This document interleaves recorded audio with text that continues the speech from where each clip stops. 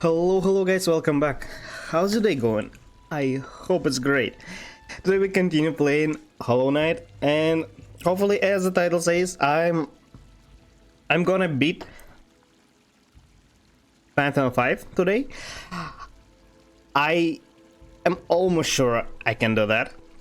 Since last stream I didn't get to the Radiance, although now I can consistently get to Pure Vessel at least. So it means that we only need to beat Pure Vessel and beat Absolute Radiance. Alright? Right. So, first of all, let's start with some practice. Just in case. I haven't played the game in 2 days, so I might need some practice. Let's start with Pure Vessel. I don't remember where it is. Probably on the second floor.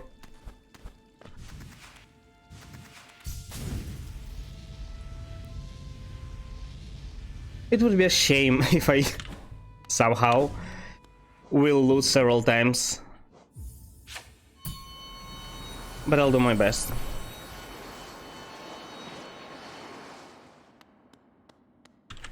I hope I learned everything how to play against this guy, and hopefully I'll get lucky and won't receive any hard attacks.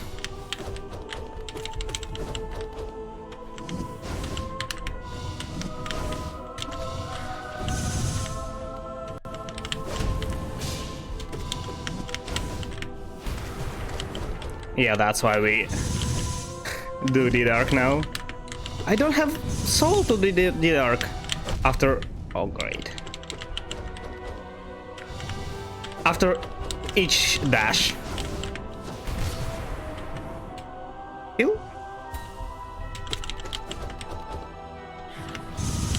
It's so far so good. I got hit by his random jump. Actually, if I do the dark, yeah, it's safer, but I have no soul constantly. I'm not hitting him that frequently. Have enough soul each time. Okay. Going smoothly so far.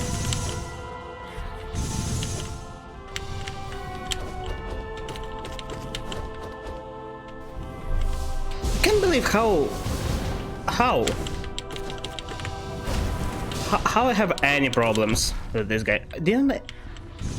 my shade was on cooldown. No, I did dark, but it was too late.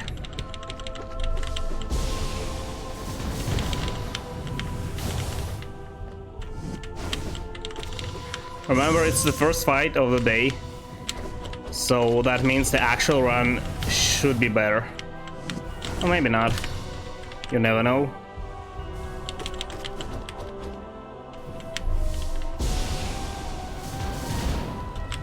I wasn't sure if it's gonna hit me, but I decided to just go in with it. Anyway. Okay. You see how smooth that was? I hope it will be as smooth when I actually play in Phantom 5. Barely got hit, and I healed. I was almost full HP by the end of the fight. So, and now Absolute Radiance, since I forgot already its attacks, but it must be in my muscle memory. I practiced it. I realized how to fight it. And it's all in my muscle memory. I don't need to think anymore. I hope.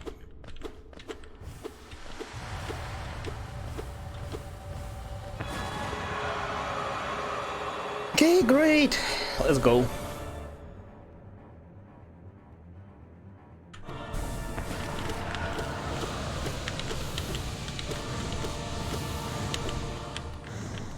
Yeah, I forgot about 3 waves. Or here. No, also free?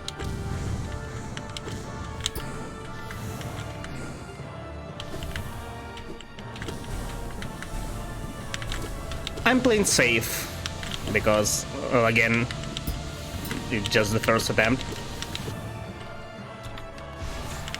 Can play aggressively and still win. I mean, of course, I kinda can, but I want to be safe. Imagine losing first phase. Yes. It's fine. Right after I said I can, I died in 4 attacks. It's fine. We just need to get used to attack patterns. Not like I am used to attack patterns. I just need to remember to revise my memory a bit. That's why I'm practicing.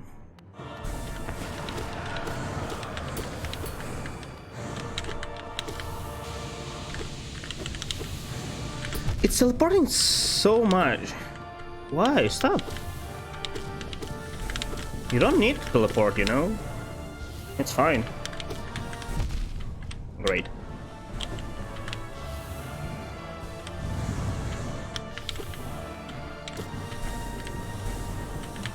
I barely can land a hit in between attacks. Great. I accidentally fell. Oh, I hate these balls so much.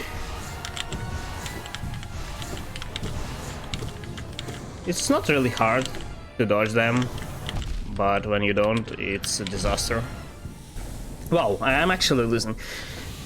Practicing was a good thing. Was a good a good thought.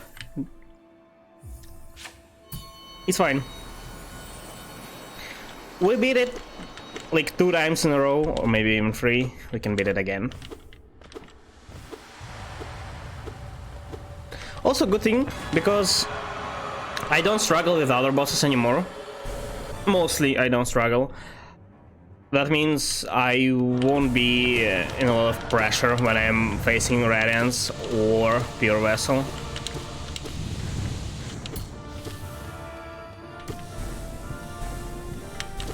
Because it's not like 1 in a million attempts thing anymore. It's more of a time issue thing, if any issue at all. Oh, I barely healed.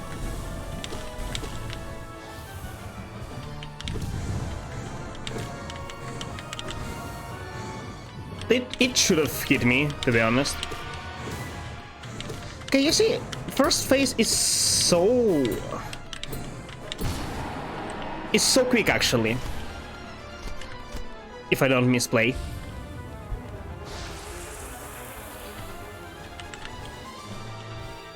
Just avoid attacks and attack it, lol. Oh no, that's the wrong spell. Why are you so high? But I did arc. It hit me. No, it's again the wrong bottom. You see, sometimes I have time to use my spell, D-Dark usually, or Shade Dash, but since I'm dumb, I press random buttons and I panic.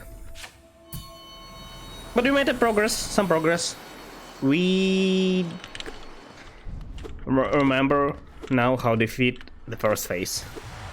Radiance in the first phase, which is good.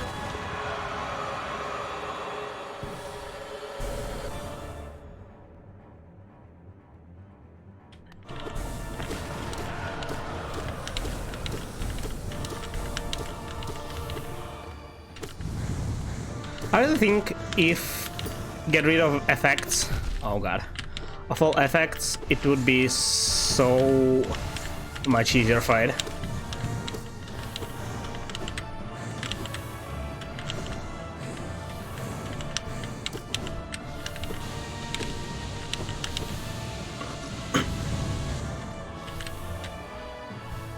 Okay, if you do that, I can't attack you, you know. Stop being a coward and come to me. You see, as soon as spikes moved, it moved after it. Oh, you're such a coward.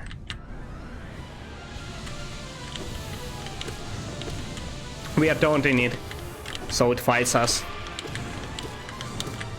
That's how you deal with gods, guys. Just stun them until they're in disadvantage. I really doubt that Radiance even cares about us. If we didn't attack it, it wouldn't attack us either.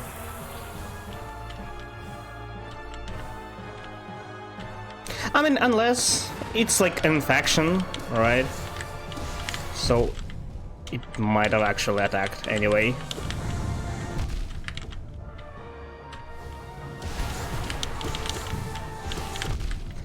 Stop.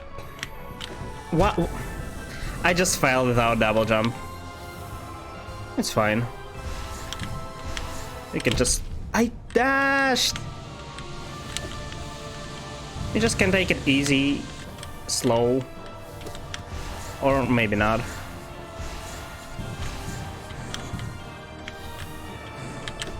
No, the wrong way. Gosh, I remember how I struggled with the second phase.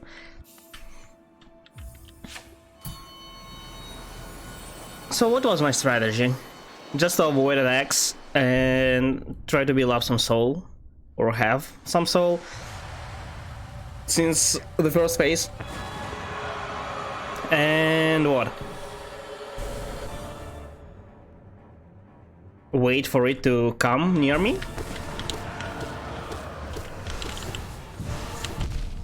But... oh, it was supposed to go over me, but it didn't. Unfortunate. Maybe I should just... I don't know... stay still. I mean... not stay still, but... but don't care about... don't care attacking while I'm avoiding balls.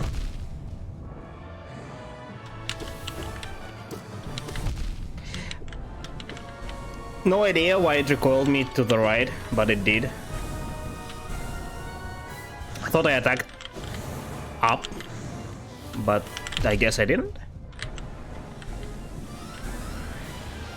You see, sometimes attack patterns are a lot harder when it's spamming its own attack, spikes on the ground, and yeah, swords, horizontal or vertical ones. Vertical ones are kinda easy, but horizontal... you see, horizontal ones are not hard either. It's pretty easy to avoid them. But if you can potentially land... No. No. I fell. You can potentially land on spikes. It becomes harder, and then if you need to also avoid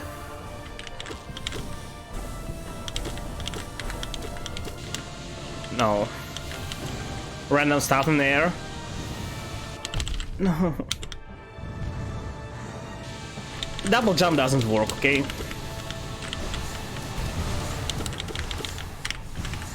I did arc. Oh, I didn't have enough time. I wasn't slow, because as soon as I jumped, I used the dark, but... well, maybe a small hop would have saved me. But I did a full jump. I need to learn that when I'm landing on spikes, which you have some in first phase, you need to pogo them. I don't actually need, since first phase is not a problem anyway. You see, now there are no spikes on the ground, and it's only attacking. Okay, now it's 2 attacks. Swords and its own. Now it's 2. And now it's 3. No, it's still 2. But sometimes, you see, in most cases it's just 2. But sometimes it's 3. And when it's 3, it's a lot harder to fight against.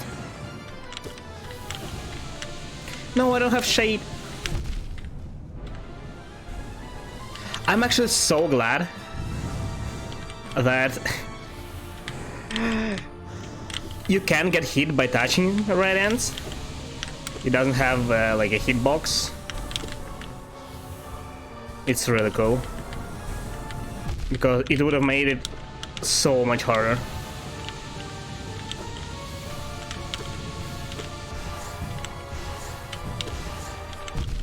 I just thought, can I break these balls? No. It was supposed to go in animation. Why a random one wave of vertical swords came after me? I don't think I can break those. I won't even try. It would have made no sense. Where? No, that's wrong. I guess it's better, but not by a lot.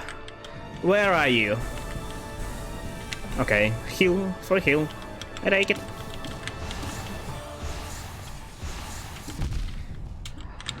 This exists for so long.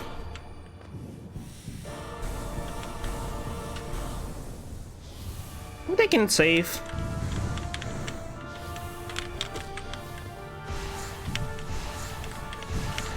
Also, sometimes these balls, they collide with platforms and sometimes they don't. Also, no idea why and when. Oh, I should have just fell. Would have saved 1 HP.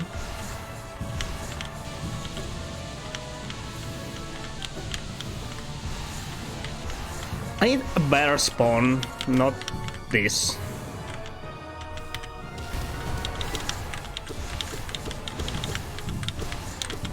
Oh, that was professional. Not gonna lie, I just kinda relied on luck there, so it won't hit me.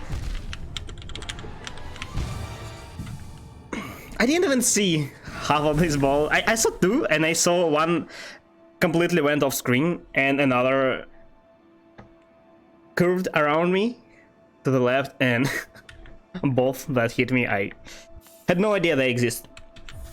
Wow, I actually didn't expect that it would be hard. I thought it would take like 10 minutes at most, like 3 to 5 attempts to beat red ants. But I'm struggling. I'm struggling with it. Because second phase is so hard. Everything, as I said before, everything you can't reach while attacking, so you can't spam attack it, is so much harder.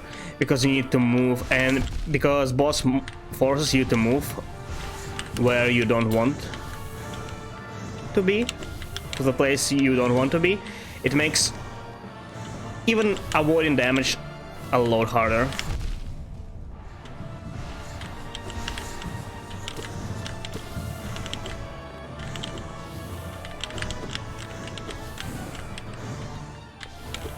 Stop teleporting.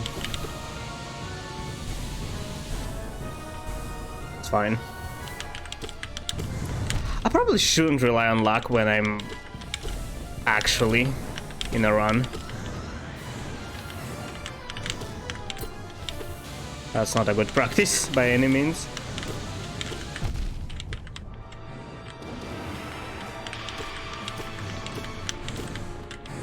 I knew that it was low, so I kind of decided, since I almost full soul, I decided to use a beast streak there. I'm not sure if using a beast streak and a rushing first phase is a good strategy. Is it? Of course.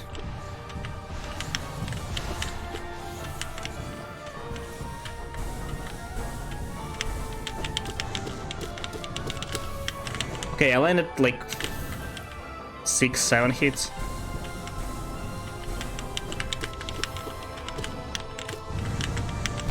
No, I shouldn't have jumped second time. Completely my bad. Can I heal?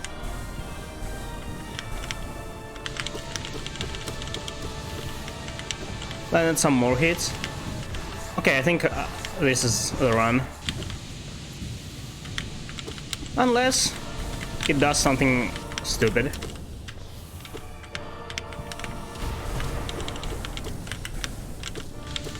Wait.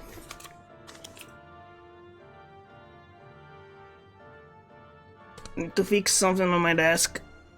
That's better. Okay, what now? Oh, it is next phase. Okay, that went a lot smoother than I expected it to go. That's not smooth. No. Wow, it hit me 3 times. I never practiced this avoiding, but usually it goes pretty well. I at most got hit once or twice. Twice at most, it so rarely happens. But 3 times. I got pretty unlucky and I didn't pay enough attention, to be honest. Okay, I'll try I'll try better next time.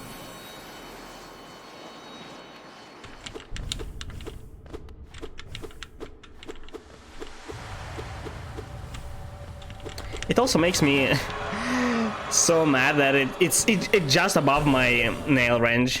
I think even with long nail and Mark of Tribe, I won't be able to just constantly hit it. Or maybe I will. I should try, to be honest. Not this. This is for sure too high. This ball spawns, I loved it.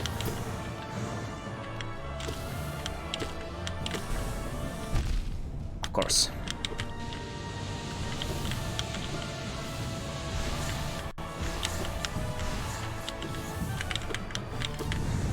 Why are you so high? Come down.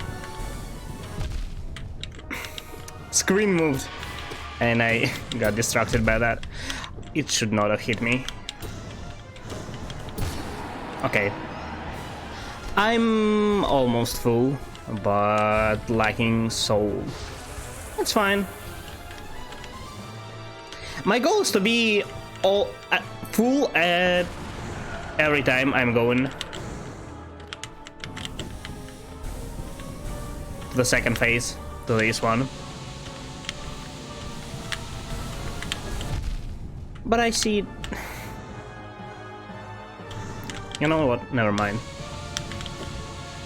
Can you stop the horizontal swords? And can it teleport away from there? Why? Why it's staying there?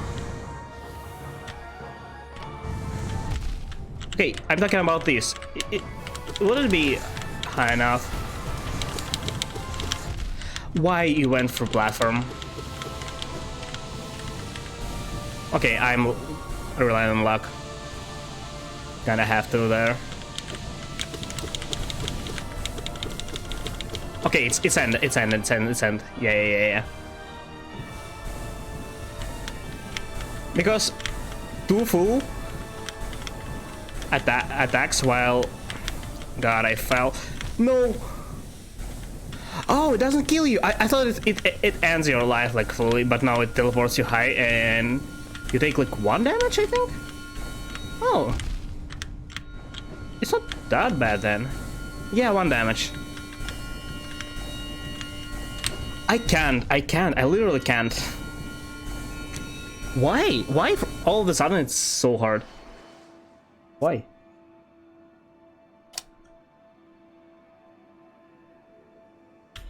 Makes no sense. Do I need to practice this again? It's like basic platforming. Avoid. I mean, sometimes if it's really bad trajectory for me, it's really hard to avoid. But at least I should be able to stay at my level not going up without much problems.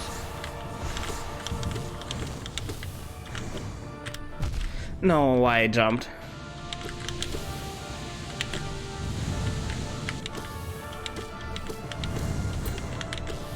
It's almost died. It's so low right now. Can't even imagine. I'd say like 5 more hits maybe. Oh, of course it's right on me. Okay. Okay. I heard you.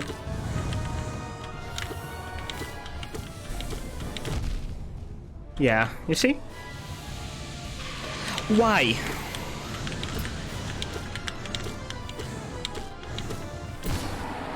I'm... Actually, since I can heal 5 masks, I heal basically half of my health, so it doesn't really matter how low I was, I will be at least at half health. Like this, you see, it's... I can't spam, but I think with Lone Nail I might be able to just spam attack it. There.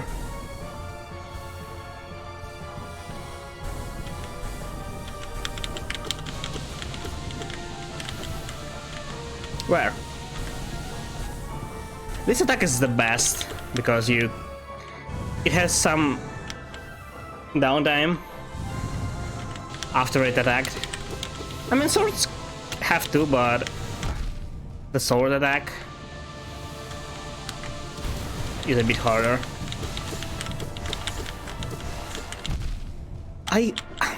Not gonna lie, I thought I fell, so I didn't even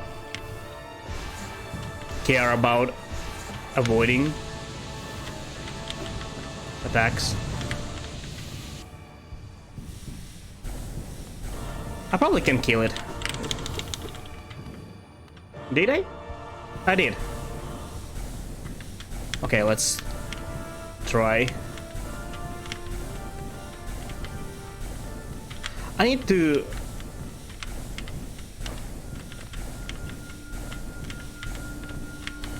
jump in a better rhythm. Did it shoot 3 times in the same spot?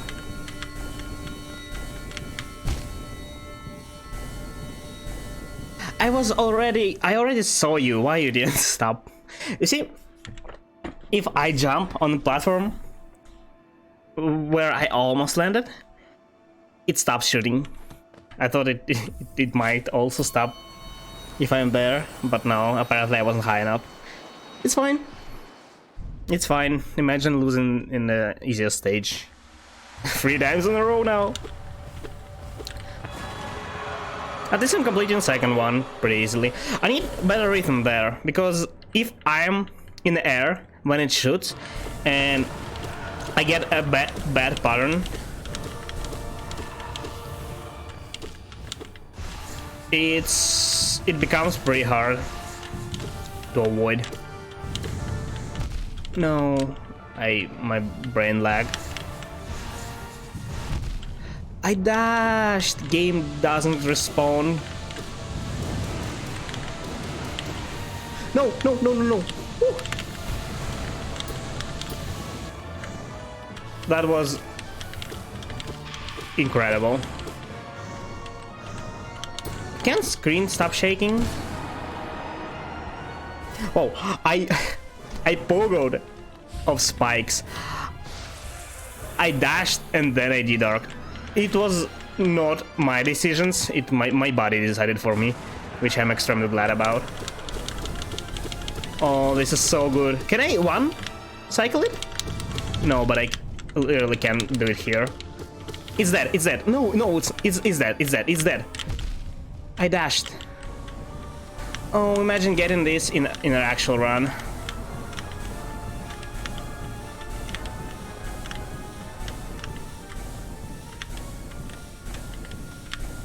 Okay, I think I need to jump when attack almost ended, so I have the most time. Great. Okay. I can heal. Why? He just refused to jump. Come back! Thanks. It's the worst when it...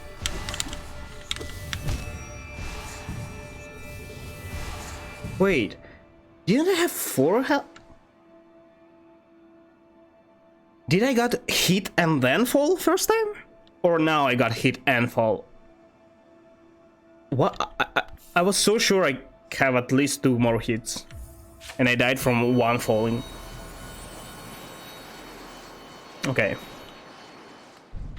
So when I'm in last 4 platforms, trying to climb to it, it aims exactly at me. But bad thing, I can't tell when I'm approaching it. I can't tell if it's random or randomly decided to... Oh god, I avoided it. Decided to target me, or I'm near the end.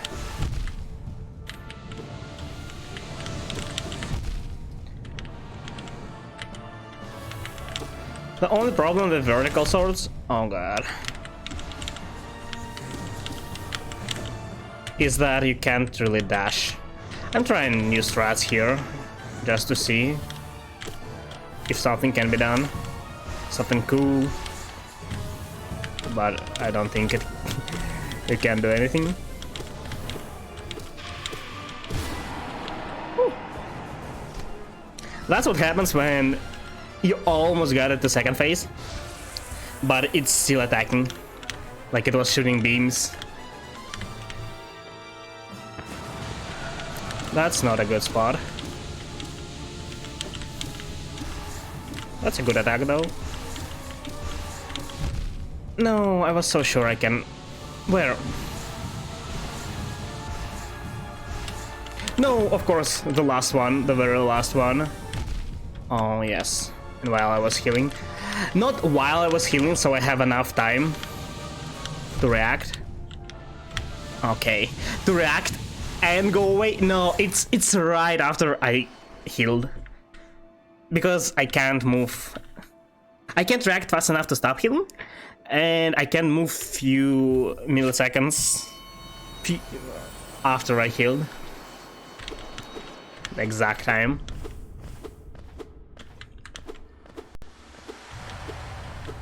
Can't believe this will take me more time than first time I defeated Raiden. Maybe I don't know, maybe it's because I haven't played in a while.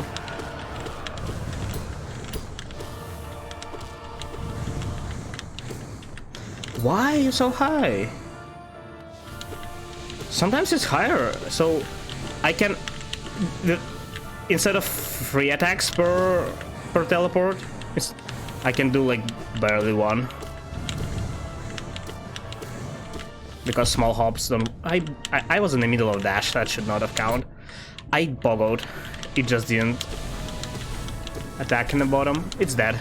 Yes. I know you better than myself by this point.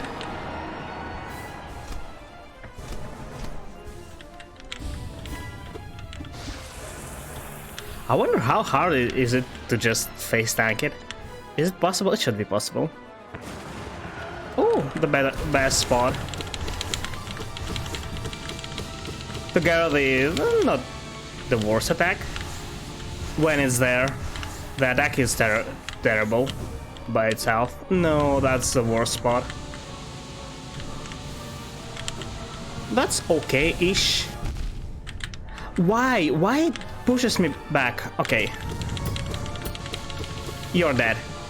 You're so dead, and I can't heal because...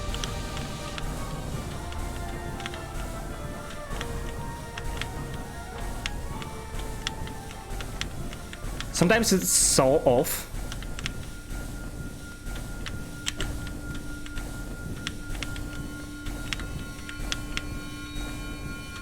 Okay, this is one of the last platforms.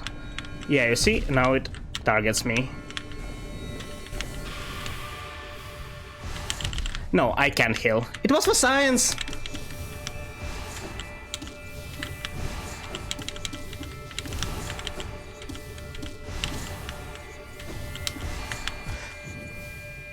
it teleported away. Okay, great. It took less. It took less than first time defeat. But it still took some time. Okay, I'm gonna practice a bit, like 10 minutes maybe. 15, 20 maybe? I need to be sure that I will defeat Absolute Radiance. First try I get there. I have to do this. Because if I won't be able, I'll have to redo the whole pattern again. And I don't want to.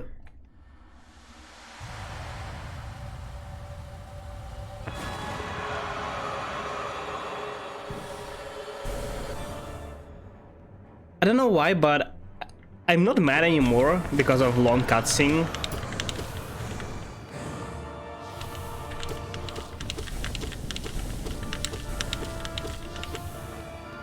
Of course, just stay there, chill, do whatever you want. Oh god. I still find it pretty hard to stay in between swords. It's almost dead. Let's do this. Oh, it wasn't enough. Interesting. I was so sure it's enough. Oh, I was off by a few hits. Okay, I can heal twice here. Good to know, but it only will help if I have almost full soul, because you see, I get length like 5 hits maybe, at most.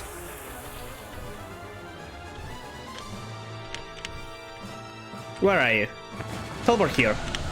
No.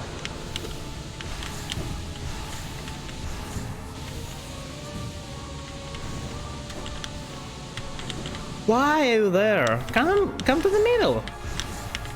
It's nice and cozy here. Of course.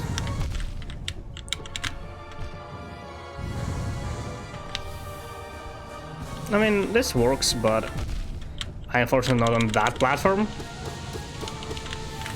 which can be fixed. I didn't expect sword attack. You know what? I want to try to different approach. So first time, I wait for it to land somewhere so I can spam attack it.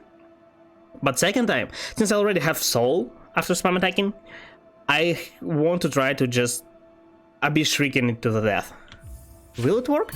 The downside, I can heal like 2-3 health after, because I probably will consume it will consume all of my soul.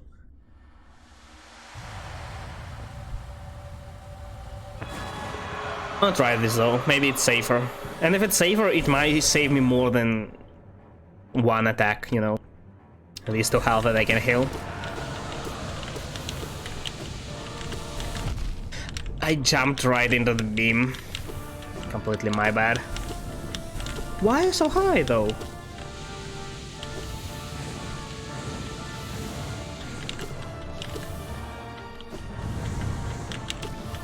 What am I supposed to do when it's there? It's above the spikes. What? I can't fight there.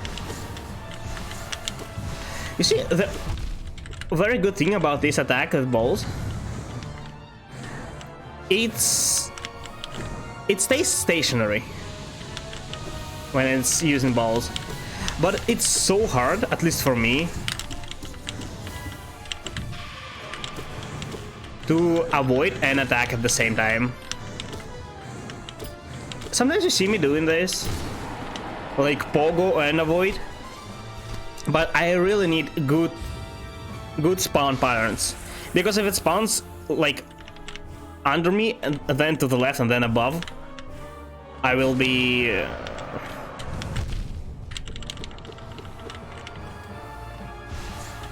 okay. Like this, you see?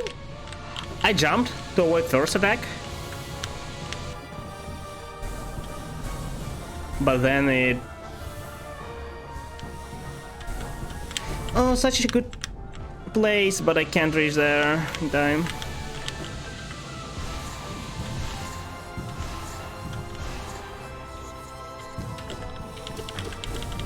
Okay.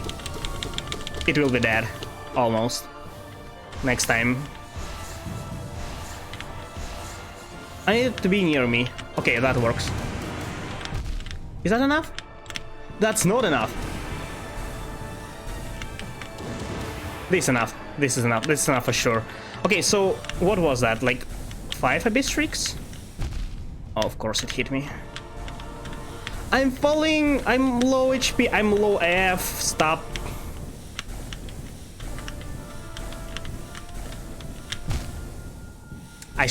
I double jumped instead of dashing. My bad. It is a valid strategy. Full abyss shriek. Since I can spam it, I probably will get hit if I won't get lucky like 1 times, which probably worth it. Let's try this. Might be a better strat.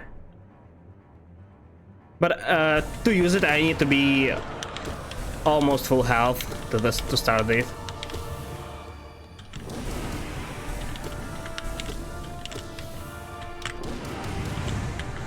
I'm trying to deal with first stage faster now. Oh, I should have pogoed instead of trying to hit it.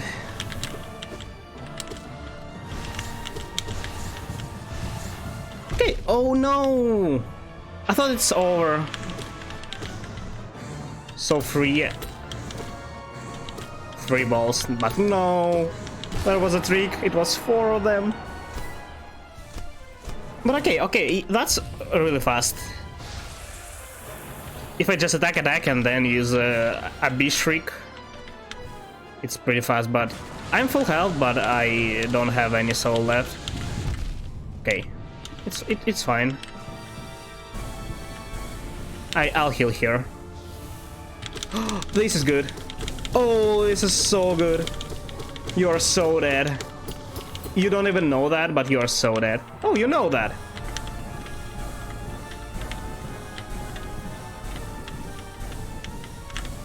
For some reason, double jump didn't work. It's fine. Whew. That was scary. That was not necessary.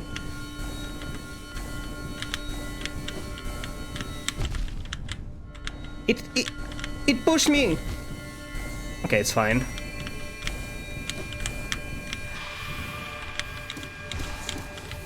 You're so dead. You again don't know that yet, but you are so dead.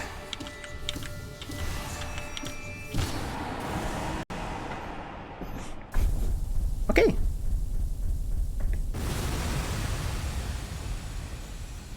So Pogo there is pretty easy unless it goes from left side to the right side or from the right side to the left side, because there I need to jump, then I need to dash and Pogo in time. If I mess up something, I mean, jump and dash is not that easy to mess up, right? It's easy to pull off. But the thing is, I need to do it fast, so I land on it before it teleports further. Because if it happens and then it teleports somewhere, I'll fall for sure. I'll fall for platform, but on platform, but if it goes from right to left first, I go over it, but I don't get Pogo of time. I land on left platform and it teleported back to right. It will be hard for me to reach it in time. So I will have to wait a cycle and avoid 1 or 2 balls, which is not hard, but might screw me if I'm low health. Let's try one more time. I still don't feel like I'm consistent. I need to get lucky in second phase. I need to do it without luck. I need to learn how to avoid attacks. And yeah, practice fast phase first stage, so I have little to no chances to lose health here. I'm not talking about losing first stage, even though I probably can lose. I don't want to talk about that. Oh, that's a waste. Oh, I didn't destroy the ball. No. Okay, only one Abyss Shriek. Everything else is just overshot. You didn't turn. It's almost dead. One more Abyss Shriek and a few nail hits, and it's where am I? Remember saying about not losing a lot of health? Yeah, forget about it.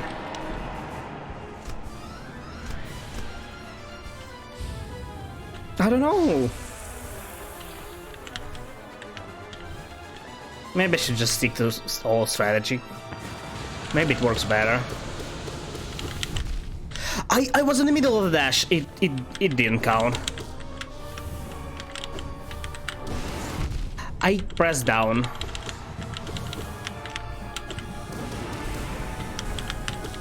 You are dead. I'm healing. Why attacks doesn't stop?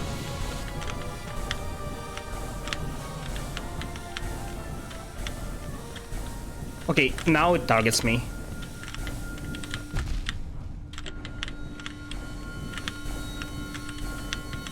Not last 4 platforms, but actually last 8 or 10 platforms. It's pretty easy to see, not gonna lie. Because usually attacks, they're so random that almost never 2 of them almost hit me. But if it happens, yeah, I can be pretty sure that it will be that zone. But I need a way to deal with this. Because sometimes it hits directly at you, and sometimes it counts your movement. So where you will be after, I don't know, like 10 seconds maybe? Oh, what is... not 10, like second. Or maybe half of a second after the moment it shoots.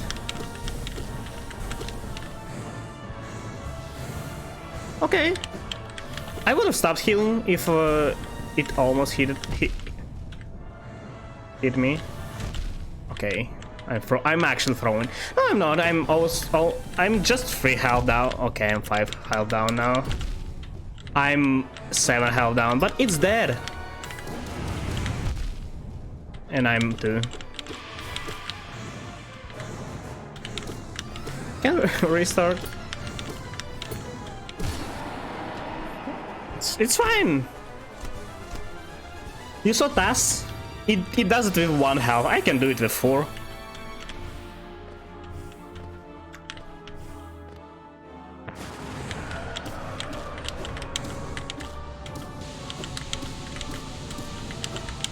Okay, that works, I guess.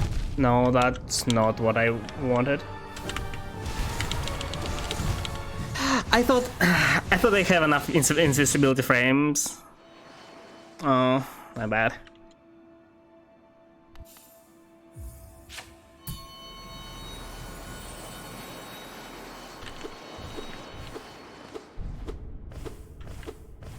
So what I'm getting now, I don't need quick focus at all here, since I don't really need healing if I do it right.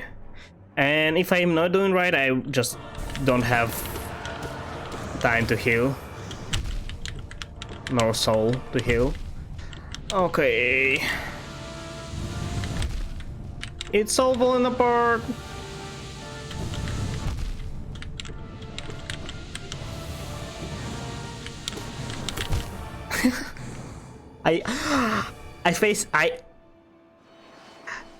Literally every attack hit me there.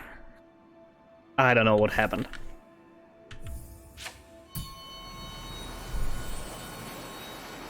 Probably that's why they didn't put Absolute Radiance like as a boss alone, because it's not hard to beat it. But you have a decent chance to lose it. So they extend time of playing game by doing boss rush with hard boss in the very end. But I dashed. Oh, I didn't have dash, yeah. What's this attack pattern? Stop. Do something cool.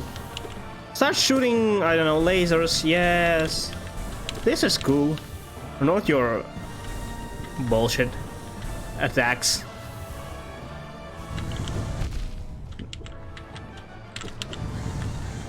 Man, this attack is fine. This is not fine.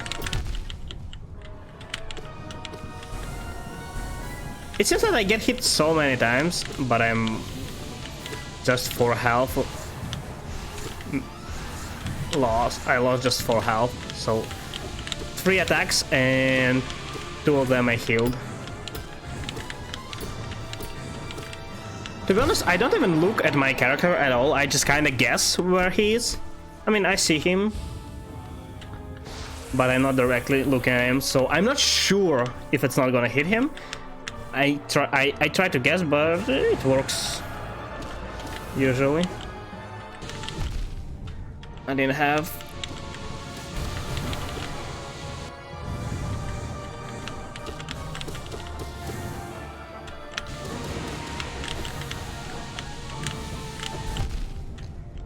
Oh God.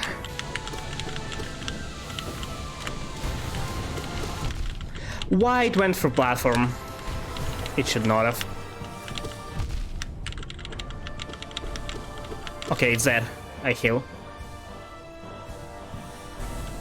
Whew, it was scary. The chances of getting hit is one of the first. Okay, it's not targeting me. It is now. It gets not that terribly, but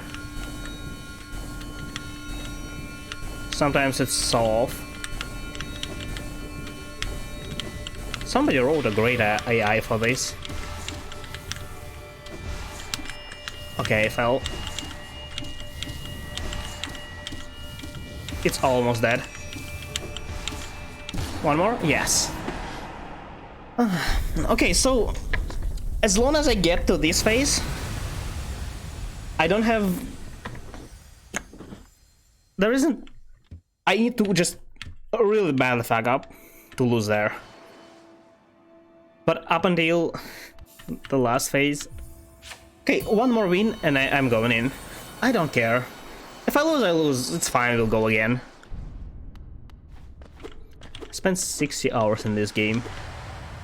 And half of it completing got home. Okay, not half of it, but I was like at 40, I think, when I completed the main game.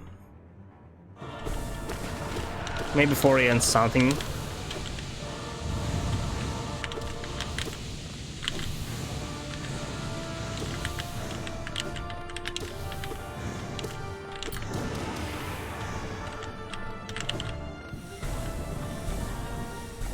Completing first phase, hitless.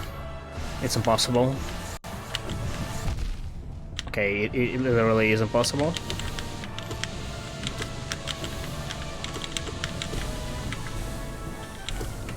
Okay, it's almost dead. After this.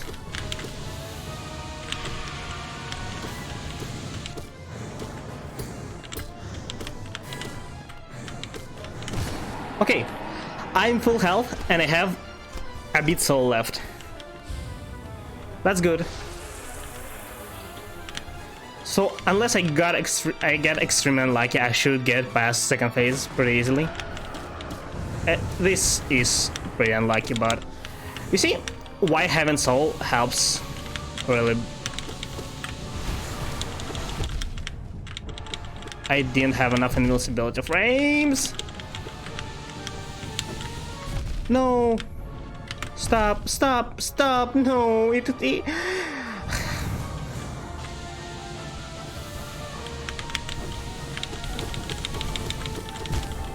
I didn't see in the bottom.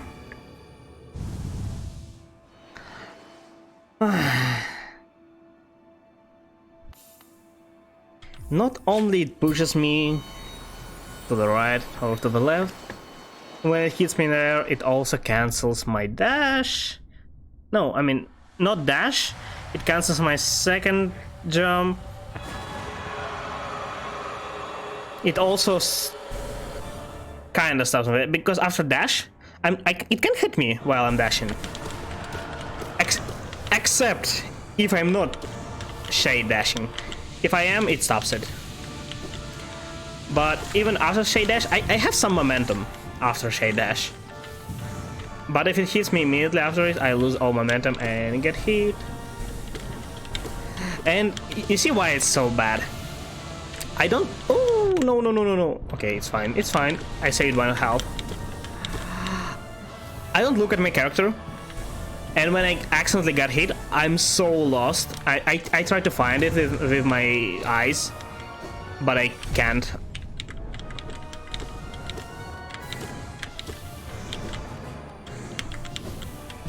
I should have used the spell or something. Oh god, stop. No. Somehow I'm getting for first stage pretty consistently, but in half of these I just lose all my health. I don't like it. I don't like it.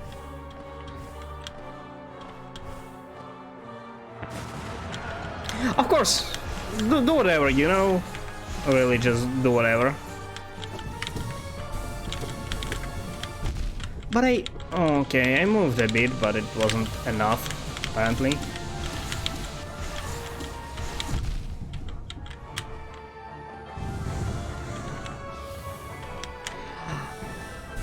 You know what? Whatever.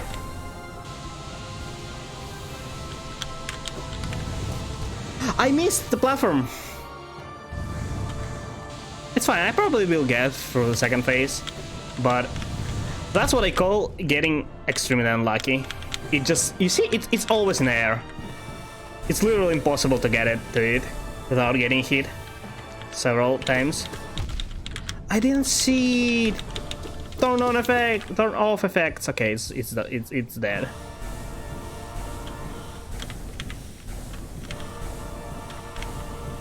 Okay, I got to practice this. Okay, now it predicts where am I going. I think pretty safe is just double jump in one place and then decide where to go. Okay, it's not safe. I take everything back. I'm always like 2 hit when I get here. This happens, and if I fall right after, I'm screwed.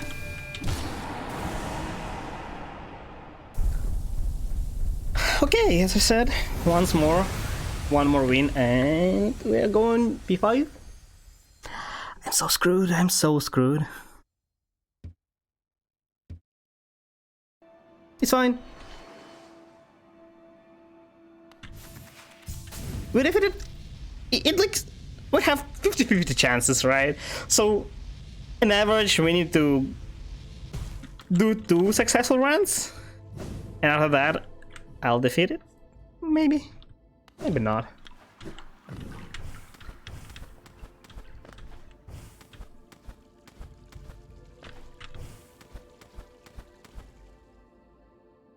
I'm thinking, is there any channel that might help me there?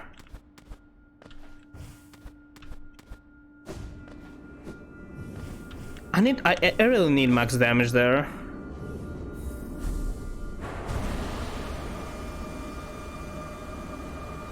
I 100% need Lone Nail because sometimes it helps me just spam attack it. And I'm pretty sure I won't be able to spam attack it in most cases if I don't have it.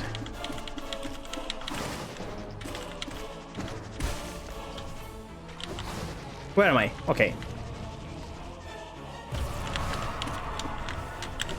No! It fell up. It flied up. It flew up.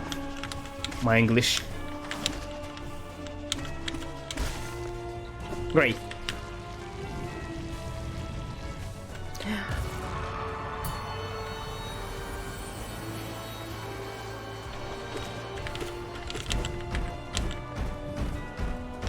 You know, grandmother, we are not staying here alone, okay?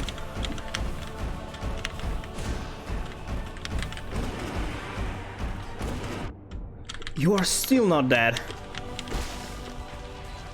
One of the few bosses that scales with your nail damage, I guess. And it's extremely tanky. This guy has less health than Gura's mother. Just casually gathering some soul. Don't need it, but why not, you know?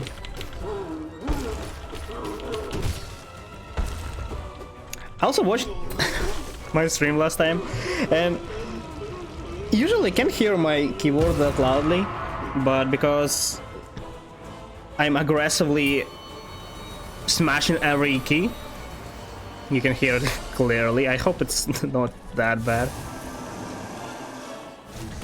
When I'm spamming, it's literally impossible to keep it quiet. Forgot the word. Happens to me.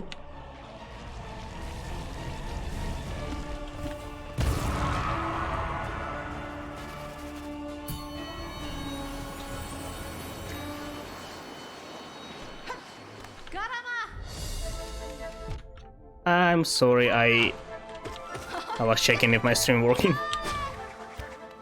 Just sometimes it stops for no reason.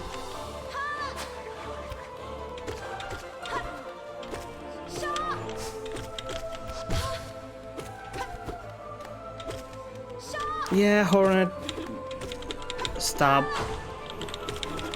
We all know you won't be able to win this. It's fine, we'll meet later.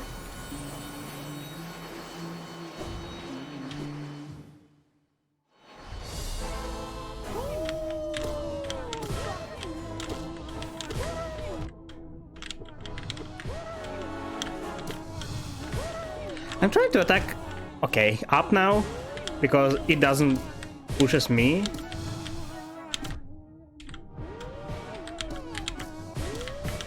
He's off screen now. You're dead, Gorp. No, one more hit. I was sure that I will hit him 3 times with Abyss Shriek, but no, he went off screen. Dong the defender. Come up.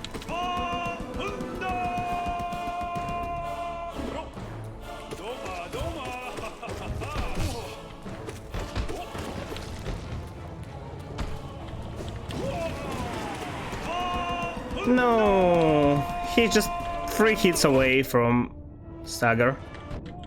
Maybe a bit more. I'm not sure.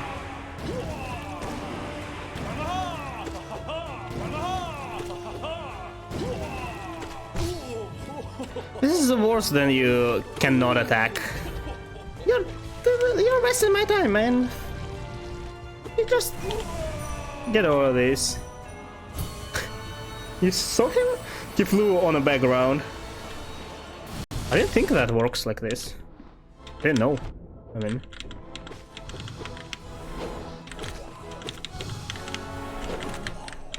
just fight me. Why you need to teleport? I also push him back so far. Literally impossible to spam him. And whenever he's near the wall, he just teleports away. Oh, you're literally the worst. The easiest and the most annoying. Okay, maybe not the most annoying, but also pretty annoying.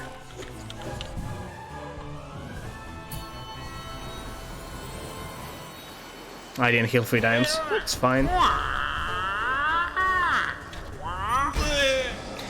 I didn't time it right. Can I time it at all?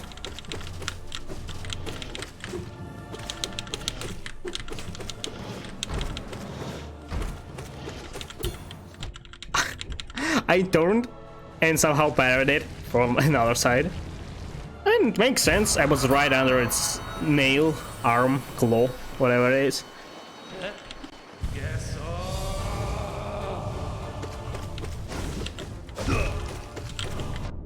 I turned!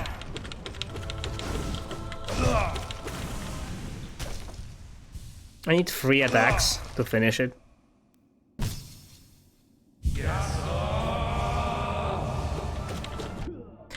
That was unexpected. A bit.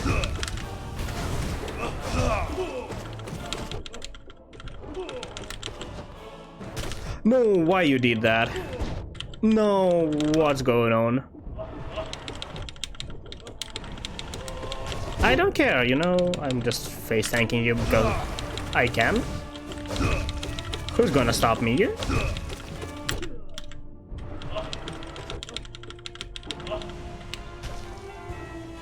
That was a bit scary. But it was under control. I calculated it perfectly. So you shouldn't worry about that.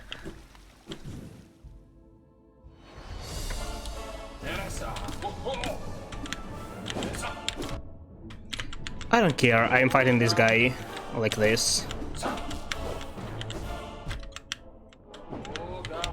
Why they're face...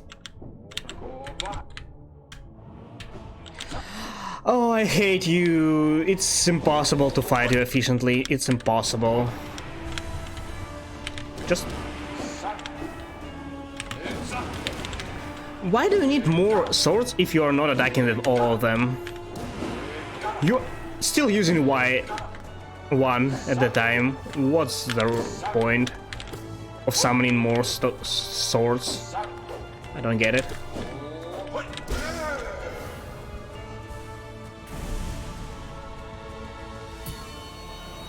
I guess this might still be a valid strategy to just pop off him.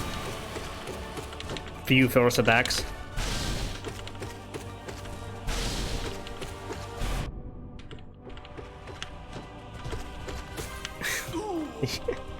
This awkward just, you know, jump, it always gets me. Why?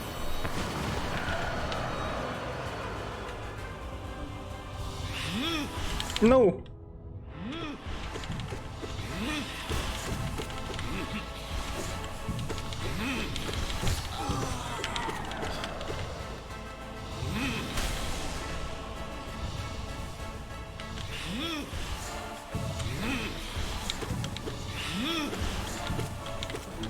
I don't even know what to say about this guy. He just teleports. He's a bit more annoying in his dream version because, well, he just has more health. Overall, it's just the same boss. A bit faster, but it doesn't make any difference. Well, I guess it does, because when it dodges your attacks, you have less time to hit him, and he has more health. Or maybe he doesn't have more health. It just seems so because I can't attack him all the time.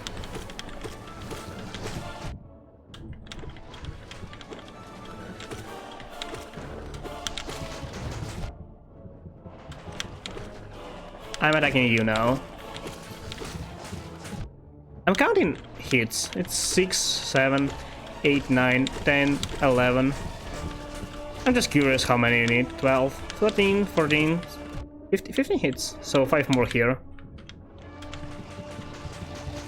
4, 3, 2, 1. No. No. So it gets some health. I think it does. I landed exactly 10 hits on both of them, and then I started counting more on...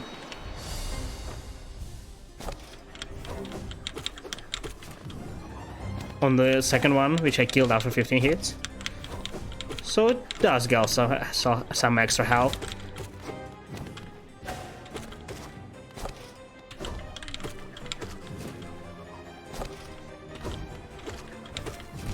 No, that was unfortunate.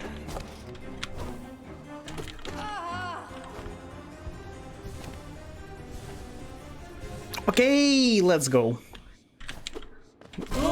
The only interesting fight in all.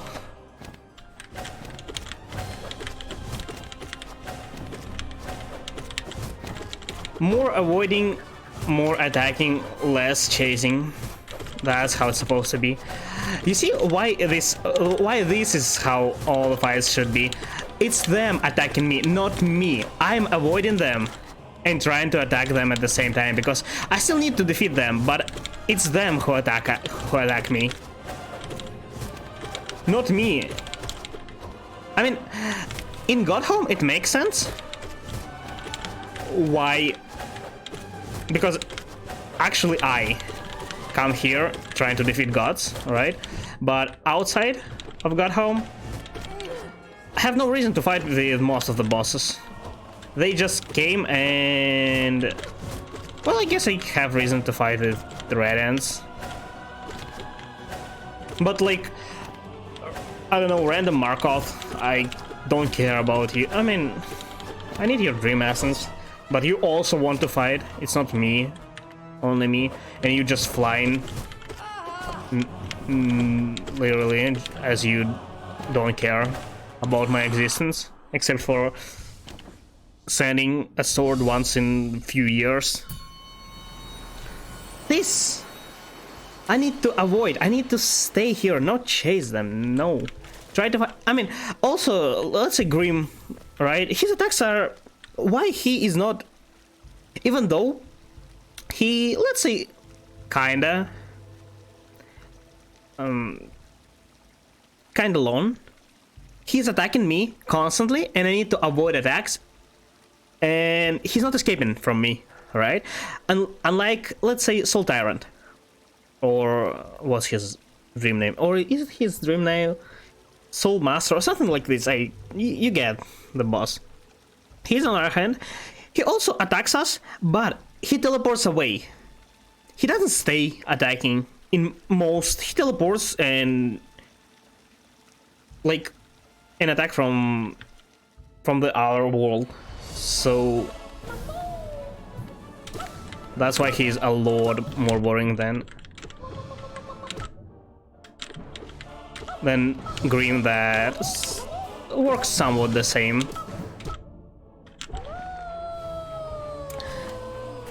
Hey, hello. I just finished practicing Radiants,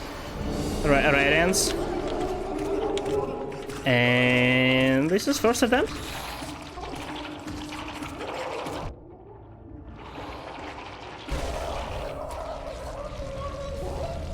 So I guess it's going okay, but nothing really happened.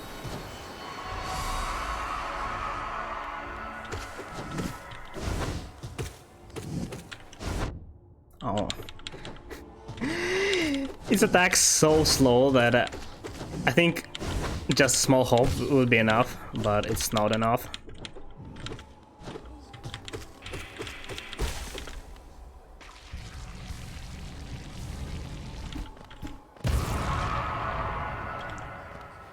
Thanks. Hopefully I will be able to do it first try. But I still have some troubles the Red End. It's like, let's say my chances are a bit more than 50-50. But I just don't want to practice it anymore.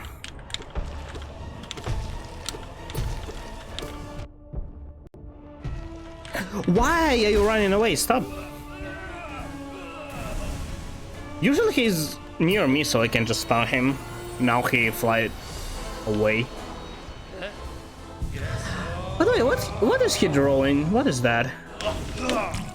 It's like fire with ice. I don't know.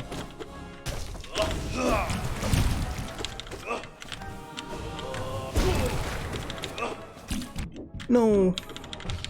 Okay, let's heal just in case. Even though I don't really have my soul.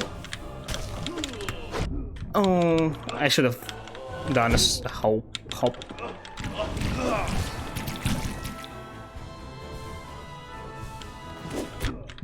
That's the Godseeker, is it?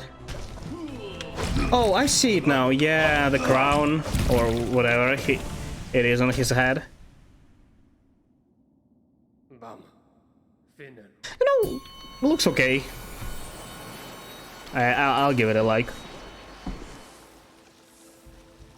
Do we have some lore information? How long has he been doing this art thing?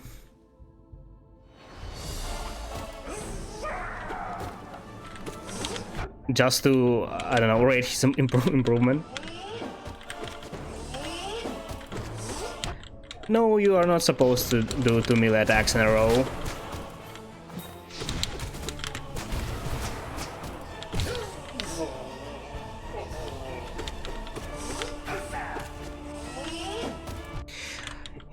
Your melee as such...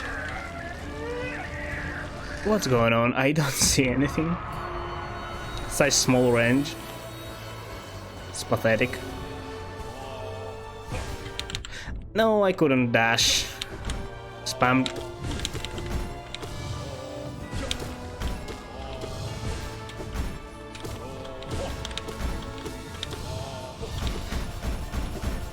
Also, by the way, I just watched some task videos because YouTube recommended, and yeah, why not? And I discovered that there is such thing as like random manipulation, where you can get... I have no idea how people discovered what it depends on exactly, but I guess it's not only limited to this game. So random actually depends on something going on in the depth of your system, your computer. And if you can manipulate these numbers, you can manipulate the random in-game. And people do it on Linux. That's interesting. I honestly never heard about it before. I mean, it makes sense using this, but... do you think, actually, that it's possible? I mean, if you know what it relies on, you can just... oh god. You can just virtually change this number, so you just literally send different inputs. Let's say, consider it inputs. You can say send different numbers in game with the program.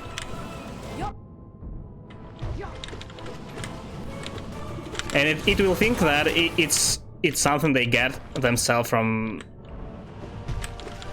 your computer. It's not hard, but you need to...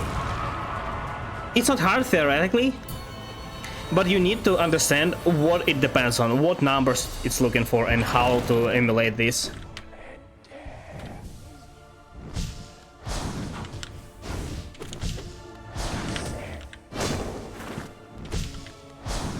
Not so long ago, I worked with direct inputs, which, you know, there is such a thing as DirectX, XXX, I have no idea how it's pronounced, which I just knew games use this, but I never knew what it is and why. So it's basically a number of, I don't know, let's say a program that directly reads your inputs from input device. So it's not virtual. There is such thing as virtual inputs, which your operation system generate after receiving input from your device, keyboard, mouse, whatever you use. But there are some downsides. One of the major ones, it has a delay. Not a lot, but you know, you might feel it sometimes, and several others. So DirectX was invented to directly work with direct inputs in games, and all the games uses this. And there is a way to emulate these inputs as well as virtual inputs. Oh god. I was making a program for one game, so it would emulate some actions in this. And I had no idea about direct inputs, so I tried the usual ones, and it didn't work. And I like investigated why it doesn't work. It had several problems, but one of them was direct inputs, which I also had no idea you can emulate. Since it's literally data that your device is sent, not your computer. But you see, it also goes through your computer, so it makes sense. As well as something that happening in computer, which you can't change manually, because it's something going inside, right? If you change it, it's gonna break. But between this and the moment then the game, let's say, reads like some numbers going on, it goes through your computer, because the game says to computer that I want to know what's going on inside you, right? Computer checks what's inside it and sends the info. So in between you can emulate the info, change it without actually changing the source. I hope that makes sense. It might make sense to me, but it's mostly since I already know how it works. But I really tried to explain it as easy as possible without going too deep into it. It's kind of cool to know about this, especially like because some casual things like tasks or programs that create tasks that people use to create tasks use these kind of things. Well, let's say emulate inputs and manipulate random. It's kind of cool. But in most cases you don't need to go that deep. In most cases you have something of higher level, like literally a program or like framework to work with this. That's why most people in most games you have a program, oh god, to create tasks and not actually write a program to send each input yourself. Although it's usually created by community, not by developers. Why would they care about task speedruns? I mean, sometimes they do. No, why it flew to the left? No idea.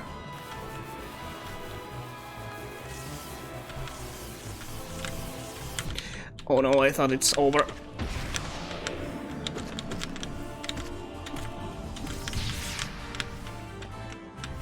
The second one! And I didn't have a double jump. In time? Made it in time? Okay, great.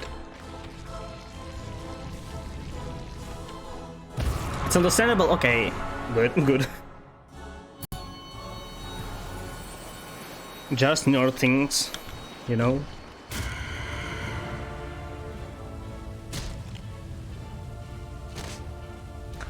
But you know, it's cool.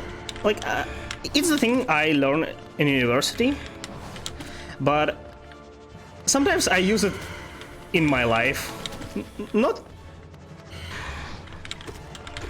just to, you know, create an application, an app to, I don't know, let's say,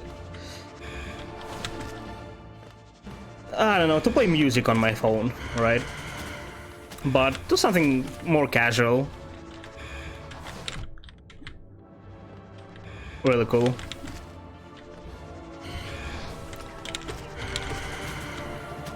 but it still takes time.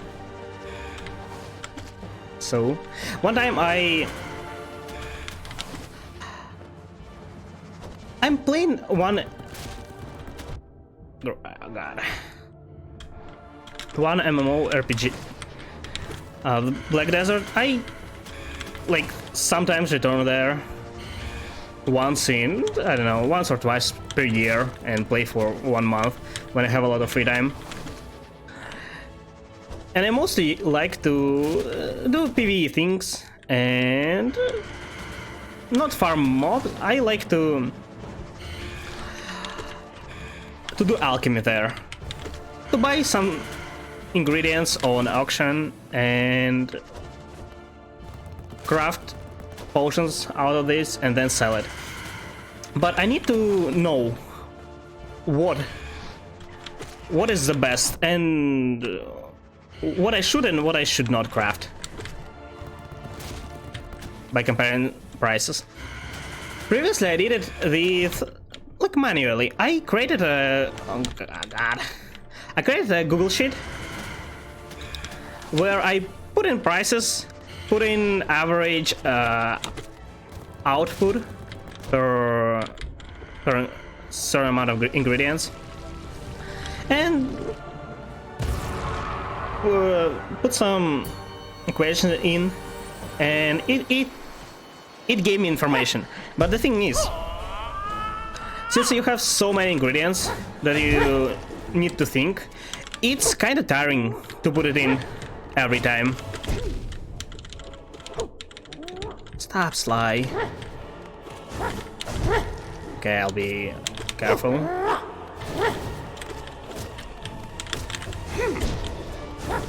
Oh, I thought it would be a melee thing.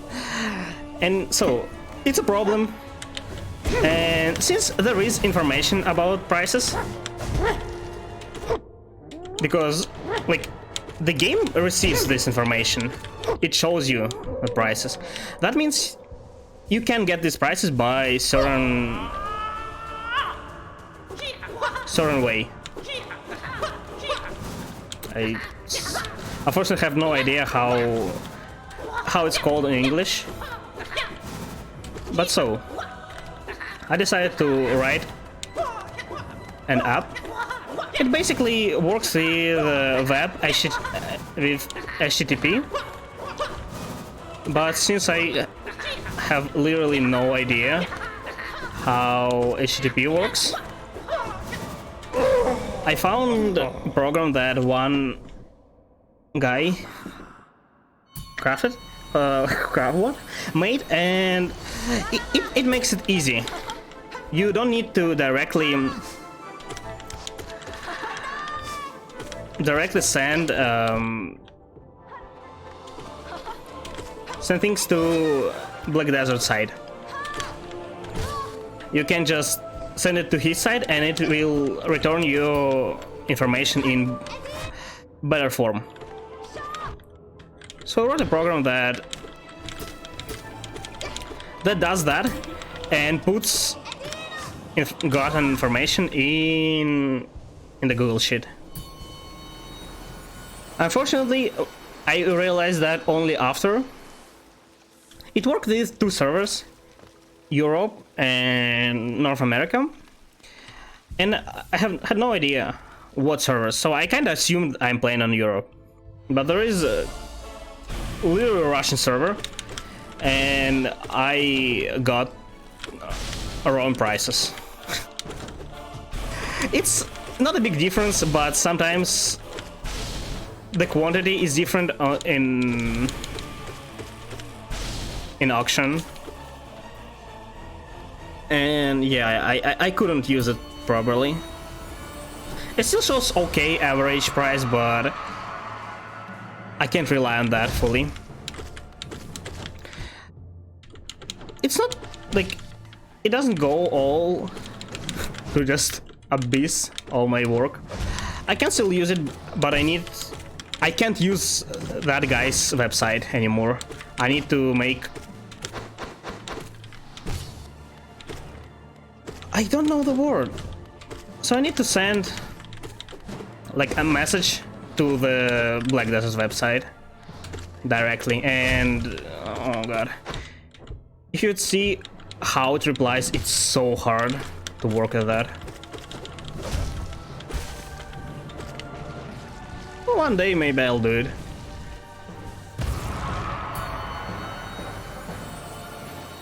I'd say it's alright. It's his favorite spot now. The worst thing to work is security. Like, let's say Google shit.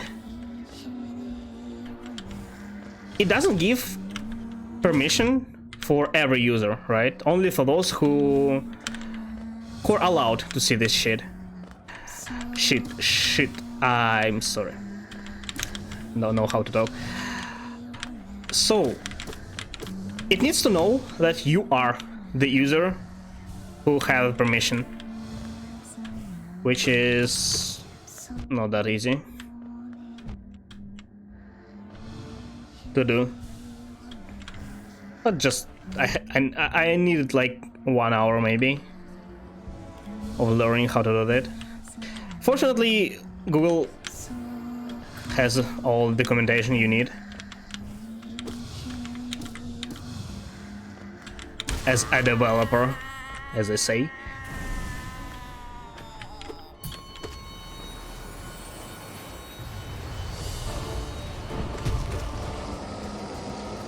But I don't know, I just feel like I'm a real programmer when I do things like this.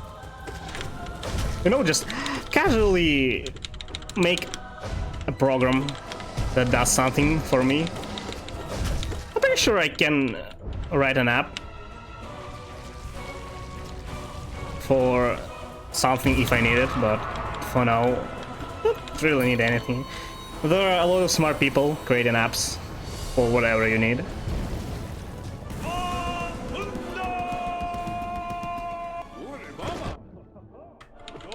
Good luck dealing with Google, it's always troublesome. It's not that bad. I mean, once you work with other services, you realize that, first of all, Google has a lot of... oh, how to say that? You can do a lot more with Google than with other services, it's first of all. And it's generally usually the best choice anyway. Starting propagation classes, so I'll understand better soon. Hopefully, it's great.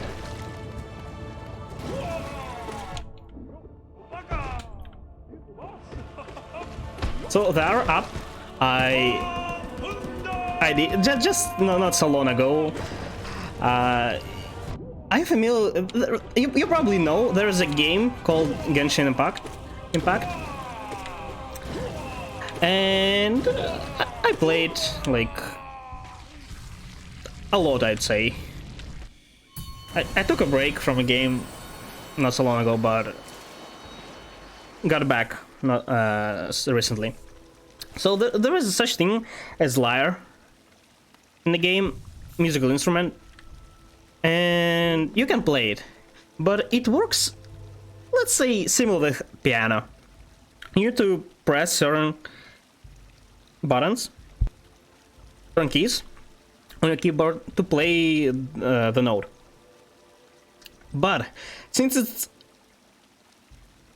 I'm extremely lazy to learn anything, and it's pretty hard, it takes time, but I still want to play, I wrote an app that was the direct inputs that literally just sends key inputs and plays for me. I still need to like write notes myself, but it works and I'm happy with that. Especially because there are people who on YouTube who create tutorials for playing lyre, so I can kind of just take their keys and change it a bit. There's also a pretty good app that works with MIDI files, if you're familiar with those. It's basically like notes it's basically a general file that helps that plays music, where you can write music. But on Lyre you can play sharp notes. It's if you're not familiar with all this thing, which I wasn't for a long time, it's black keys on the piano or whatever. They sound a bit different, and you have no such notes on Lyre.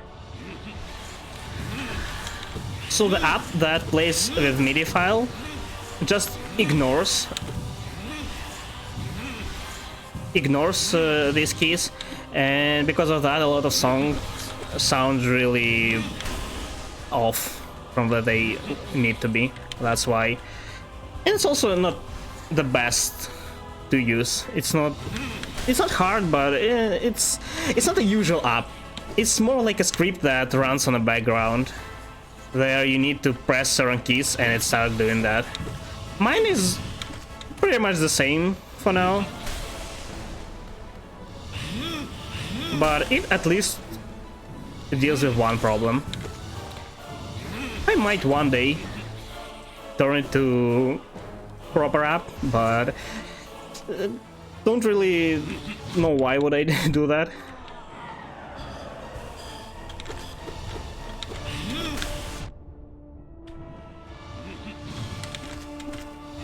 Except if I will be able to get some money out of it.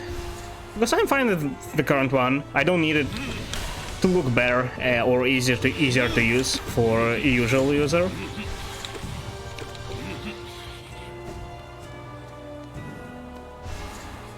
And I don't think a lot of people need it. It's not like essential thing, it's like you can play, yay, cool. You can't, it's fine, nobody can.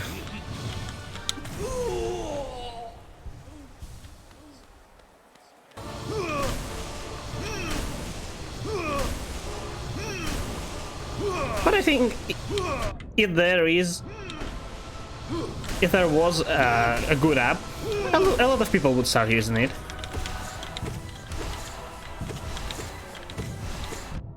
If it is easy, why the hell not? You have a way to play like almost any music in game. Why not? Seems interesting, at least for me.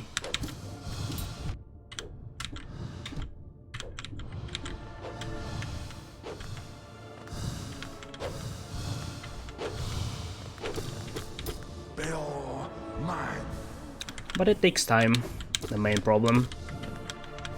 If I could do it like in 1 hour, I would easily do it, at least for myself.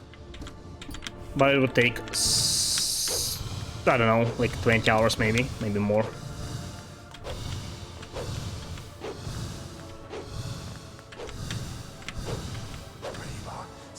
The most time to consume is like, it's just bug fixes.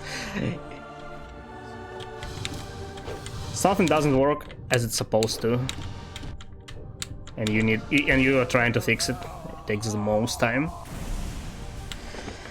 Okay, I'm near the end already, or not? It's after Zod. It's few dream bosses. All right.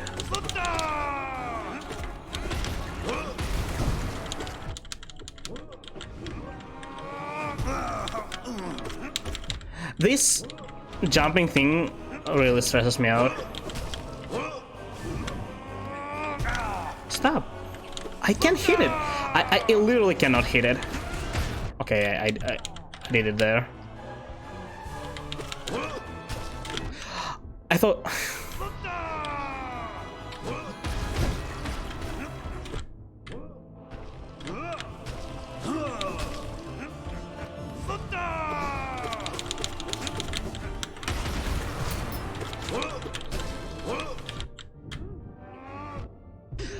The dark, please. Why there are so many minions? Please, Zod, stop. You're stressing me out. Okay, fine, I'll die. I'll die to Zod. Fine.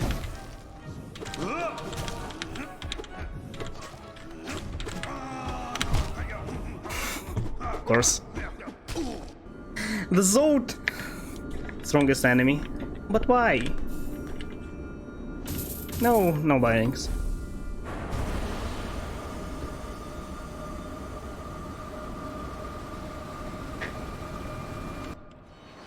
For some reason he just refused to die.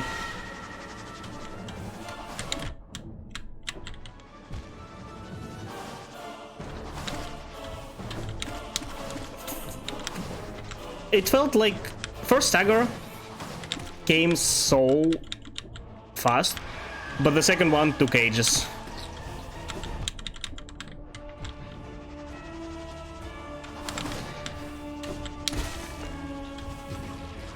I didn't even care about Zod because last time it was so easy to kill him. What? I wasted like half of an hour there. Dying to Zod? Great.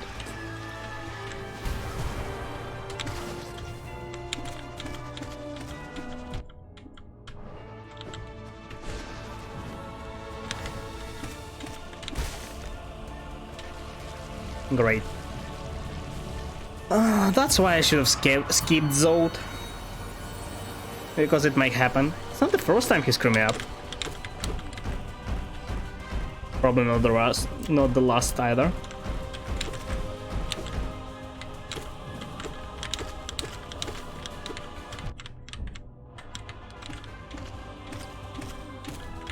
Most of attacks seem to push me to the right for some reason, no matter where I got hit.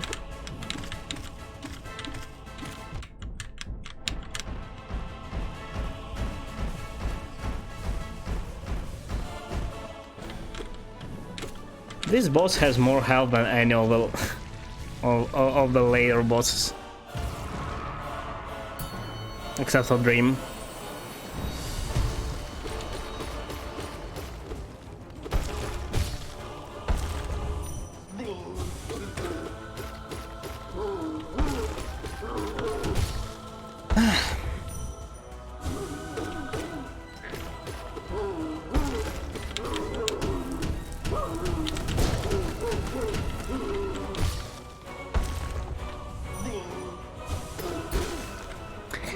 This is the attempt we defeated. For sure. Trust me, trust me. This time no Zod will stop us. Why they didn't put the Zod in the very end? You know, after Red End. Just to truly test your skills. Not absolute radiance, it's nothing compared to the real boss.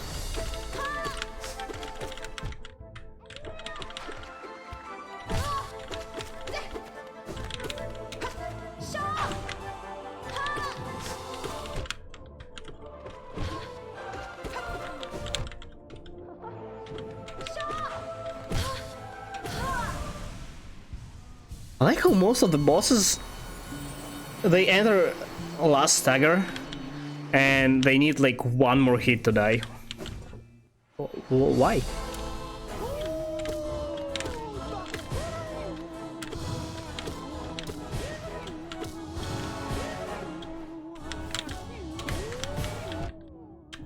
It's the waves. Where am I?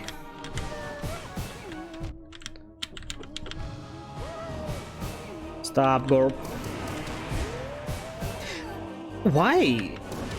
What pushed me down? One more hit. No, two more hit. No, three. Yes, three. I used a beast shriek and it pushed me to the right.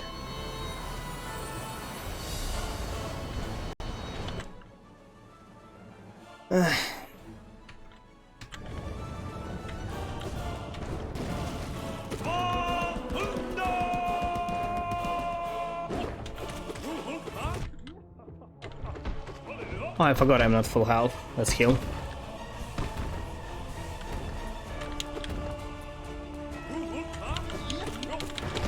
Usually he slams the ground after coming from the ball state.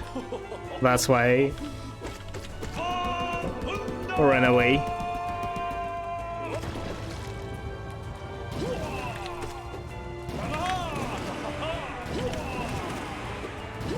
I can hit him 3 times with a beast shriek, but I need... Oh. Okay. I need to be more precise.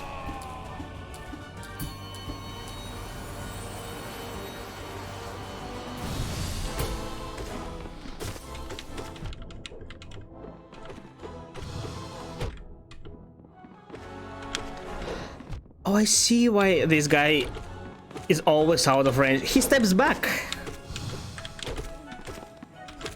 It's not that I'm pushing him further than usual.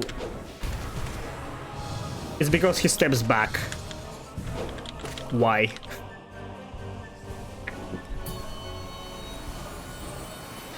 Why can't every boss be like... I forgot their name. I forgot. Give me a second. Give me a moment.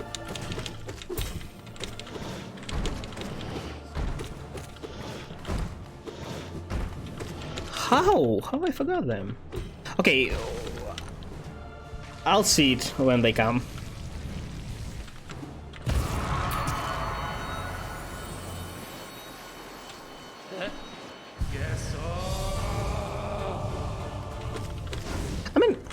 Nail Masters are pretty interesting, almost all of them.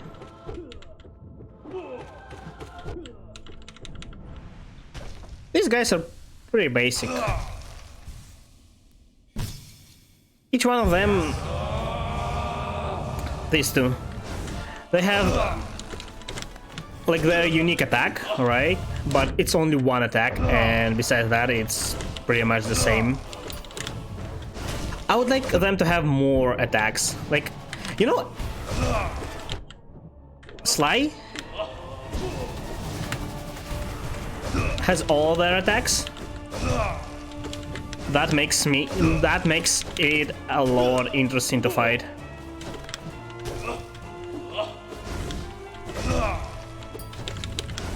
I would like to see at least 2 attacks instead of 1, which they barely use. Okay. Oh, you're not dead. I thought your ball died.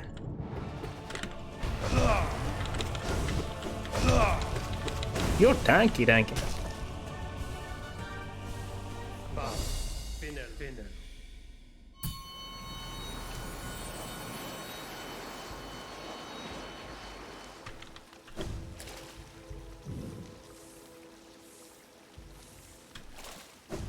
The third Nail Master is the most interesting out of all. I would say he's even more interesting than Sly. Oh, I mean, when Sly without the last phase of Sly is pretty unique, I'd say. It's... You need to change gameplay. Even though it's only 1 attack, it forces you to specifically do something, which is like okay. And it's not like this kind of gameplay where you... This thing flying feels completely different from Sly. Or just, I don't know, jumping from one wall to another. Because Sly attacks, and this thing just flies.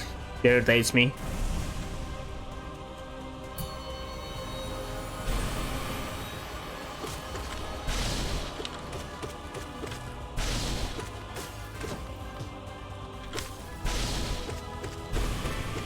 Yeah, die already.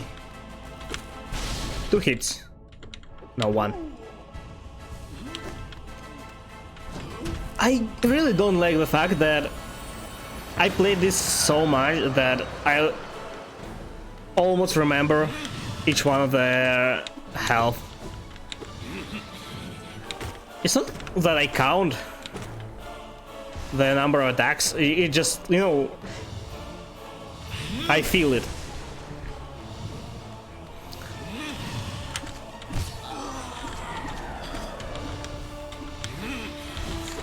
Which is not good. The fact that I'm playing so long.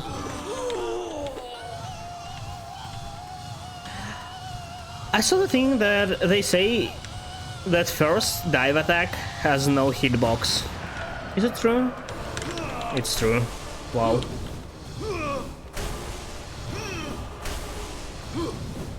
I somehow missed him, though, there.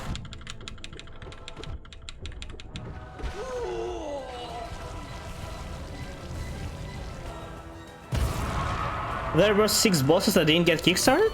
Really? So they planned 6 more bosses? You mean like big bosses or like random?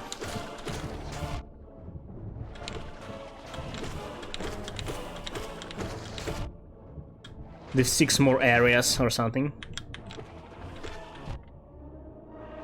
If so, I don't think it's needed. And if it's small bosses, yeah, it's not needed either. I'm completely fine without more mini bosses.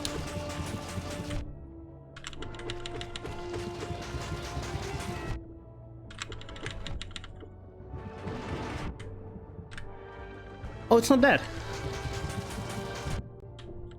One more hit. Abyss boss is so... Oh. Well, yeah, Abyss seems kind of empty.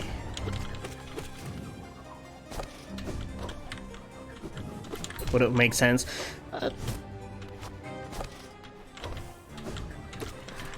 the way, how much money did they raise on Kickstarter? I think they're more than satisfied with the amount of money they received from the game.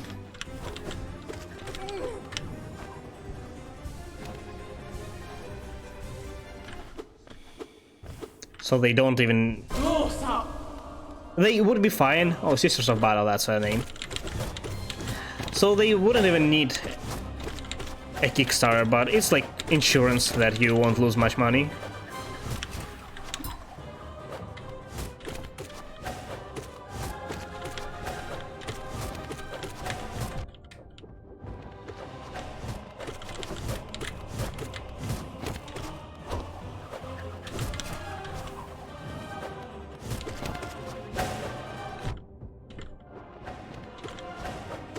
I know that companies, they spend a lot of money on advertisement because it really, usually it's the amount of people knowing about the game that really matters, because if game is great but nobody knows about it, nobody will buy it. On the other hand, if game is terrible and everybody knows about it, nobody will buy it anyways. So you kinda need to balance between it.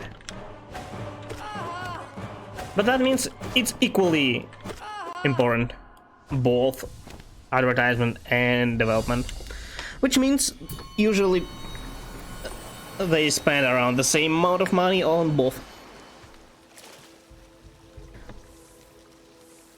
Making such a great game with a small Kickstarter team is insane. That's true. I mean,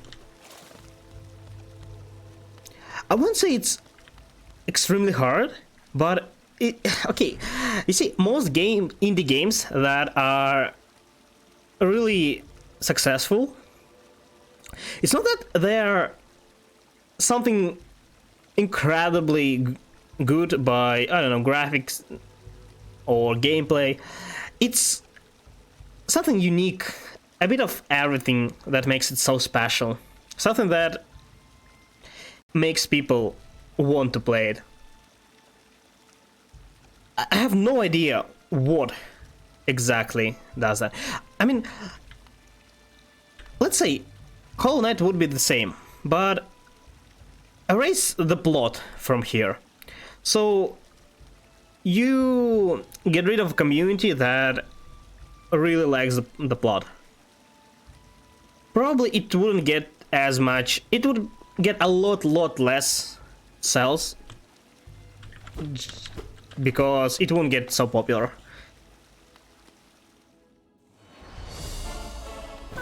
Overall, it's basic platformer.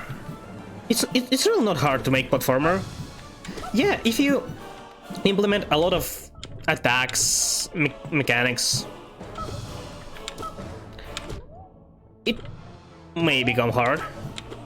But overall, you have what?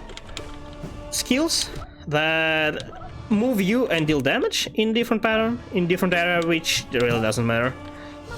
You have invincibility frames, while one of the spells. And you have attack that pushes you and enemy back. That's not that complicated. But people love this game not because of...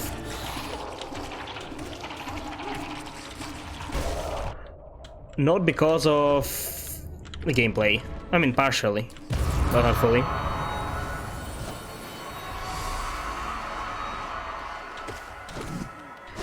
I'd say it's not incredible that people were that these people could make it. It's a miracle that people made it with all they made, with all they did. They made. Oh, I don't have words. Wait, I need to focus a bit on what I think. Okay, I remember the word. It appeared to be a masterpiece, like with everything they did. You know, when you make an indie game, you usually don't really think, oh yeah, that game will be so popular. No, you can never expect millions of copies being sold making an indie game, because you don't have giant budget to do everything, to implement everything you want. You usually don't make something extremely unique, because it's generally hard to make anything unique in nowadays.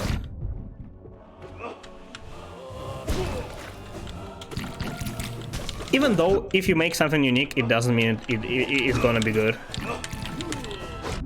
A lot of people make unique things, but it never gets too popular.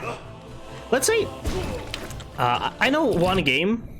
I mean, not one game, but the one that is the most popular in this genre, I think.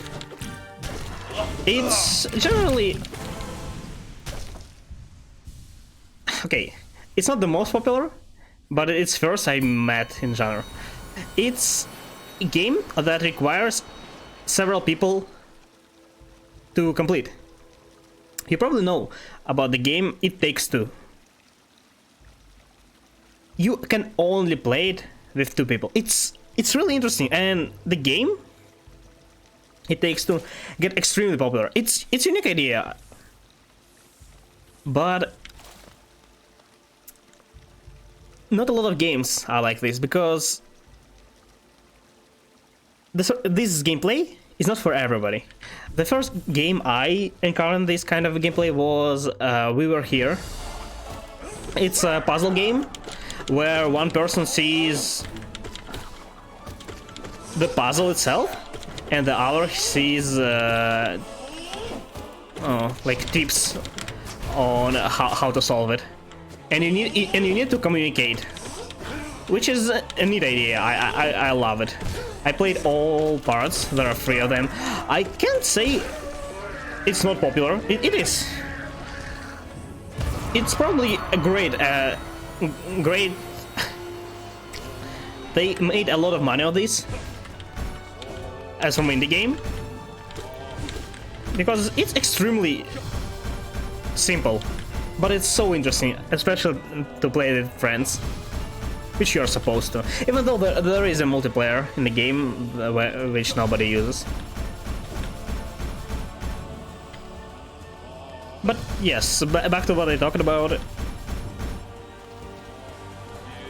This game, this idea is unique, it's great, it found players who enjoy it, but it never became a genre. Maybe someday in the future. Because most of these games are actually pretty successful. But because not everybody can find a friend to play with, just how life works. A lot of people are scared to do certain games. Gotta eat, listening to the background. Okay, have a nice meal.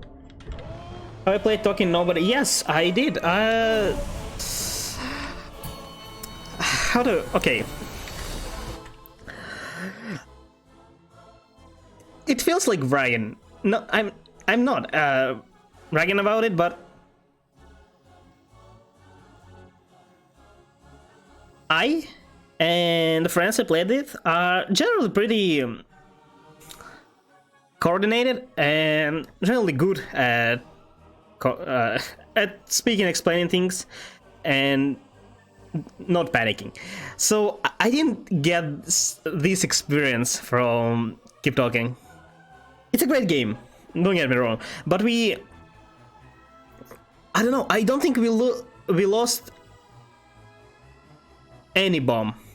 We did like most, no modded, only in game. So we were on the, I think there like certain. It was so long ago when I played it. It's like several pages or difficulties. So I'm pretty sure whatever it is, we made it to the last one and then we stopped because just we were tired of playing it. It's a great game, but I don't get the experience that most people get from this.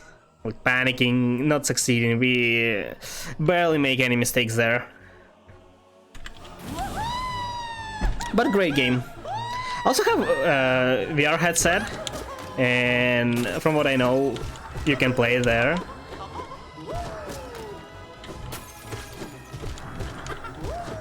Maybe it would be interesting to play one day.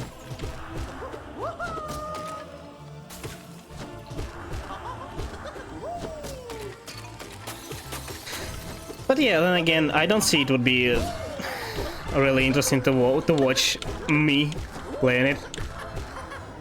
Probably.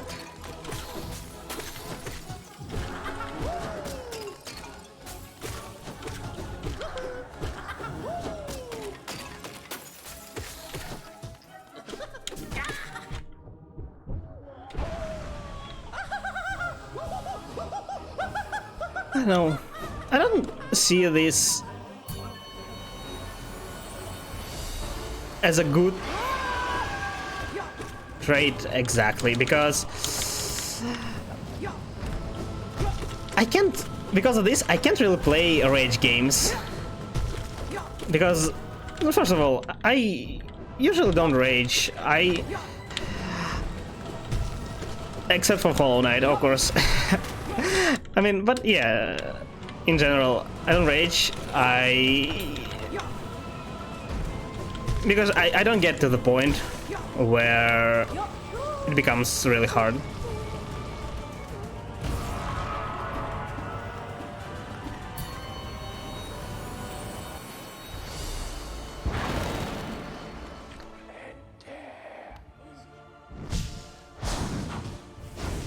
Even here in Hollow Knight, I think I never rage because it's too hard.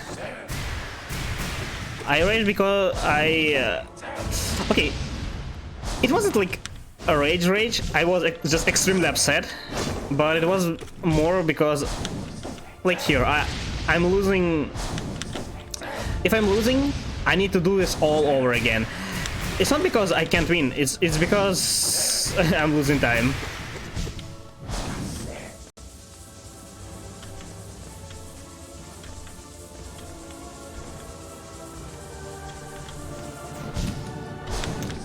So yeah.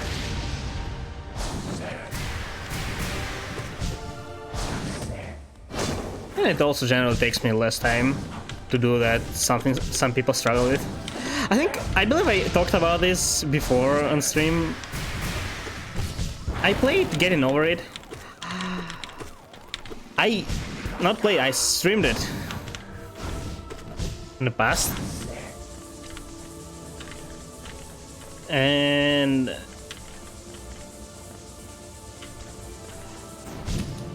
I saw a lot of people struggle with it for the longest time. And I thought, oh yeah, it might be interesting. But I completed it in an hour and a half. It was not what I expected. Maybe 2 hours. It was like several hours. I saw people take an hour to get through first area. I struggled in the start as well, but soon after, I pretty easily started going more and more. Although completing in 15 minutes was a bit harder. And still it took me, I don't know, like 6 hours I think. Although I must say, it becomes a lot easier to complete the game after you complete it the first time, as it should be. Once you learn how to do it all.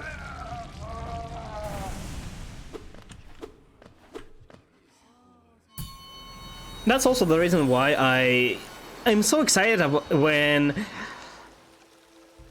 when people tell me about, you know, like in certain game it's like a challenge to do something. It's hard, you need to do it, and it's like interesting hard, not just grinding. So to explain it better,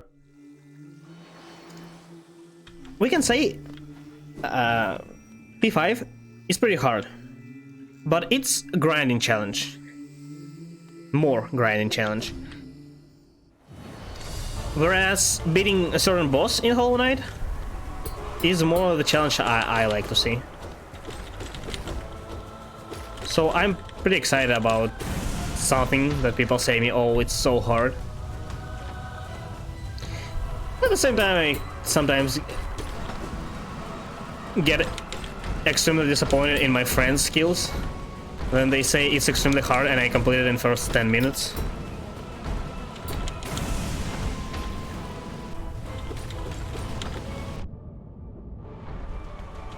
But I'm joking, but I still get disappointed, not at friends, but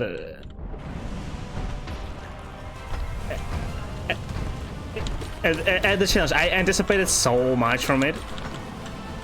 Oh yes, it's a challenge finally, wow. But if I complete it so fast, I don't get the joy of completing the challenge, of defeating the boss, of achieving something, you know?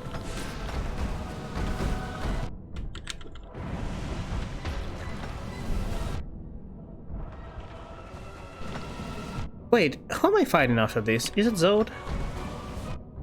Stop, you're off screen, why are you attacking me? Couldn't heal. Great. I'm gonna lose the Zod again. Oh no, it's Sumo, okay. When's Zod? I don't remember. No, I didn't turn. Could have healed there. No, you're off. Orange.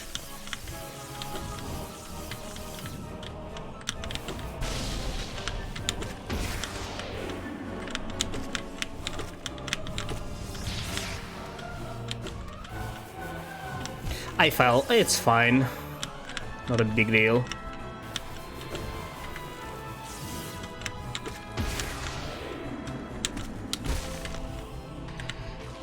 I can't believe I struggled with this boss. How? Why? Why? Why?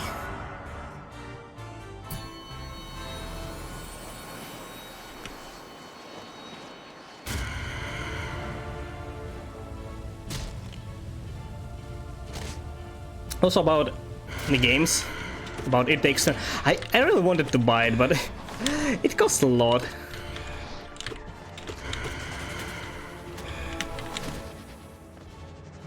But good thing you only need, if you want to play it with friends, only one of you need to buy it.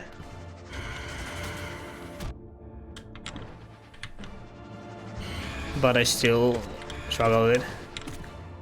Also, I'm not sure if my friends will like the game.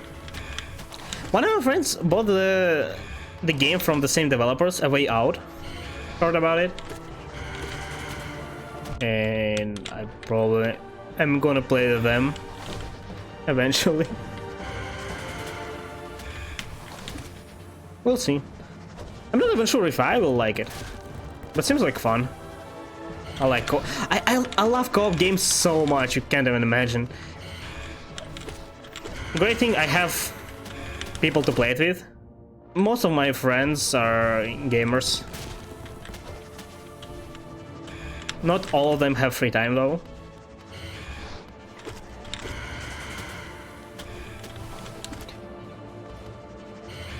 But yeah. It's hard to find co-op game, really hard. Even not the game that requires several people to play it, but even something that has co-op in it. Not a multiplayer, not player versus player, where you can play together. It's either something really bad or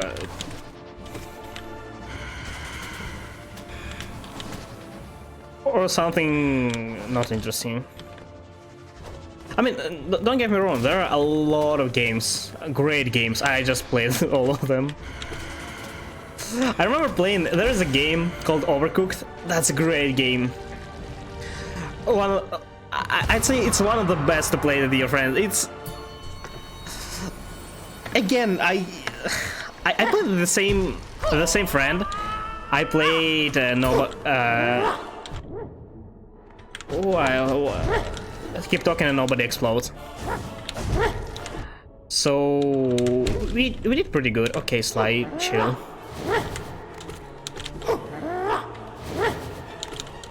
But I still enjoyed it a lot. A lot.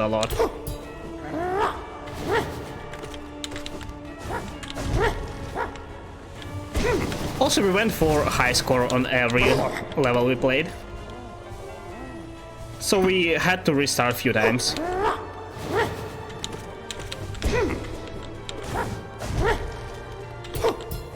Buried.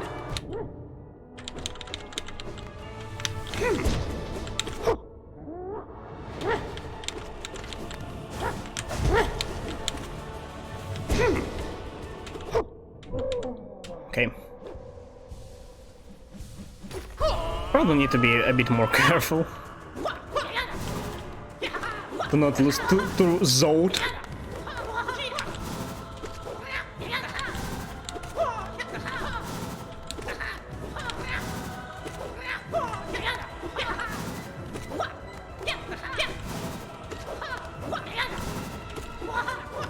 I'm trying not to lose health. Desperately. Still, overall game is great. Fast-paced, you need great coordination.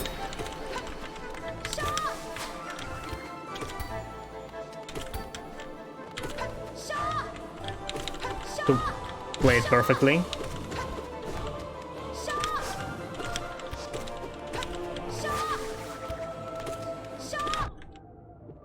I do have some friends though who, let's say, not the best playing games. And with them it becomes hard. But I think these games, you should play with people of the same skill level. That's how it will be the best experience for both of you. I mean, I wasn't really bothered because of him performing bad. I mean, not bad, but not too good. But I feel like a lot of people can be, I don't know, feel down because they are not performing good enough.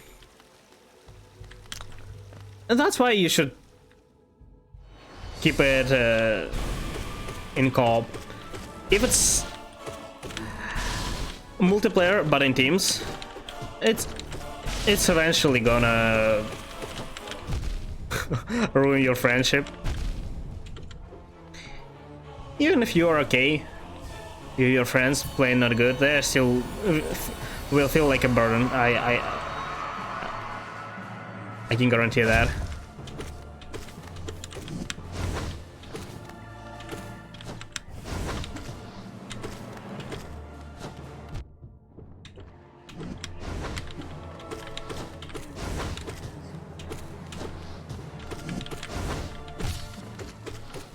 Also, a lot of games, competitive games,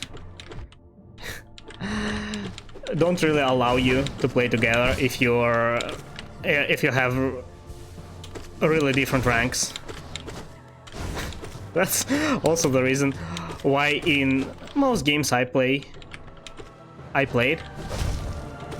I unfortunately wasn't able to play ranked with my friends, even though I would like to.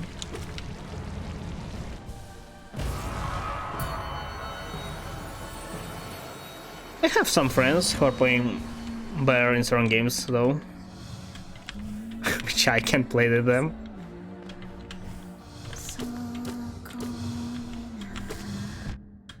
Well, still bad, but I get it. Why they don't allow it?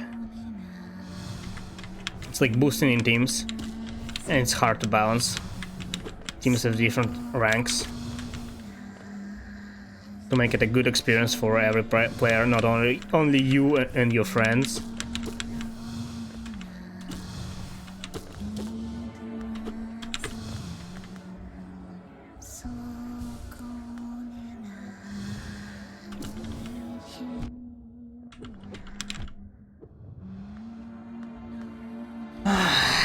No ice, great boss. I don't remember when am I facing Zod? When?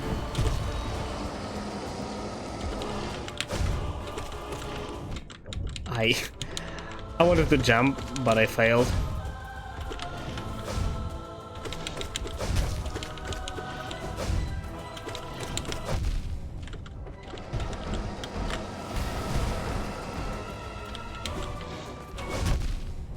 Why you... What's wrong with your attacks? Pray to Lord. He didn't die far enough to reach me. I mean, he hit me, but it's because I moved forward.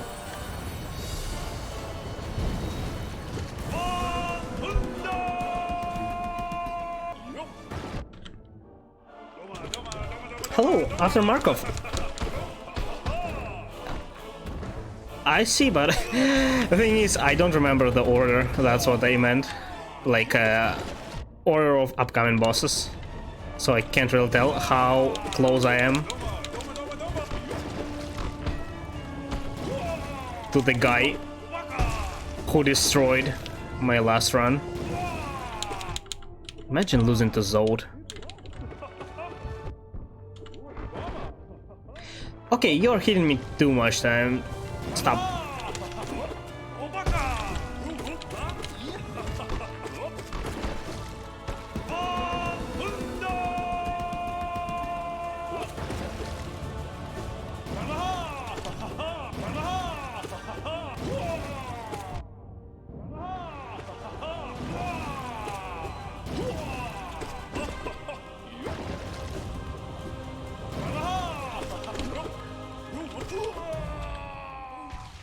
also once had like an idea. I mean, I wanted to try to make a game, and I, with my friend,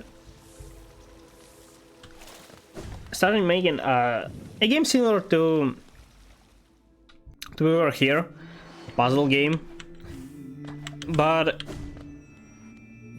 not in 3D, but like a platformer game. Do you know there is a browser game, pretty popular one? I don't remember the name. It's like a Fire Boy and Water Girl or something like that. Fire and Water. No idea about the name. So something like that, but with different screens, not on one screen. But eventually, because we got stuck on graphics, we made a fully working game. With few, not a lot, but few interactions, which is enough for, I don't know, a demo. Which is enough for Fireboy in Portugal. But since no one could have done the graphics, animations exactly, it just got frozen.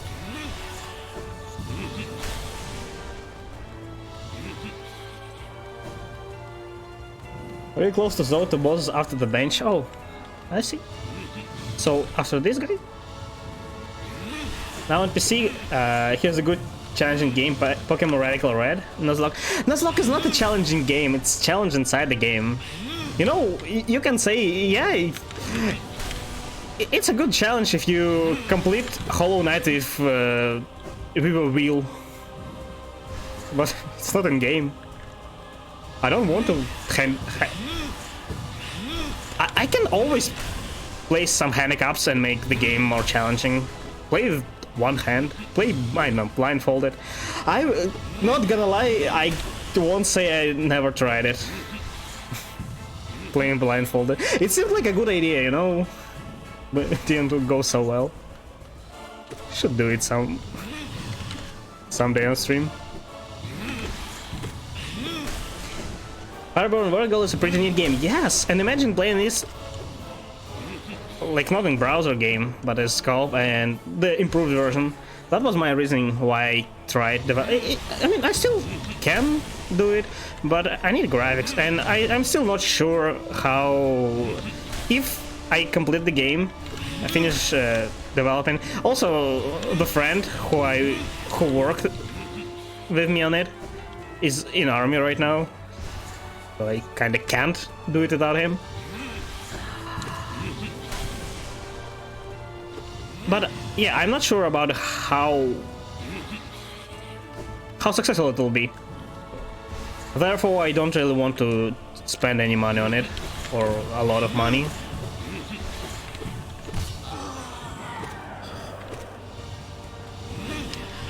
Nuzlocke makes the game a lot more interesting, puts more... Yes, I understand that, but... It's not bad, but... Oh, that's the wrong way. It's the thing that... It's not a game.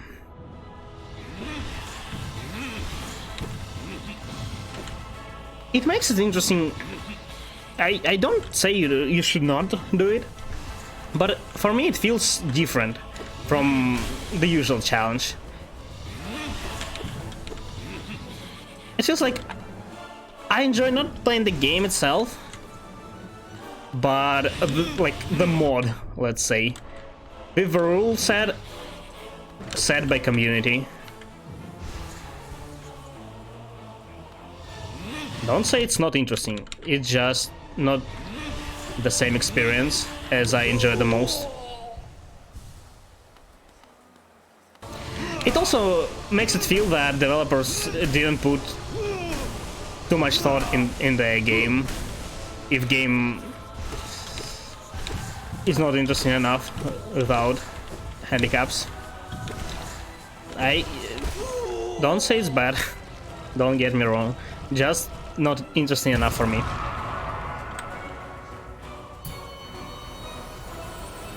For example, is in a non-Nuzlocke you could redo a fight 1000 times until you are well,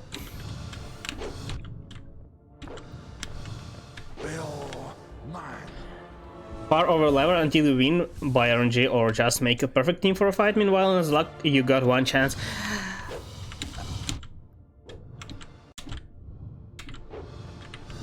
I mean, yeah.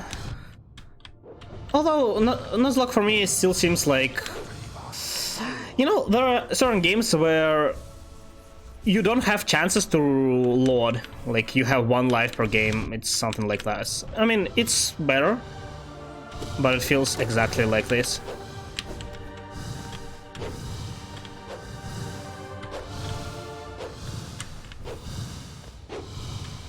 I in general don't like handicaps.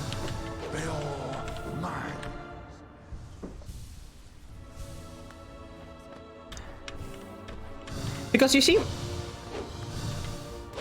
I don't know, okay, I have different feelings about all these community challenges, and I can't really explain it fully. It just might think how I feel about it. It's really hard to explain, but overall, I don't enjoy playing games, community challenges, that much.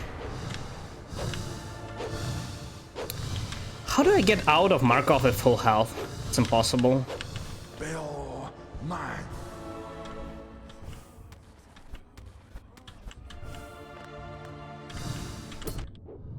Die! Thanks. There's not 68. Yes, it was a while ago, before I entered God Home. That's why I said we need just to get one more 100. I never did though.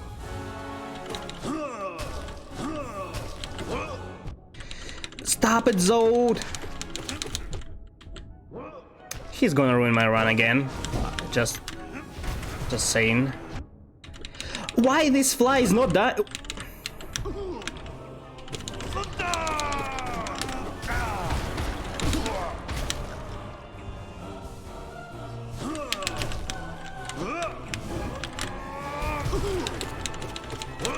These minions are invincible.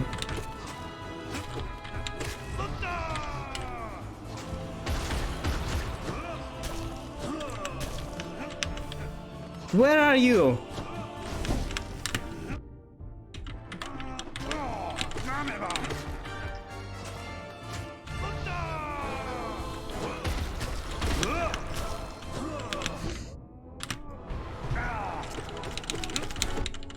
Stop running at me.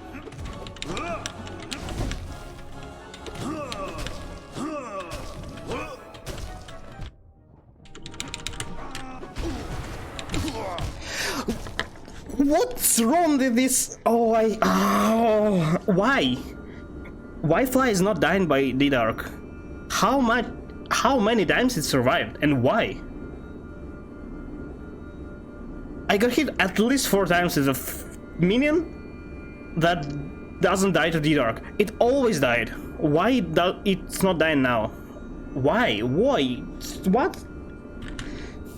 Okay, I guess it's time to play Zod. Freaking Zod. Can I turn him off? Why I have to fight him? And why it's so hard? It's never been a problem. Only when I... Oh. It's probably because I can pretty consistently defeat Pure Vessel and Absolute Radiance, so the game just had to throw something at me. She's from Zod. It's from Zod. Oh, I can't help. But I really don't understand. I'm supposed to kill minions. Why they're not dying? It's not only rage, it's partially, but I'm genuinely not understanding.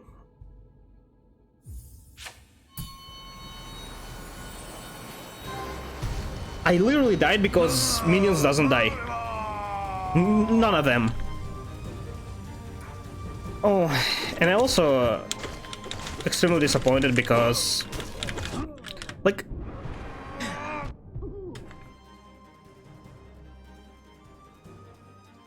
is it not enough damage?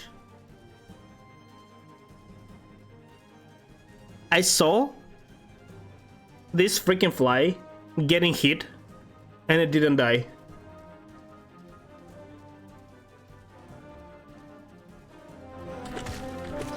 I know that battles are different, but I thought it should be enough.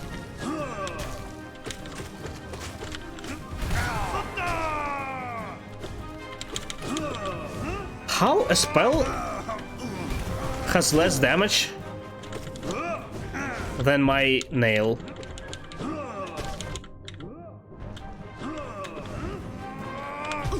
I can't.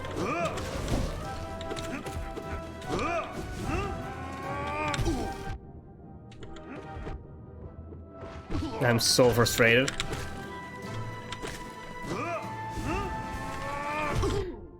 And how is it different? Of course. I literally face-tanked him and he died. Why he doesn't... Let's play another time. I can't. This guy's a legend, it's impossible to kill him.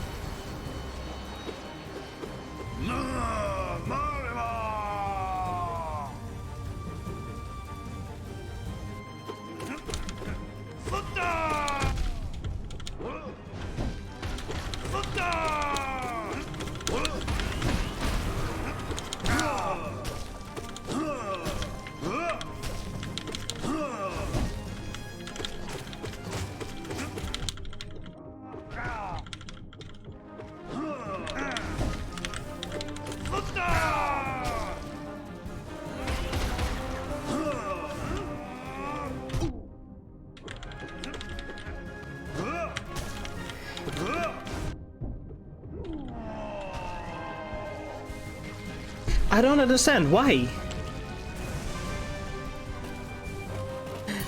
Can somebody explain to me why it's so hard to kill him in P5 and so easy here?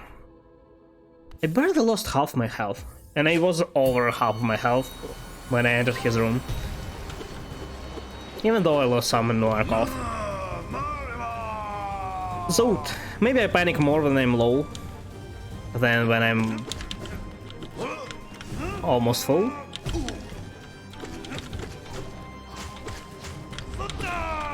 Also, I think I just should kill minions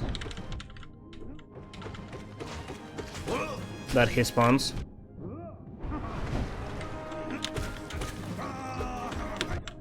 I'm pretty sure I killed them before. Why am I not killing them now?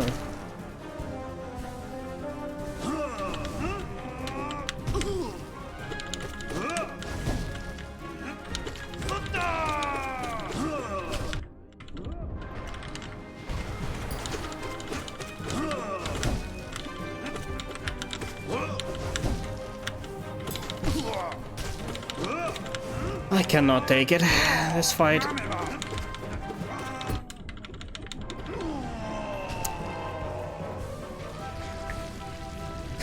If this thing kills me again, no, I don't know.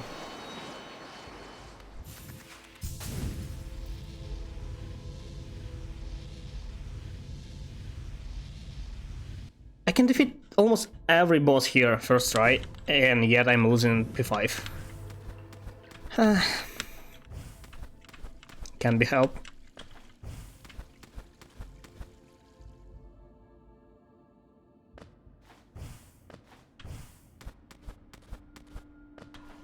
Free soul is good, but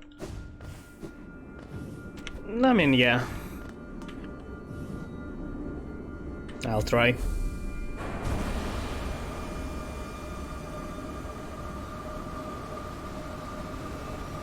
I might try to do Markov safer, so I have more health after, but it's so frustrating to fight Markov safely.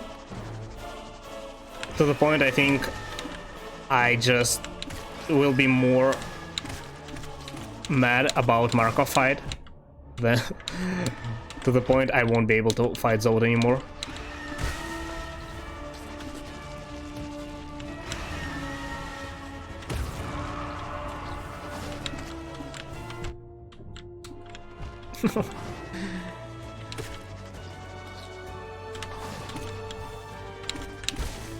Great. Thanks! I think I also can do this, but yet I'm struggling with this third stream. Third or fourth? I'm not sure at this point. I never struggled with Markov. Oh, with... not Markov. It's Zod. In P5. Struggled with him in P4 though. A bit.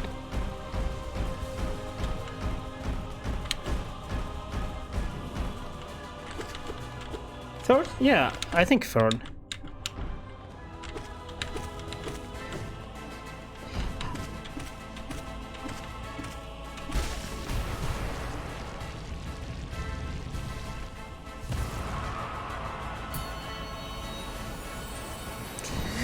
You know what's the worst thing? That because this happens, by the time I get to Pure Vessel and Absolute Radiance, I'll forget how to fight them again.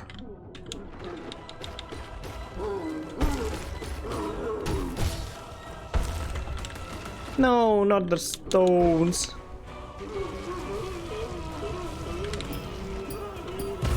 And I'll have to go back to practice Absolute Radiance. It's gonna happen. It's just never-ending cycle.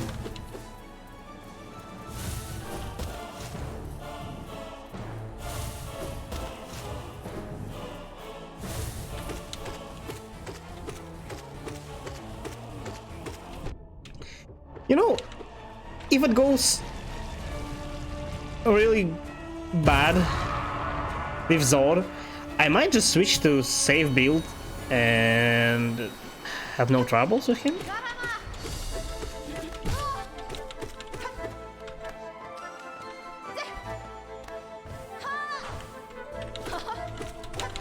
I'm just waiting for Hornet.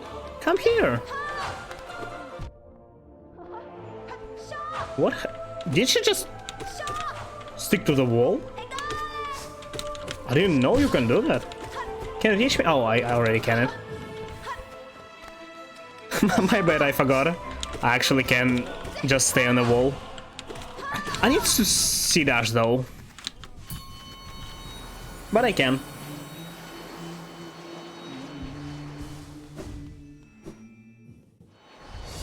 Yeah, that sells. I'll try it. I don't know. It just usually roguelikes are. It's a grinding challenge.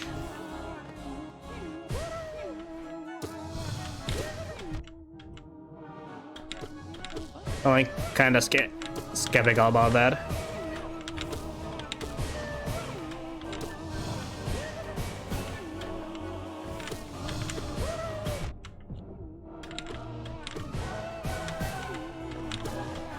Come on, Gorb. One more hit.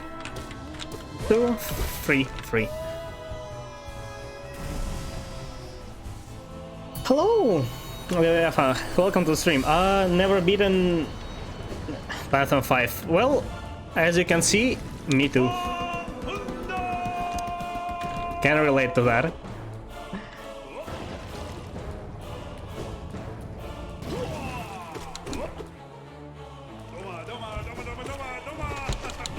Her mom is a spider? Well, makes sense.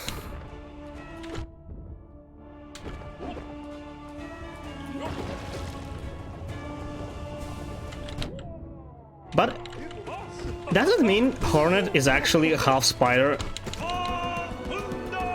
and half god? Oh no. Dad, what have you done? Created spider god. But why? We can't accept that. Deep Nest is already terrifying enough.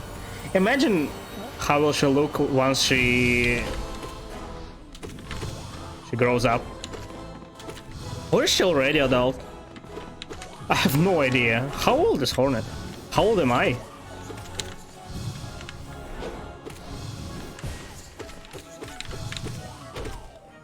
How old is Hollow Knight? And why the hell he looks different?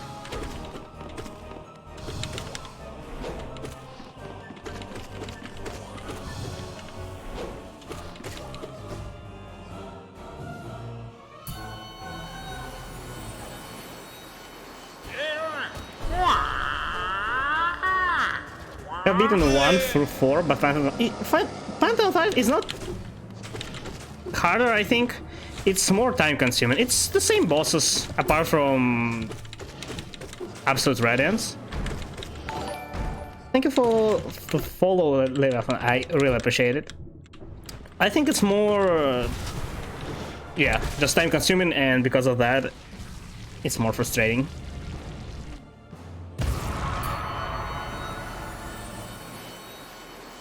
%3 spider, 1/3 spider, 1/3 worm, 1/3 waifu. I mean, nobody said that spiders can be waifus. It's not like a race, but I get what you mean. 1%. No, that's why I said that third. It is annoying, you know. What is 1%?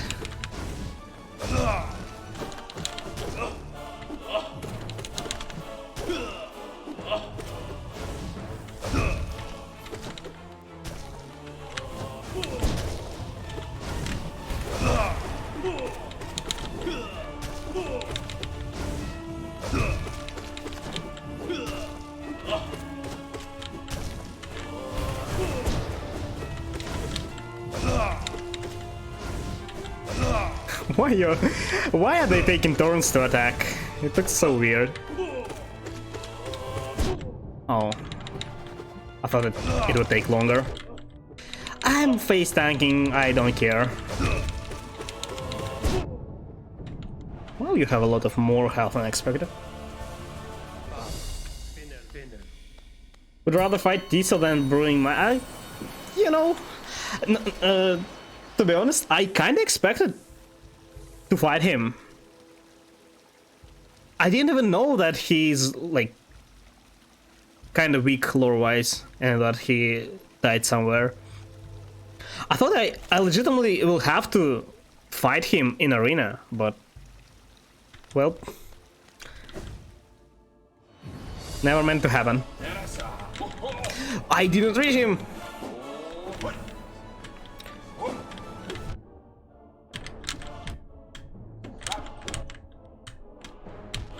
Okay, we're fighting as usual.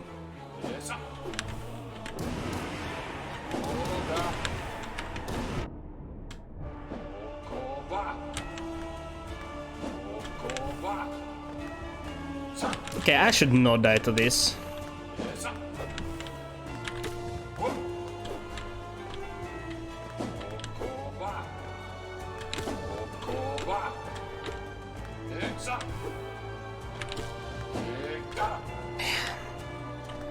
I hate this guy. Who decided that it would be so great to put ton health to the flying creature? Why? I believe he's tankier than Markov. Or maybe it just seems so, because you can at least pogo Markov, and this guy it's so hard.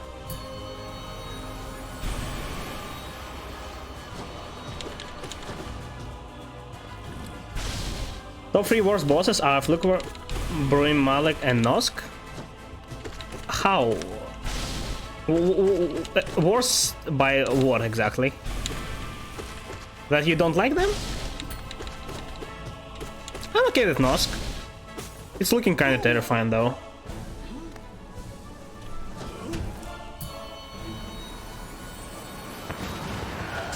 Markov, and Umu. I mean, Umu is annoying, but now I can deal with it pretty easily, so it's not a problem anymore. Markov is on any flying creature that doesn't try to attack you is automatically annoying. Everything else is fine. Except for Zod. No joke. Zod, even when I was able to kill him pretty easily, he was annoying because his attacks are random. I can't predict them, and he sends so many waves. Forces me to jump at the certain speed, which I don't like.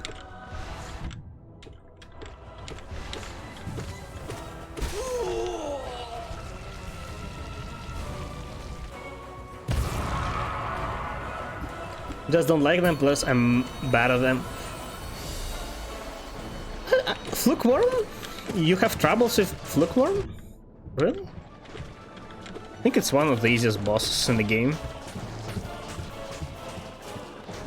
It's the giant thing that spawns like half worms, isn't it? I might mess up names. I do this sometimes. But if it is, I think it's pretty easy. As well as Molek. Also not the hardest. Little face tank it, I think. Markov is... But... Yeah, platforming, cool, wow. But... I hate that you have to chase it. It's not fighting with you. It's literally flying somewhere, and... Yeah, good luck at trying to chase it. For whatever reason. It's fighting with you, but... You have to fight. This is my favorite boss. Sisters of Battles. Make them twice as fast, and it will be the best boss in the game.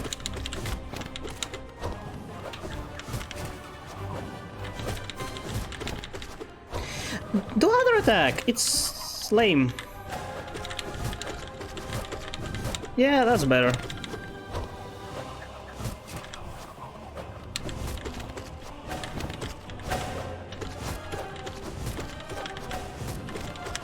Yeah, that's what I like.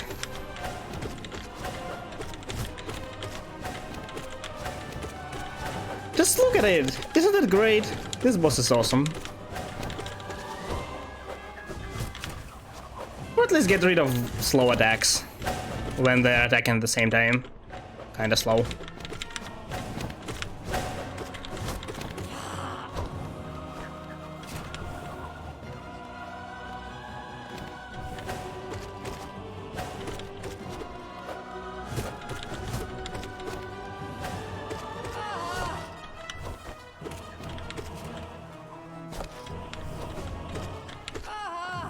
Okay. Markov does feel unique. Really? I mean, yeah, kinda. He is unique, but... I guess I'm just glad that there are people who enjoy Markov, and it's not everyone's most hated boss.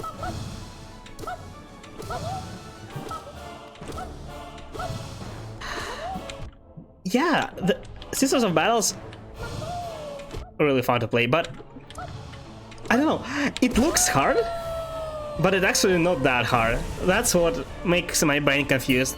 I would like it to be harder, but it's still great. This Flukeworm, right?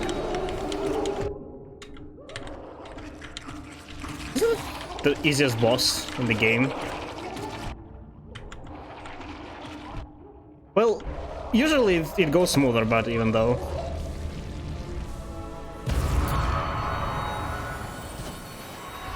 Your Vessel, Nighting Grim and Hollow Knight are the only competition?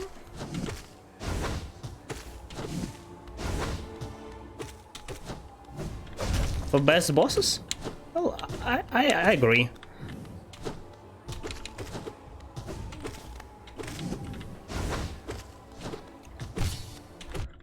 I still like Nighting Grim the most, but not gonna lie, he feels a lot better when you barely can react fast enough. When it becomes easy, it's not as fascinating. So he's the best boss up until the point you are not used to him. You are used to him.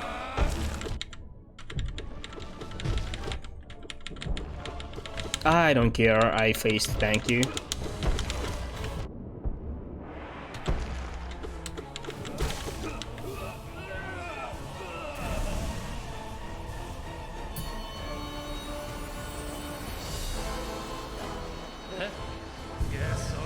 Other boss can compete with them on Sisters of Battle. Yay! But have you heard of Red and Markov, the best boss in the game?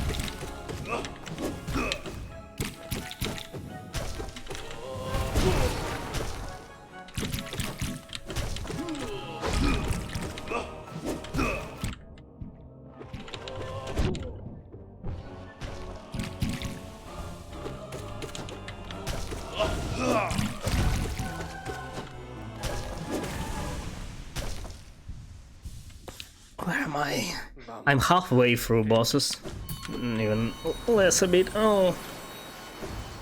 Why they have to make P5 so long? Who decided this?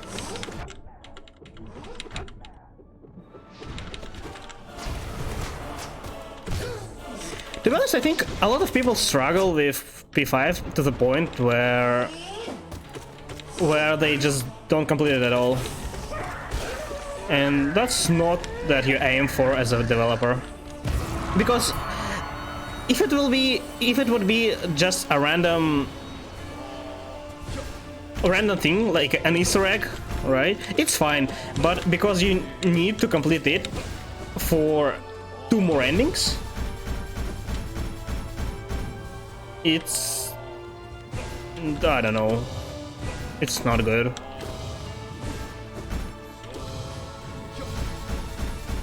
If some endings, I probably wouldn't even care enough to complete boss rushes. But I guess there are people who enjoy this kind of stuff. Are there...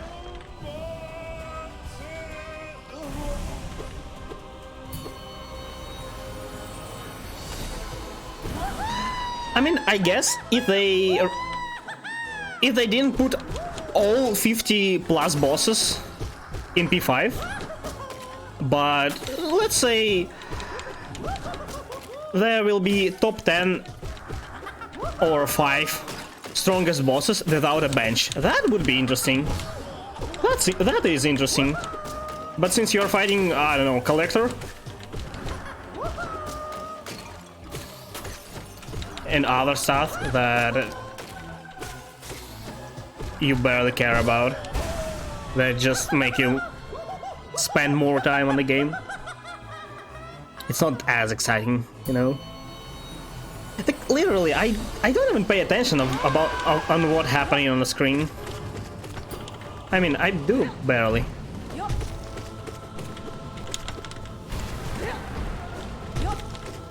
But I might as well, I don't know, watch a video while doing this. Most of P5, I mean. Some bosses require attention, but it's mostly in the very end.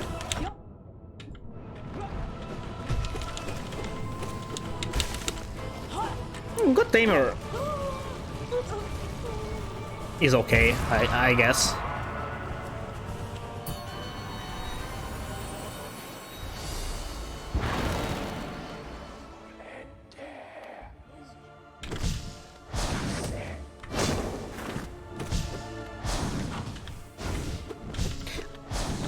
How I missed both hits there.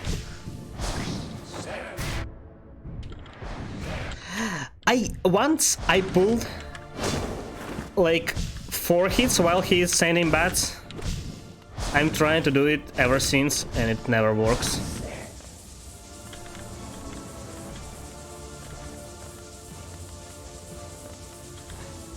I'm not gonna lie, I'm so used to this attack. I'm literally just spamming left and right without even thinking what's going on.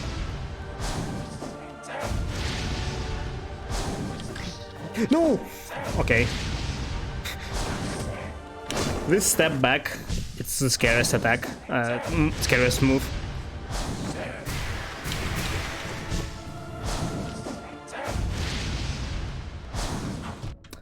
It's so confusing that the pattern of fireballs, I think, coming after uppercut is different in this and Dream version. You get used to fighting usual Grim, and then you fight Night King Grim. It feels so different.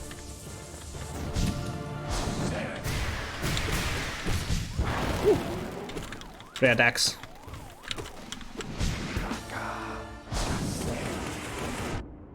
Okay, that's all the damage I have.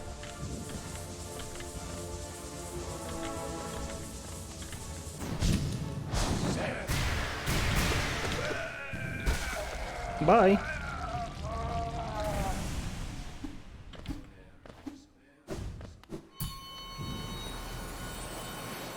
I only noticed that Godseeker looks up after the fight has ended. Why?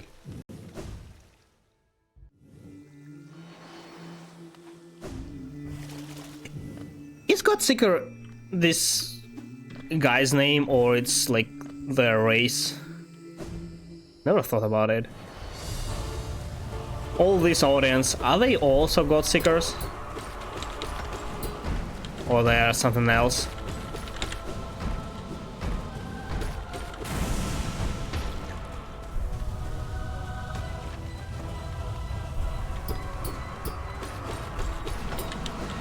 Wait, by the way, who are these guys? Why? They don't have orange eyes. Did they have it in usual world? I thought they're infected because of there are like flies.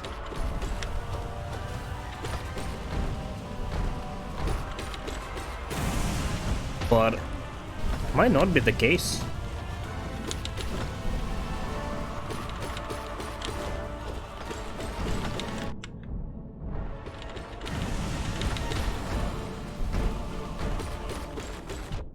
You're not dead.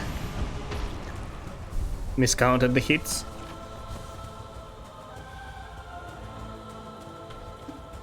Why nobody is clapping up? I'm doing so good in this, guys. Probably they are tired of seeing me fighting bosses already. Why do you make me do this then? Freaking Godseeker. I mean, I don't know. Godseeker seems amused.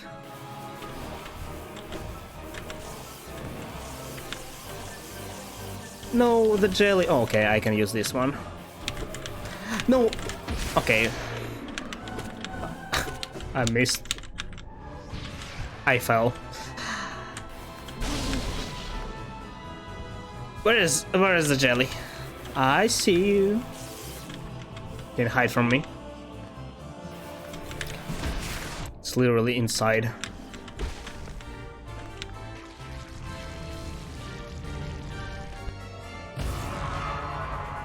We are ascending as we go up for bosses, as it says before you enter P5. Each boss has 2 columns that keep going until we reach Absrad. 2 columns. Where? Which 2 columns? This? Where we see the peak of those columns as we climb at least. I see. I guess. Kinda makes sense, but... The Godseeker is that guy watching the... Yes, I understand that, but is Godseeker its name? Or it's their race? Are they all Godseekers? Oh, that was a mistake. These guys. Are they Godseekers as well? Or it's only the guy sitting on the throne? And if he is the only Godseeker, who are these? His tribe sacrifices for future, for gods. Who are they?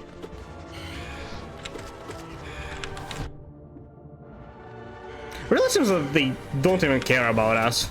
Like, he forced them to watch. I'm pretty sure that's what happened.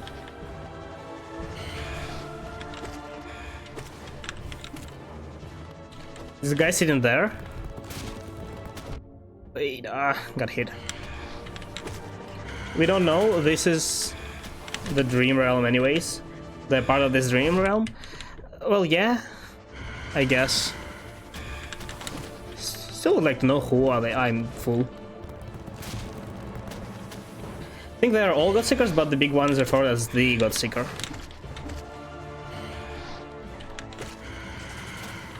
I mean, makes sense. So Godseekers is their nation. Because the Godseeker referred like as they are the ones who see gods. Not he, but all of them, so that's why I'm questioning it. Kinda would have made sense if they are all Godseekers. Although that is kind of a contradiction. Yeah. We need more lore.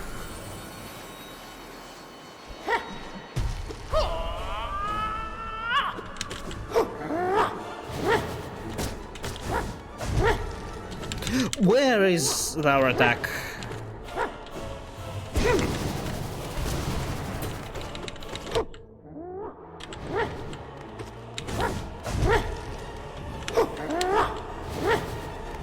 Wait. Isn't Slay supposed to attack after dive? So dive and then our attack. Why? Why is he not doing that? I do not understand. This, you see? Yeah. He's doing it now. Why not before? No.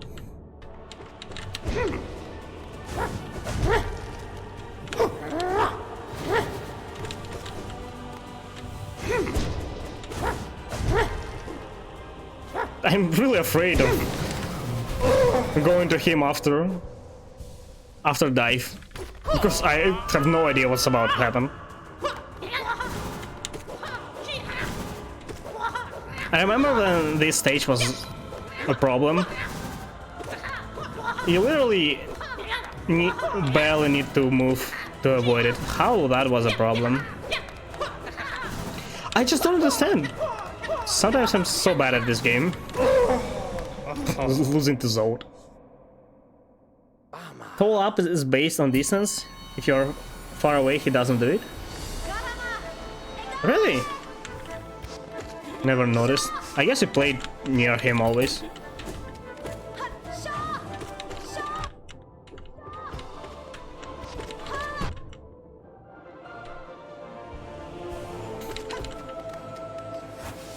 No! Hornet, that's not fair. No!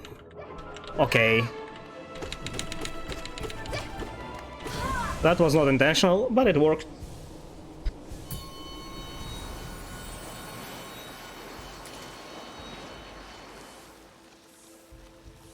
We need to see Silk's on.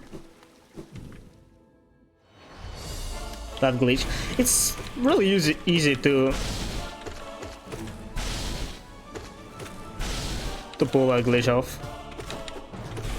Literally just make it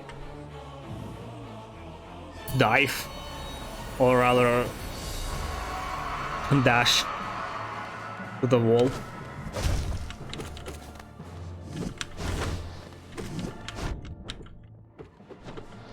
That's not fair. Lost King.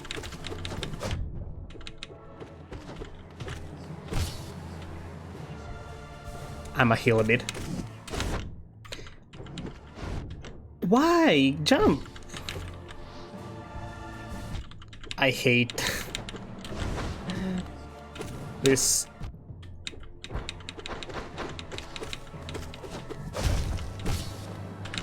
It's dead. No, it's not. One more. Oh no.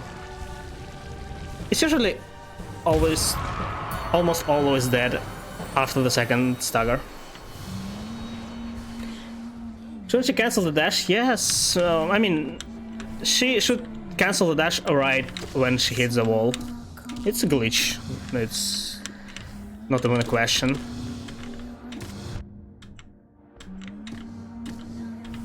My point was that it's really easy to pull off. That's why it should be removed. Stop teleporting. Oh, of course. I think invincibility frames should work on the spikes. In this room, at least.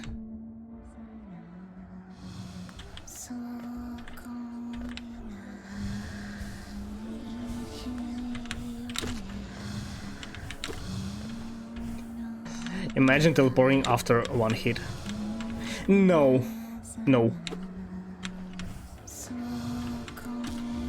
It's a mega biter. That won't work.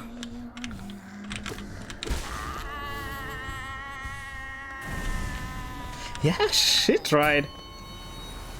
She never teleported there up until that point. So I lose focus and... What's going on? Wait. But no, I still remember.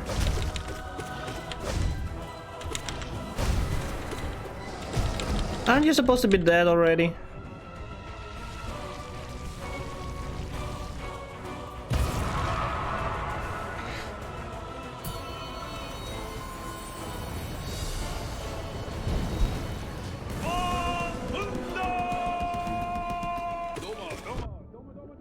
Can I cancel his scream if I just get hit right at the moment when he starts screaming? I don't know, it's literally scream, but when I say he starts screaming, it sounds weird.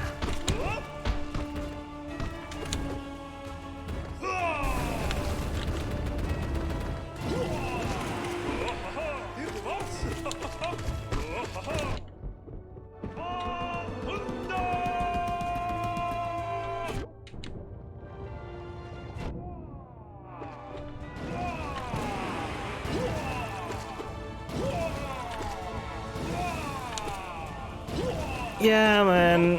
Whatever.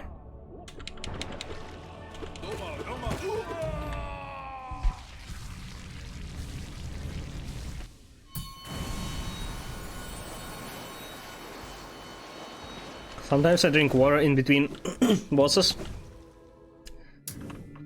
That's why I'll need to go to the bathroom soon. I should probably do that right before Pure Vessel.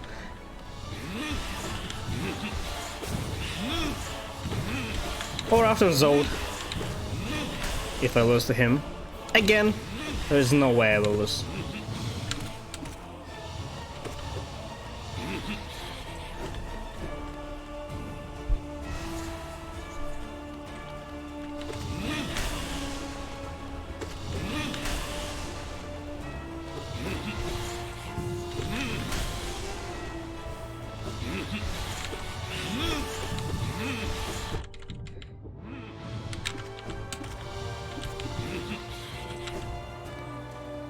That was whole legend one.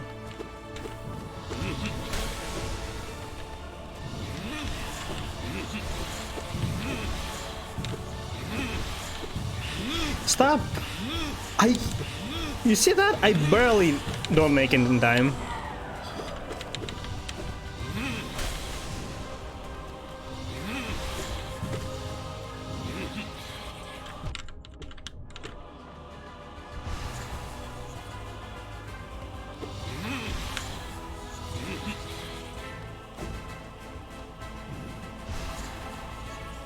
I think there should be an option to disable Zod or just remove him from God Home. Why I am in a disadvantage with the people who who didn't fight him?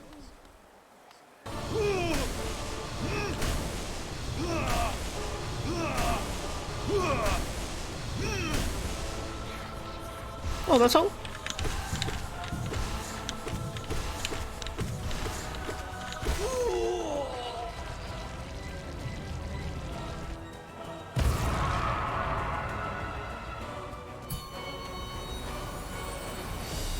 Markov, the hardest boss.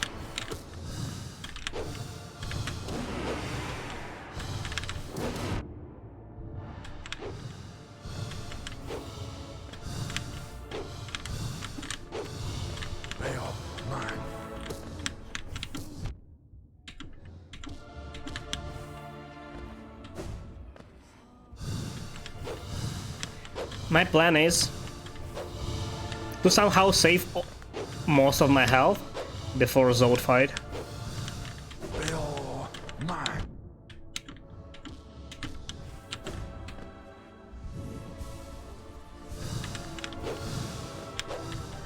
Two shields, right?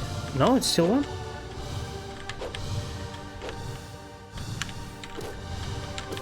Oh, one hit away from second.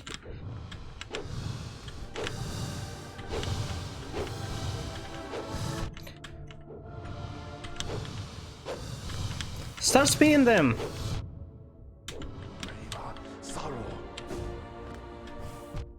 Of course it hit me.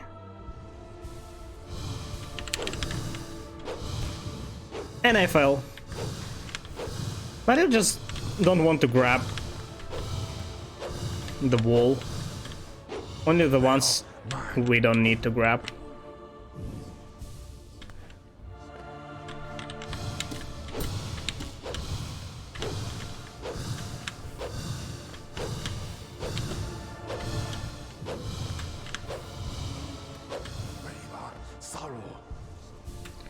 Okay, we need a plan.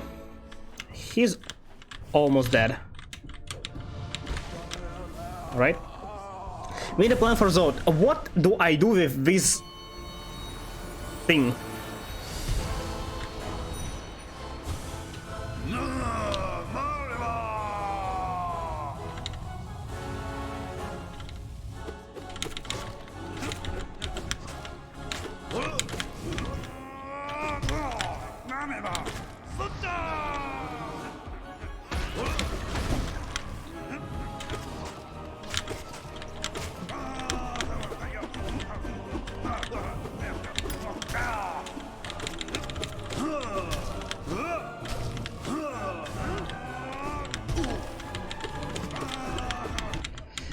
How do I escape from this running monstrosity?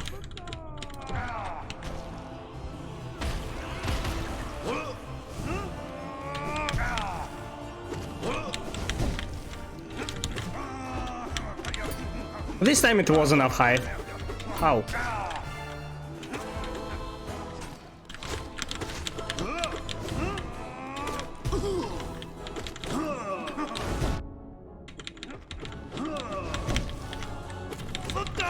Die!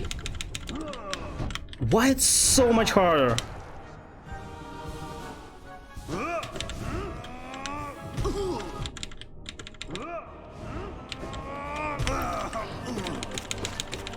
He must have more health. It's impossible. This guy has more health than in practice. That's for sure. Got confirmation? Yeah, I saw. I saw the confirmation that XYZ only.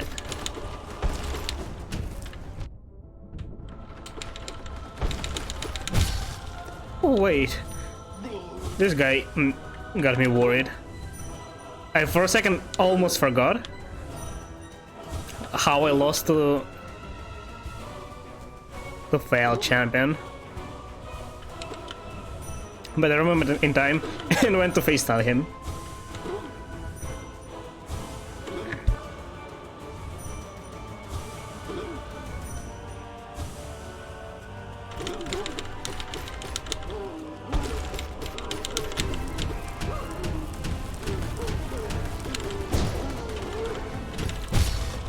Hope Eldritch will get banned for those events because they're top tier. We'll see. They might. Do they think they will do a ban list for event though.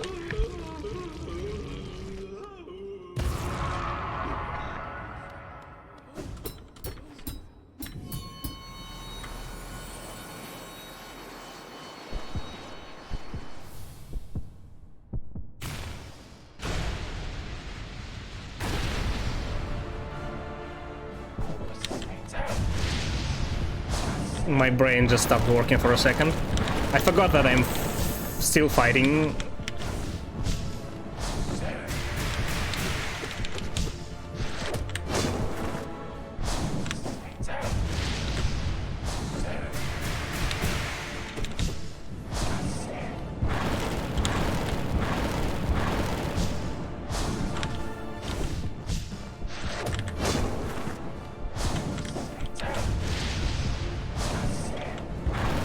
Okay. 4 times. Hit him. 24%. We are friends, Grim, right? We are friends? Chill, chill, chill. It's fine.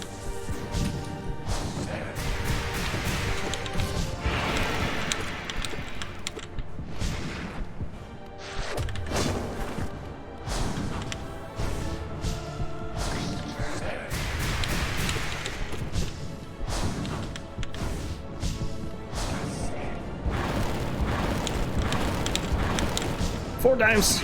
Oh, again. 50%.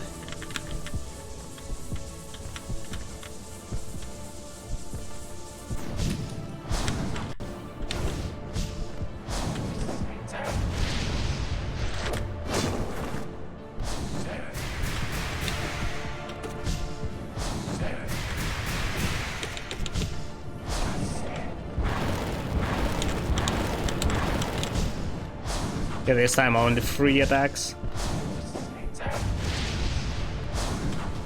Woo. Almost hit me.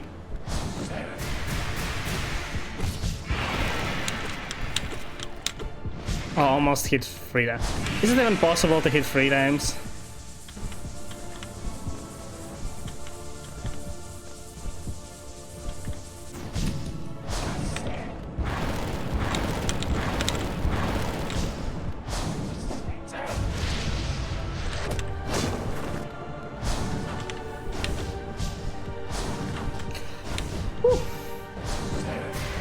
Double jump didn't work.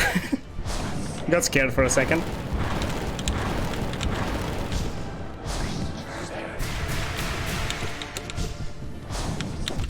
No, my radiant and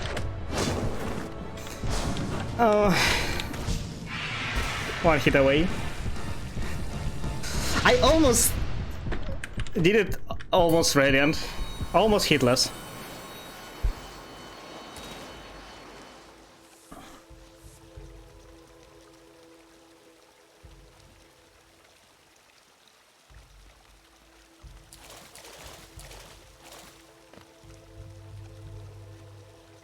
Well, we'll see, I guess. They might add a banned list. They actually...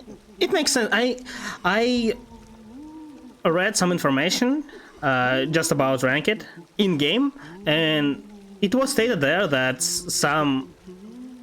there's a list of... Not list info about banned and limited cards. And there was...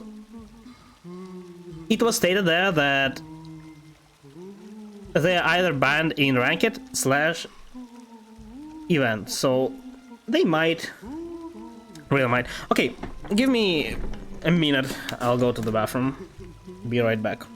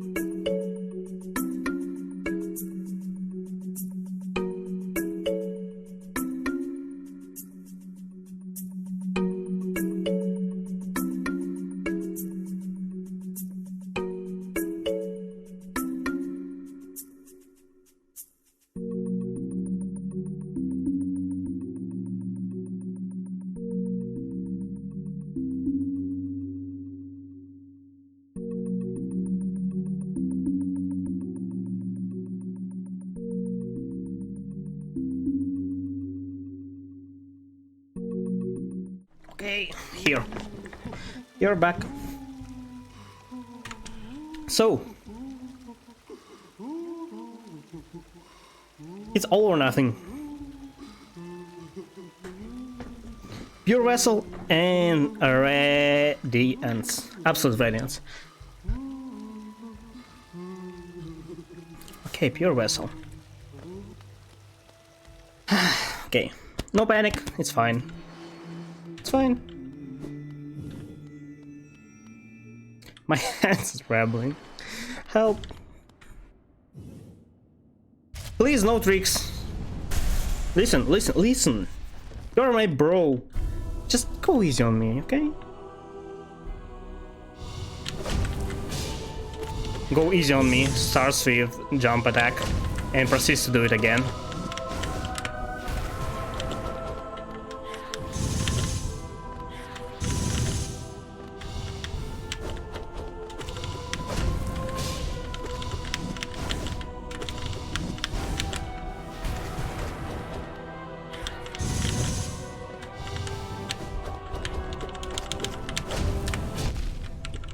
That was unlucky.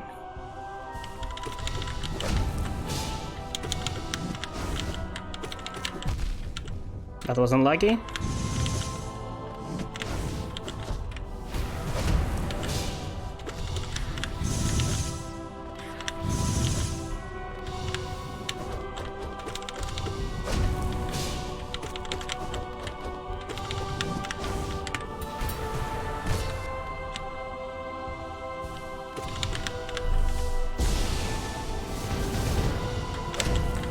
No.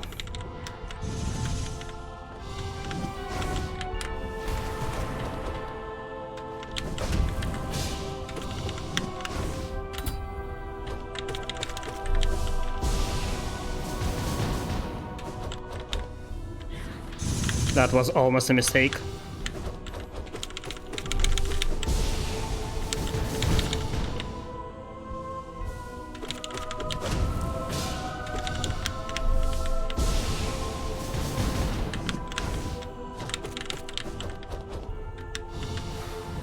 No! I couldn't reach the wall in time.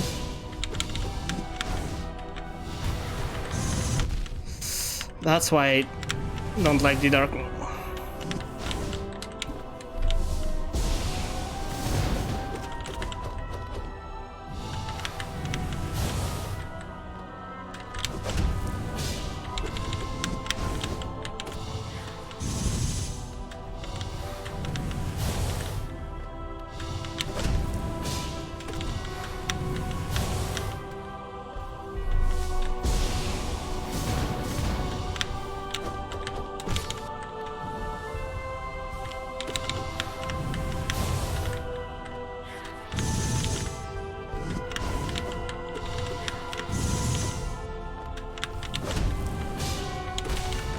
Okay, I haven't been here since I unlocked Absolute Radiance.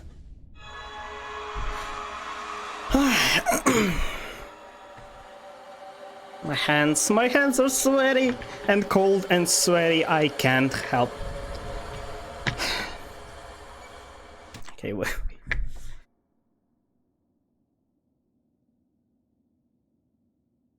I need just a minute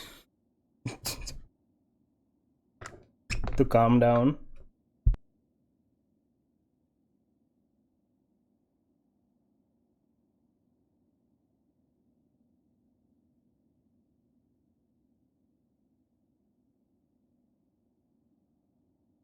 Okay, let's do it.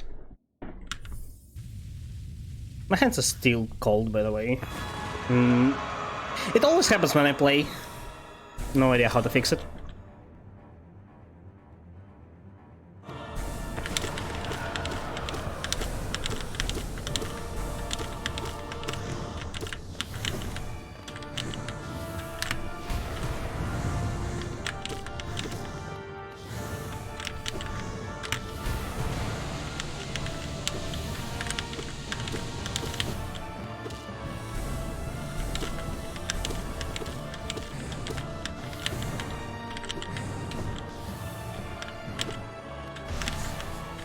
No, not this. Not this.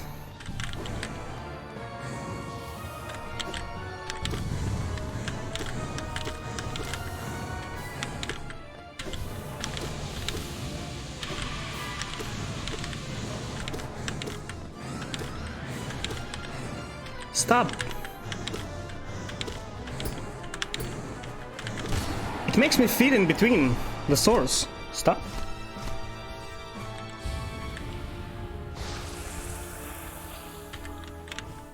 The hardest part.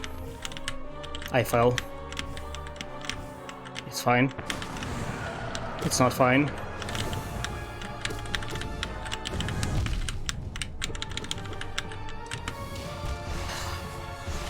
It's fine.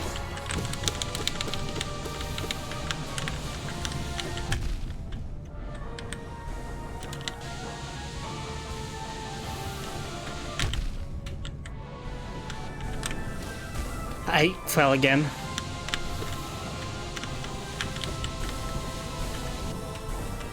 I don't have soul to heal.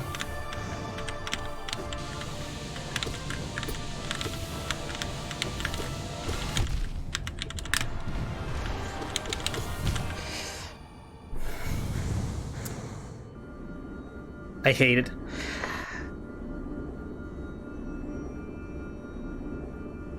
Two of these bolts went straight through the platform and hit me. But why? Why they didn't collide? Why? I don't understand this. And I didn't have enough soul to just continue deducting there.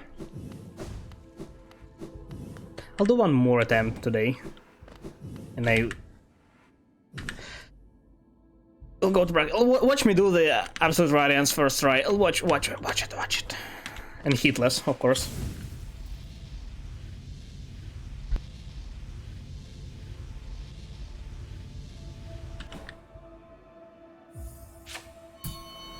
I'm so mad. I'm so mad, you know, because why? I almost killed it. I almost. It was like 2 or 3 hits away from dying in the second phase. So I just had to go there. Then I mean, I still had chances to die while climbing.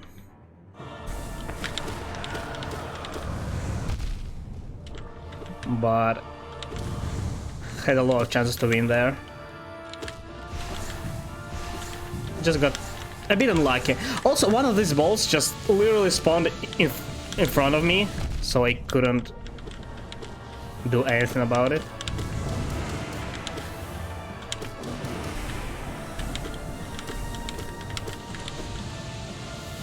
They're delicious and terrible for heart. That's true. Do you drink them though?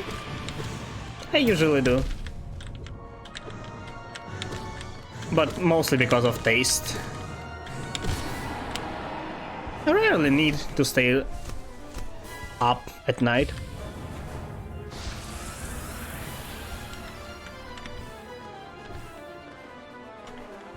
But yeah.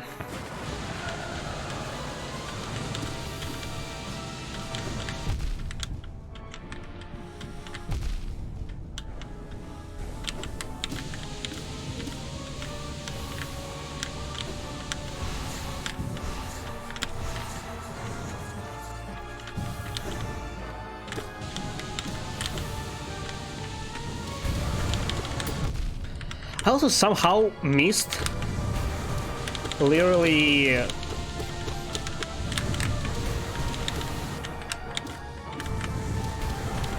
every platform despite playing so much Absolute Radiance.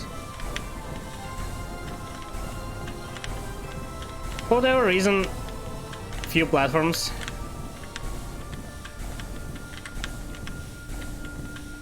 are so small to the sides.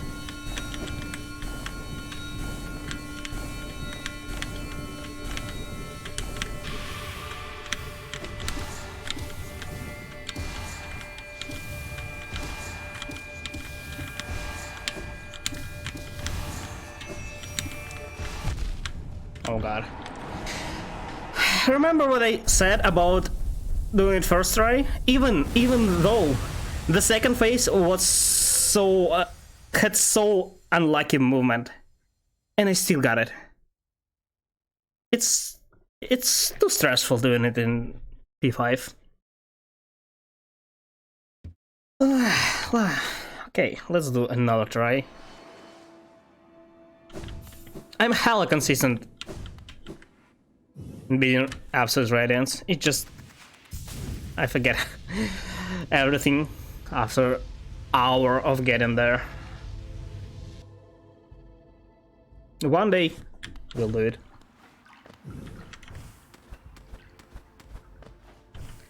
This stream is gonna be 5 hours long.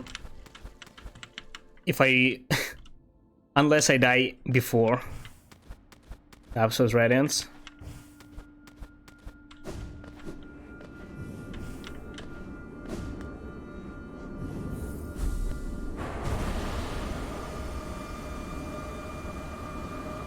Probably not good, but I want to complete it. It's like, I literally spent whole day yesterday drawing,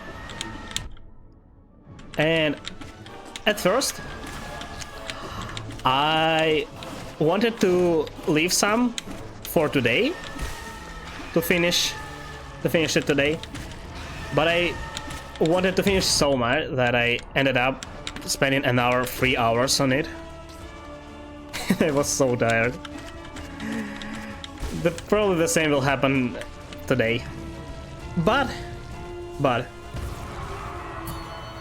if I complete it today, I won't regret.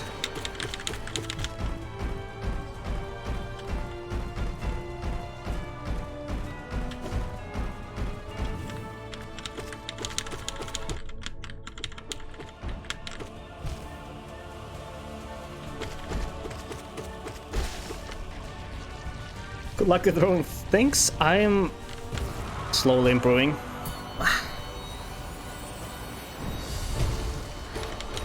And last one got noticed by the person I was drawing and got reposted, and a lot of people saw that, so I'm pretty happy about it. Feeling famous. But not gonna lie, I think it's one of my best drawings so far. And one of the most... I usually don't spend more than 3 hours, but this one took me, I think, a total of 8 hours. It's only the pencil drawing. No, not 8. 6. I think 6. But yeah, it's only pencil. It's no shading, no colors. Probably shouldn't taken that long, but I made a lot of mistakes. That sounds nice, yes. I don't know, I just feel happy whenever the person I was drawing noticed it.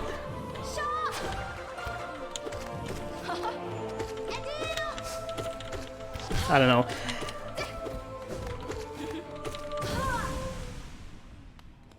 Always feels good.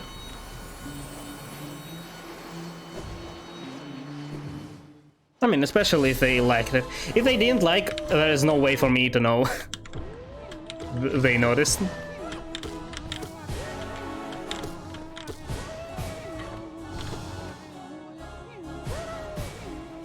That brings us to the point that some of them may notice but didn't like. But I don't like to think about it.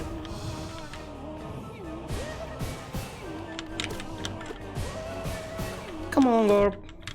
Come on. One more? No? This one? This? Okay.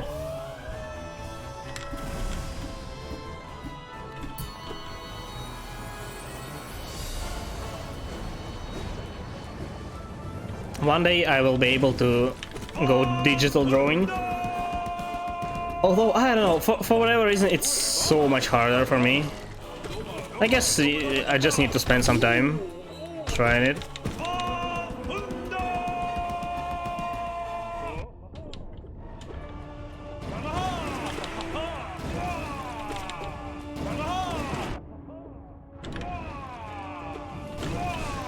No, the wrong spell.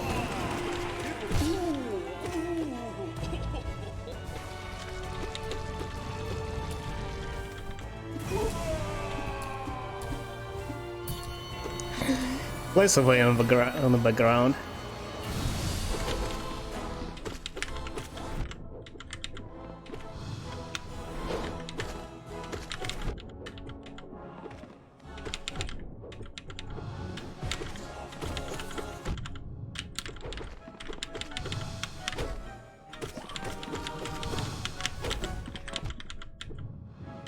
Stop! Just stick to the wall.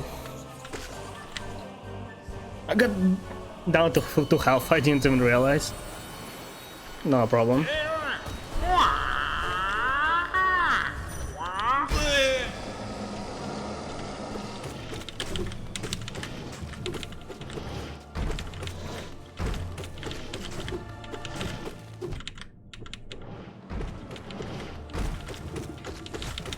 It's over for you, Molek.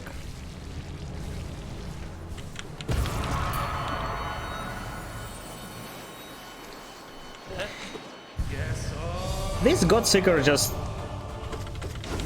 looks at us. But can he beat all these guys? One after another. Huh? Smarty pants. See you in there. Let me watch you fight.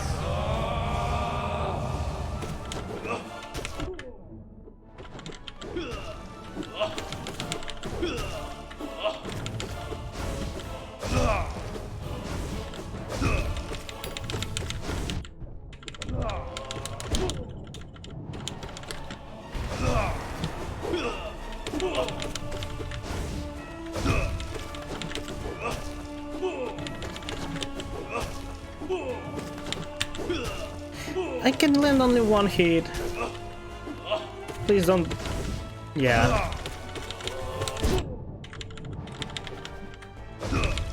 Don't jump back. Just stay here.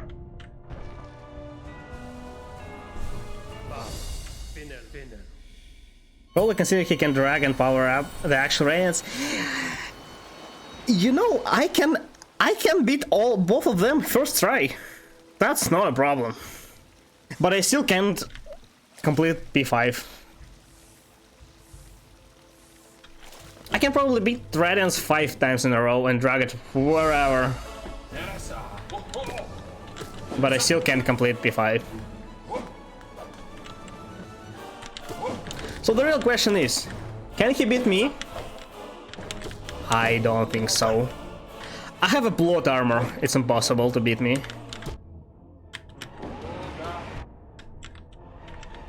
I also have power of friendship, I think.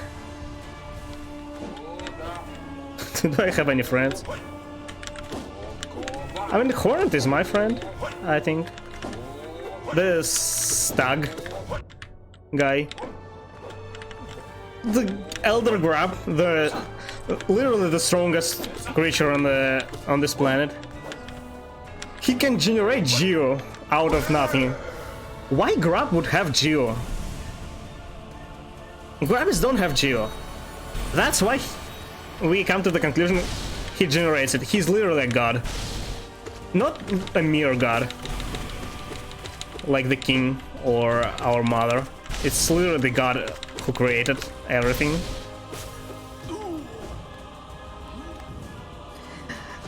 Elderbug, Grimchild. Elderbug is enough. And Stag, we help him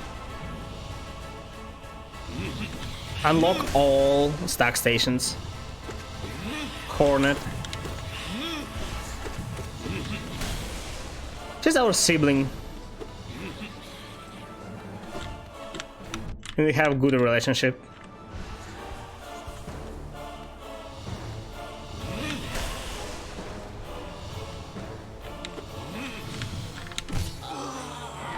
Elderbug has nothing to do with this tax?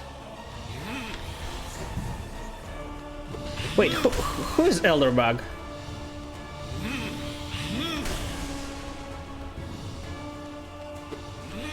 It's the one who we meet the first in this game, or not?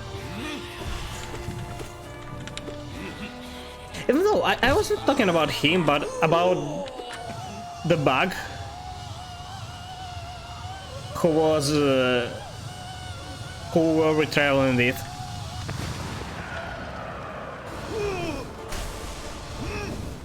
It's a stag, right? The one who wanted to find his home, and we helped him by unlocking all stag stations, didn't we? Am I messing something up? I might. I don't care, we have a lot of friends.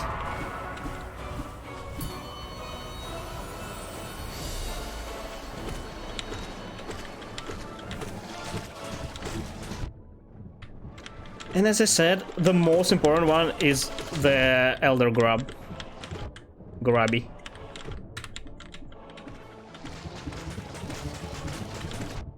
Oh, I almost dodged it all.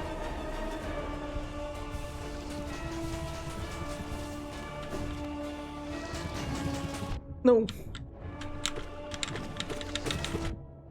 How am I supposed to do this red end? No idea. Oh, the best boss in the game.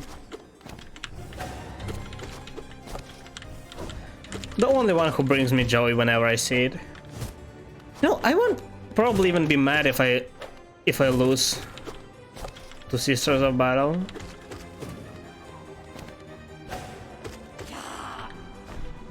Why would I? They're so awesome.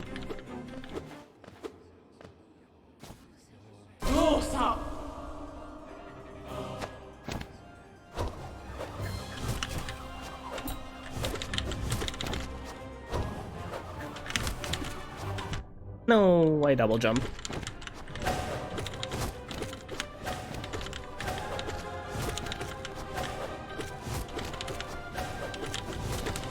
Where's the third? Oh, here you are.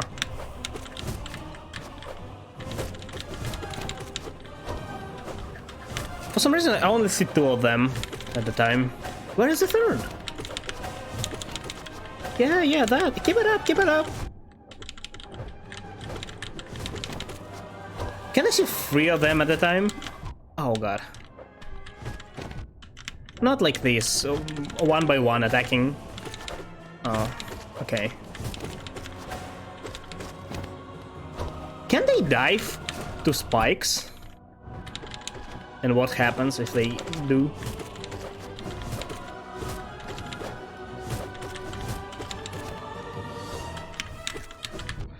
No.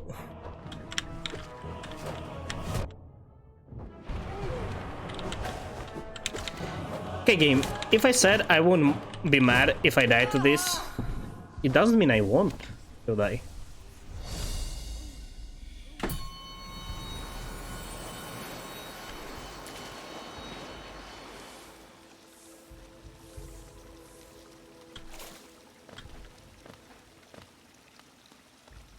I like how they allow me to buff and every now and then between battles.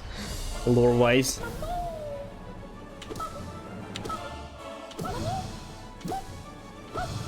It pushes me back at spikes.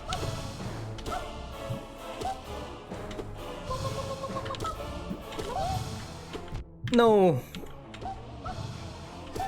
My Radiant Marmu failed.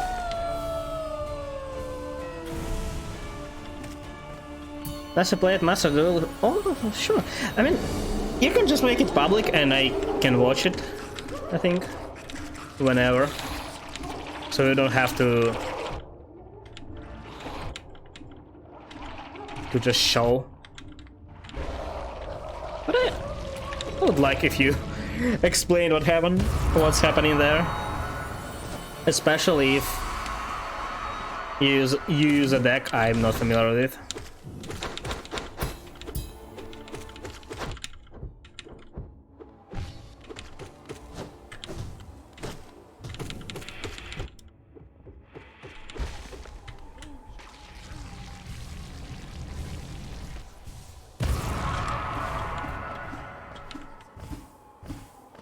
Using Virtual War and replace about Maxi. Okay.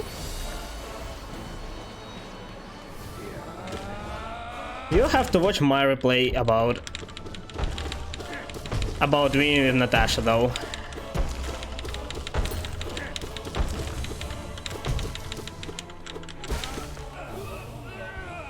Especially to see how I wasted Maxi because I didn't realize my opponent's special summon in the end of my turn.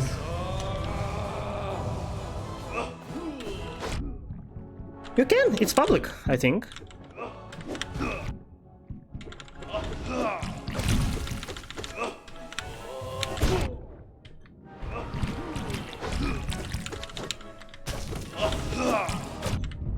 Okay, I'm receiving too much damage. Chill, chill.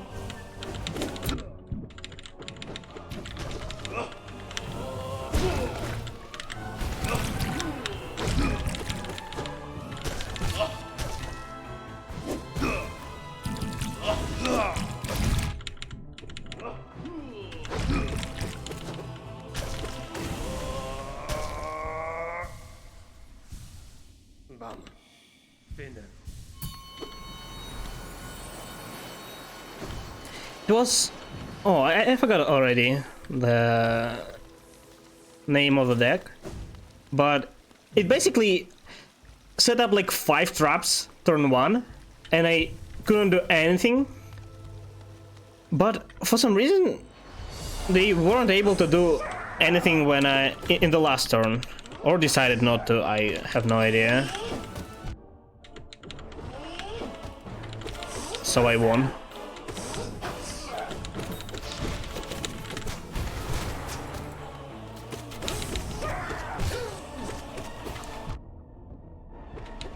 At no, it was something other.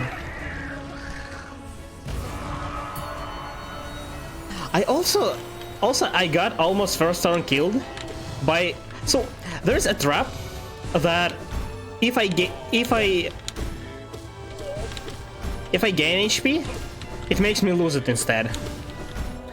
And opponent set up like 2 traps that each player toss a coin and either get 2000 HP or lose it, so I either way lose, and one that just makes me gain 3000 HP. So I lost 7000 HP turn 1, but then yeah, I kind of won.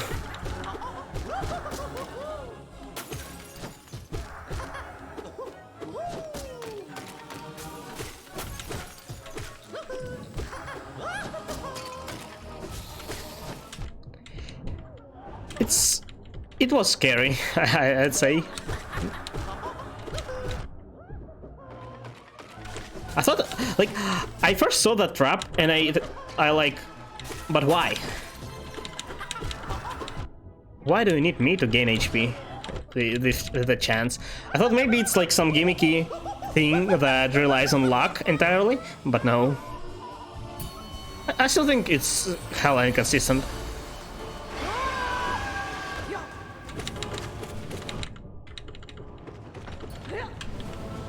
It's anti-meta deck? Is it? How exactly?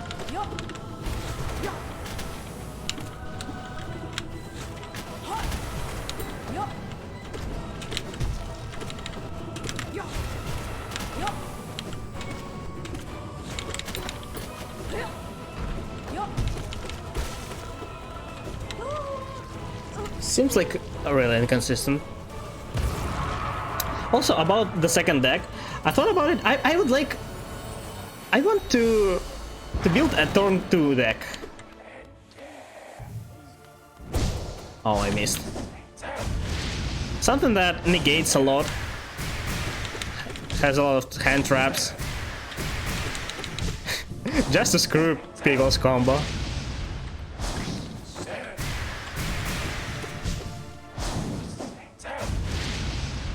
If there is one.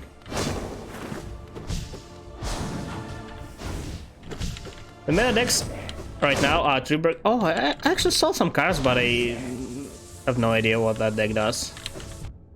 Even though it seems to be the tier 1 deck.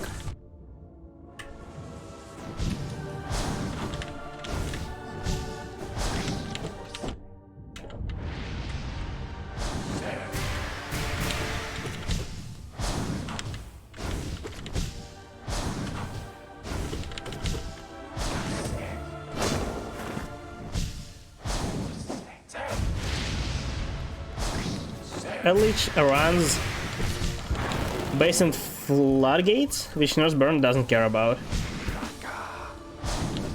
Seems like true. Drytron is more or less fine against it. Zodiac 3 Brigade is hyper offensive. And combos to disrupt combos. I see.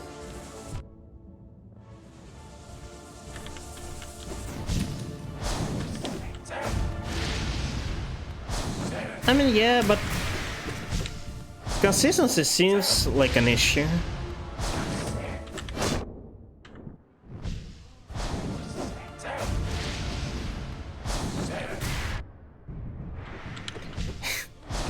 Probably shouldn't look at chat while fighting Grim. I'm sorry, Grim.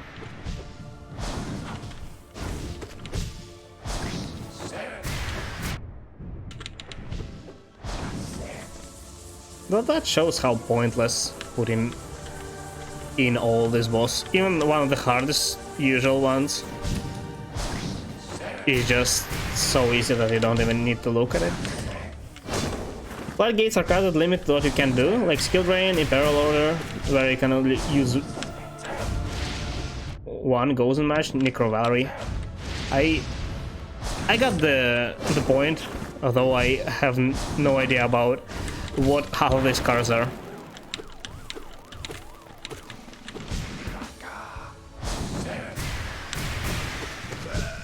Okay.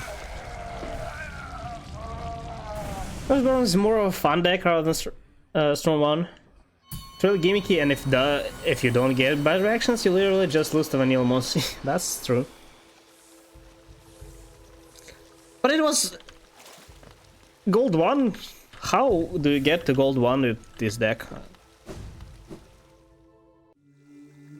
I don't really understand that.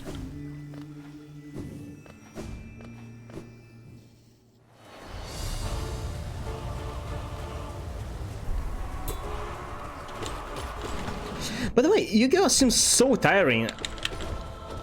Like, unlike most other games, I like to play it on background, but I can't play on background Yu-Gi-Oh! Because I literally need like 5 minutes to play my turn.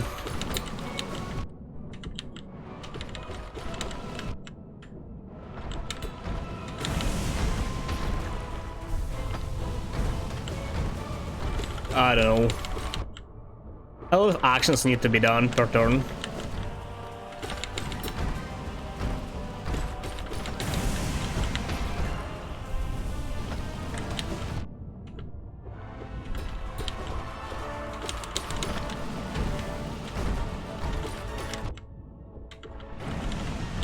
Skill Drain, no monsters effects for face-up cards on the field, Imperial Order. No, Skill Drain I know. Imperial Order, no spells. There can only be one.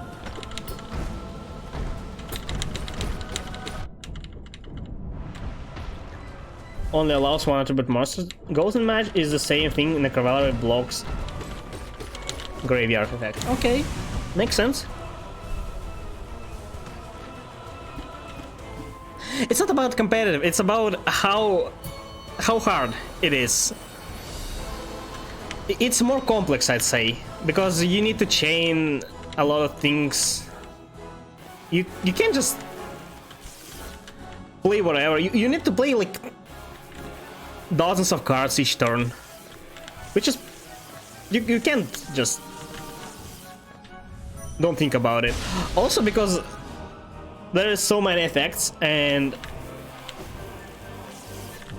as you don't know, you can't possibly know all.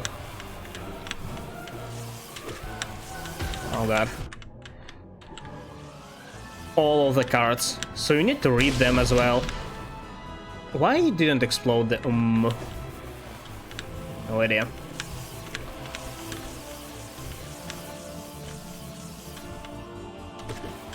Why? What's happening? Homo is the issue once again.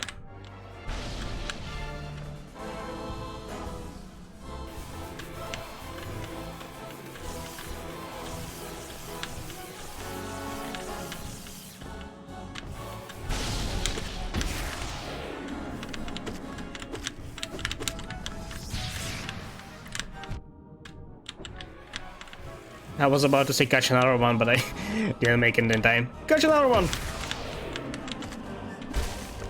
Okay. Have I seen Eldritch? What do you mean by C? I encountered some decks. I have no idea what it contains, though. I couldn't even read it. I'm not sure if I read it right, but I literally didn't see L in this. I mean, second L in this sword for the longest time. I thought it's R. It made more sense for me.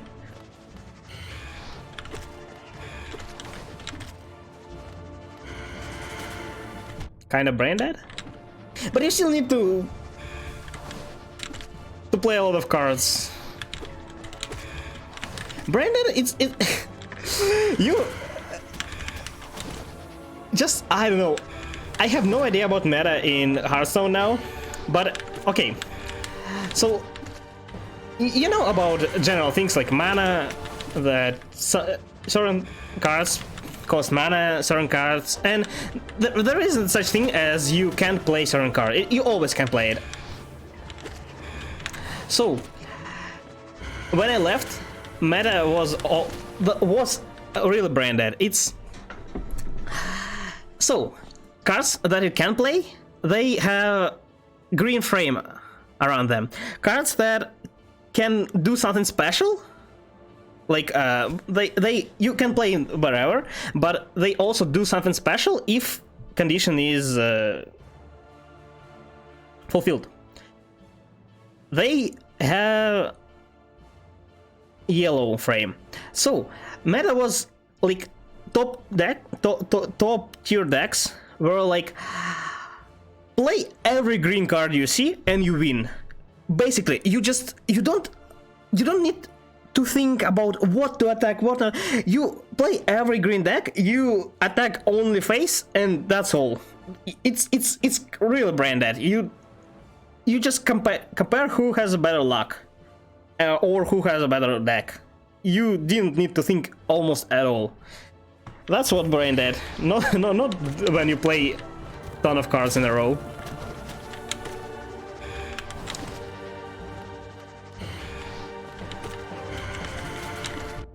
Basically, maybe. But can Eldritch win after playing 4 cards? I don't think so.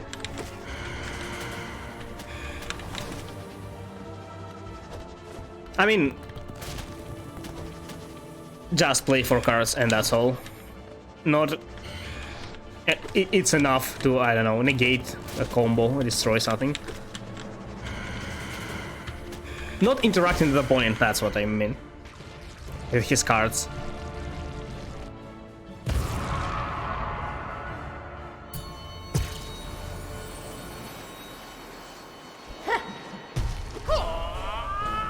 In Hearthstone, you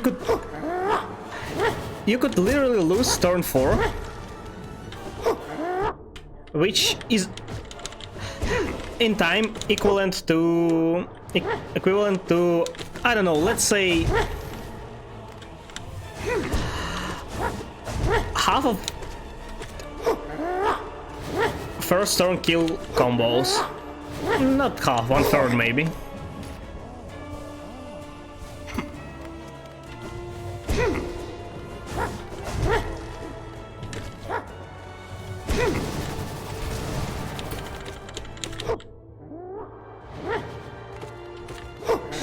Okay, it's basically playing 4 cards, one card each turn, and you win.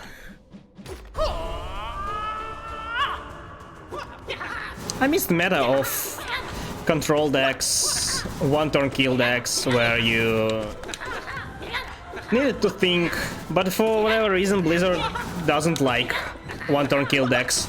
They literally destroy everyone by adding new cards that... And they're not even tier 1 decks. They exist and Blizzard delete them because of that. By banning card... I mean... There's not such thing as banning, but let's say there is a special... You can say it's a ban list. It's not a big one, but it's called Hall of Fame, I think. Maybe not. So certain cards that are so popular and so strong, not because they are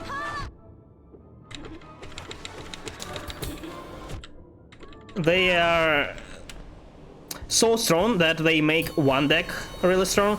They are just strong in general, so stronger than all other cards, and every deck plays it, so they move these cards there like a ban list.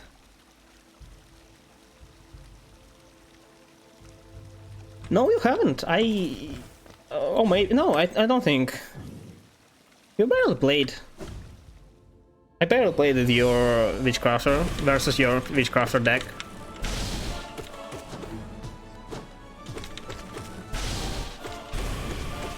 I think only when I was getting used to Dry Tron deck. I really need link-free cards in my deck.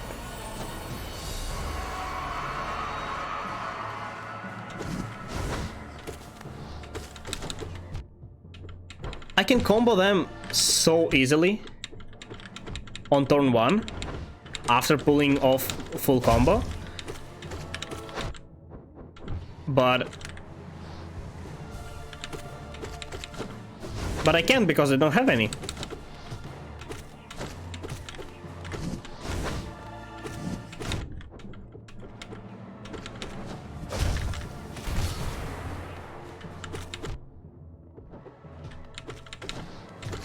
Already. One more hit? No, a bit more than one. That's all.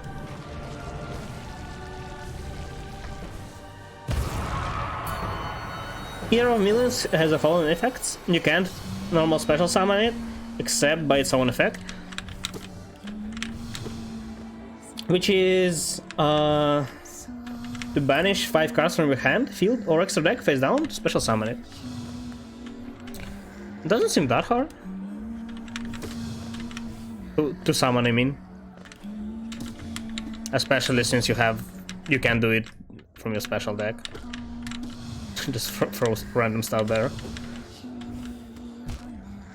It gets 100 attack per banished card, and if battles monster at the start of damage step, you can... Okay. Just banish that monster. Oh! I think I saw that somewhere. Or a similar effect. That if you battle, it banishes it instead of damaging. Wait, it gets 100 attack per each not banished by this card, but banished overall, right?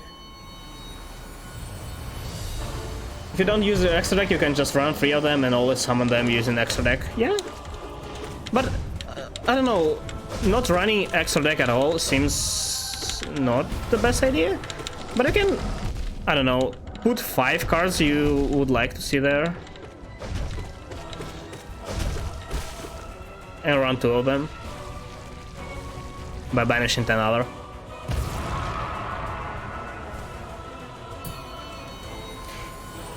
It has 0 attack base, also you can just ignore attack. Oh great. Wasted my spell. Since you just want to banish them, yeah. I think I saw it. Or something the similar effect, as I said.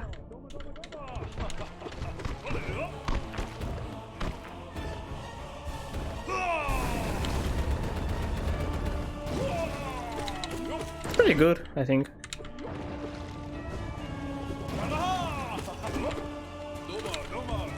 Okay, but what about... Is there a deck, a decent deck? I mean, not the one with 30% win rate that can go, that is designed to go turn 2, disrupt opponents turn 1, and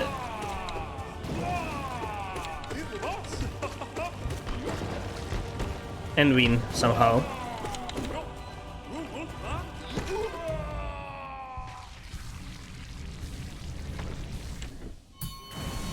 Also, it seems really weird that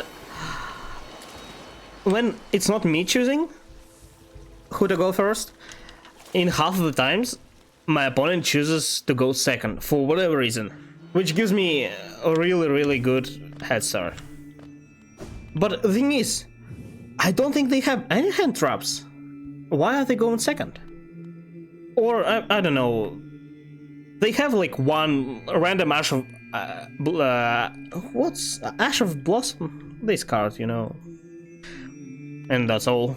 It's not enough to stop me. In most cases, sometimes it does stop when I have terrible hand.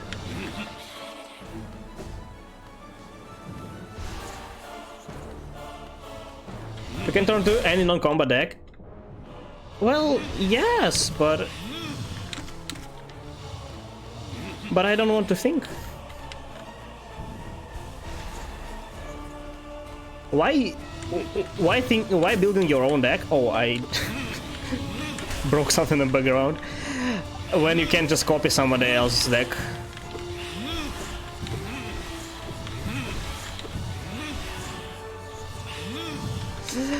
I don't know. To be honest, I usually do build or change deck. I take one of the popular ones as a template and change it as I want. But Yu-Gi-Oh is just too hard. I maybe later when I understand it better. No, not now, for sure.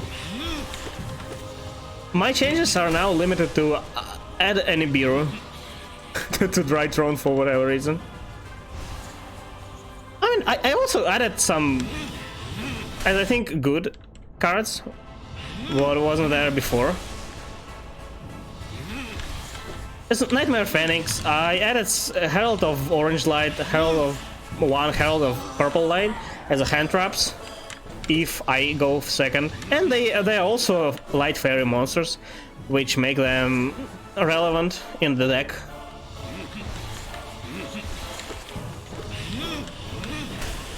But I don't know. Thinking seems hard. You can run 9 hand traps. Evenly matched, Lightning Storm, Rangeki, Harpist. Is it right? Rangeki and Lightning Storm is not a hand trap though. Isn't it just a spell?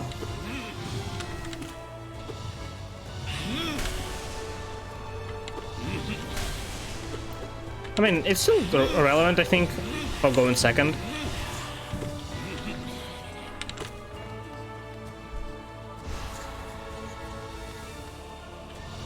But you see the thing, if you turn any combo deck in around ton of hand traps, your deck may become really inconsistent. And if you negate turn 1, it often is not enough to stop. Like,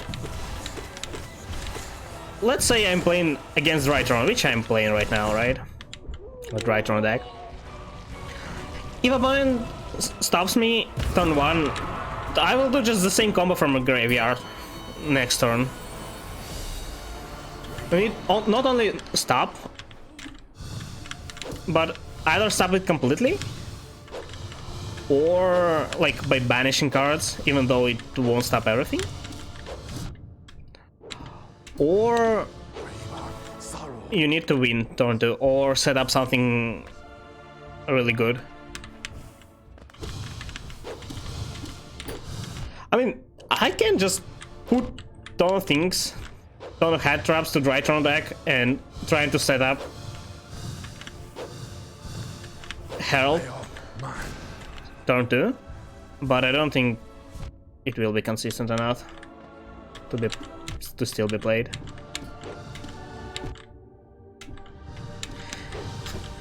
But thinking about that, you can overall, you need only 2 cards to set up full combo. So maybe it's not as bad of an idea. This guy will kill me.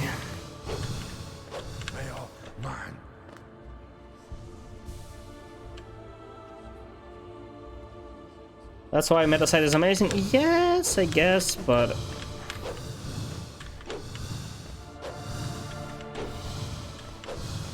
it also looks really weird, because... I mean, it does have...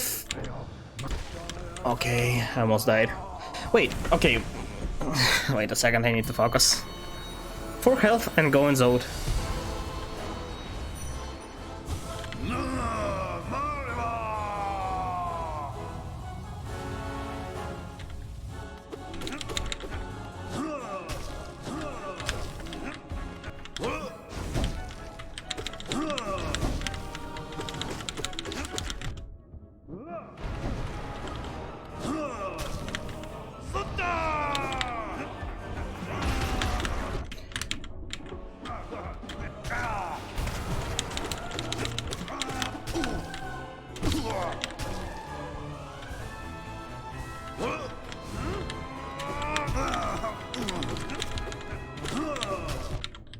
Why you jump so far?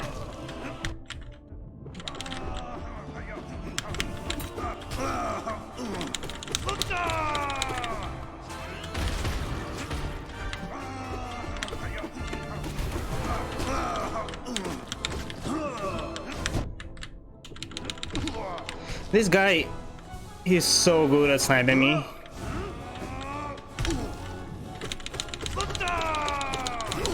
Okay. Do you want to know how True King... Yes, I know, I do.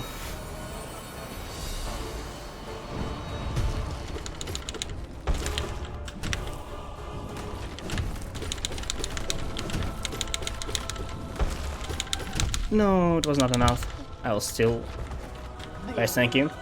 Meant 9 hate traps aside, the other go in second. Yes, but...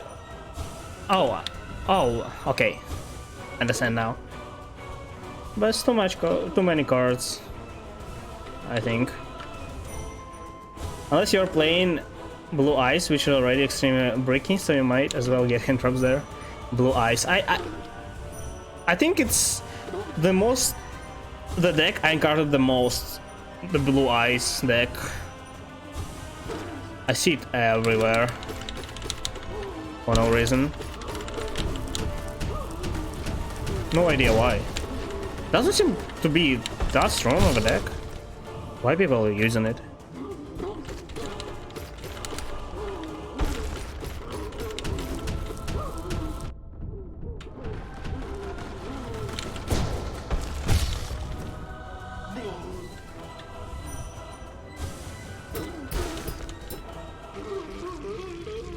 To Ash, 3 Max C, 3 Impermanence and 1 Nibiru could work well. Or go on second deck. It's the deck of most popular Yu-Gi-Oh! Oh! But it's like... Oh, how? Like, really old deck, isn't it? I don't think it's strong. It's relevant, is it? I didn't watch anime. You... Okay. Game... Let me pause. The thing is... I once... Okay, there is another game about Yu-Gi-Oh! Duel Links, I think. That's why... that's what I referred to when I said I played one game about Yu-Gi-Oh! So I decided... Why not to watch it? I didn't play it much though, like, I don't know, 2 hours. Why not to watch it? But then I heard the voice of the main character, he's like, I don't know what, 10 years old, and he sounds like a 40 years old drinking, smoking man who is really tired of his life. Why? Why he sounds like I don't know, like this? Couldn't you bring, I don't know, a teen or somebody with higher voice to voice him?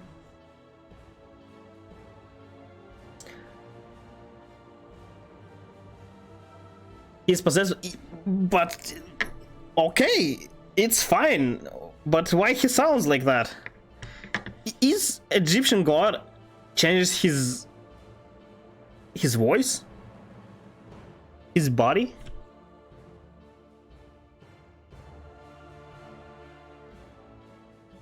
The one that was talking a few. It's just so hard to watch when you see 14 years old talking like 40 years old. Oh god, I got hit. I just can't. I'm seeing a child, but hearing an adult.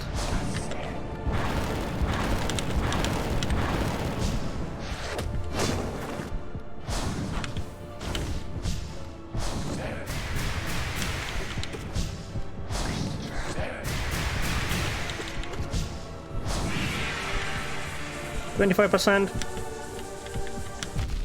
No.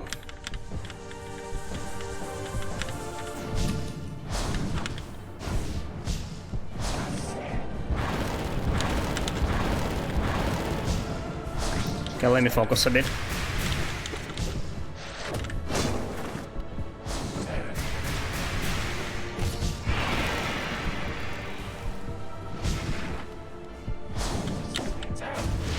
Oh god, I saved it somehow. Should have just dashed through him, but I got confused. Of course, the only attack that can hit me while I'm healing.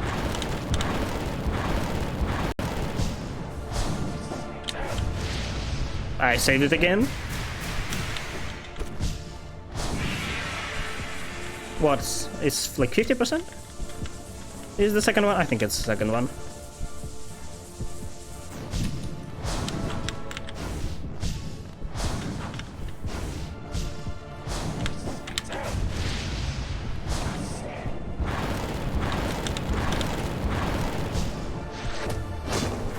Got lucky.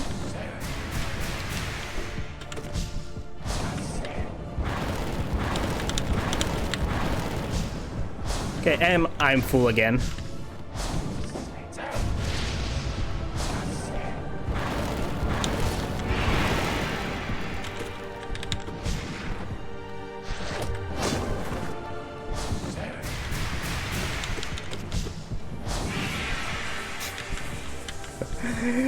You know, I'm not concentrating good enough, then I look at chat and see concentrate. I'm sorry.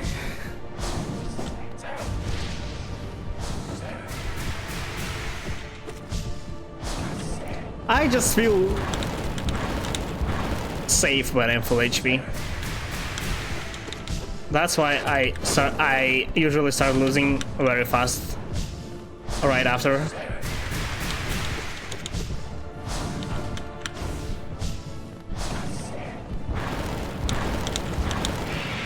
Bye, Grim.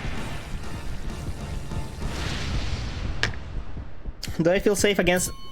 Yes, when I'm full health. No, not after receiving one hit.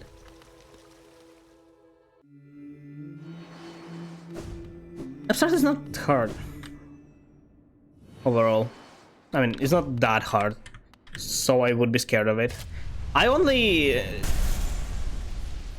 lose, like, calm, then I'm fighting it in P5.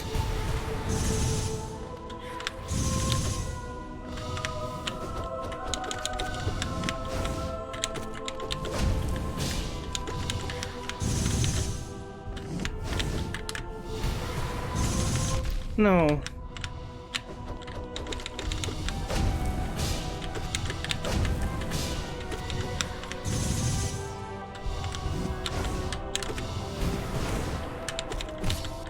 Ooh, I almost dashed at him. I mean, I did dash, but it didn't work, and I'm glad it didn't. That parry, I definitely hit it.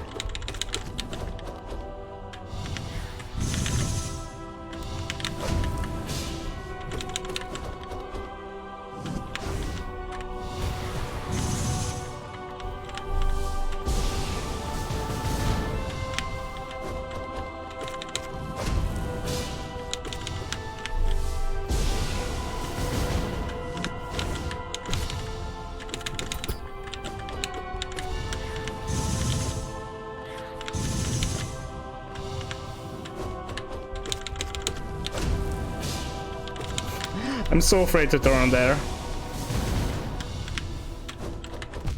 Why okay, wait.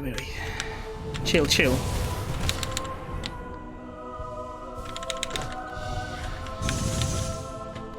I didn't turn for some reason. Oh god.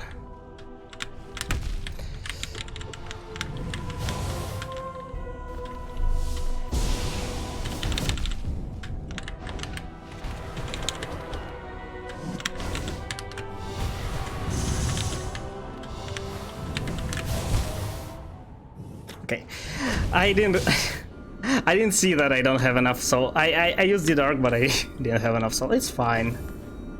Probably would have lost the radiance anyway.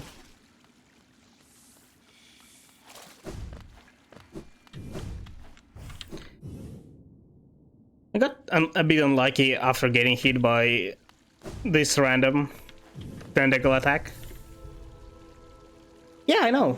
But that doesn't make my chances any better.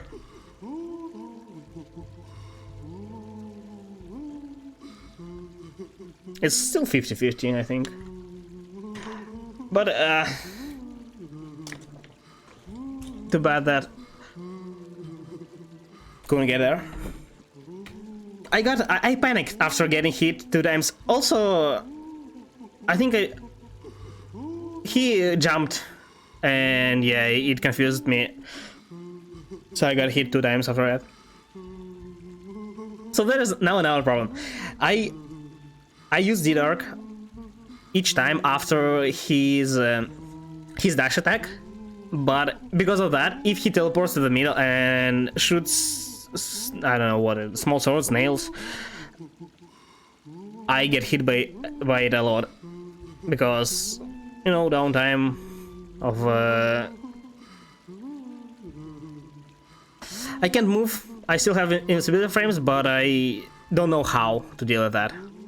Well, overall, it's fine. I think I don't need to practice Spear Vessel anymore.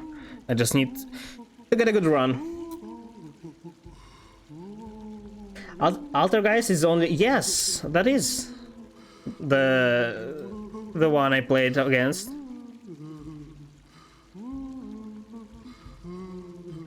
It is the one. Just watch it. I couldn't play a thing there. It's... You'll see what I mean. I guess it's rush. Well, maybe. It negated basically everything what I played.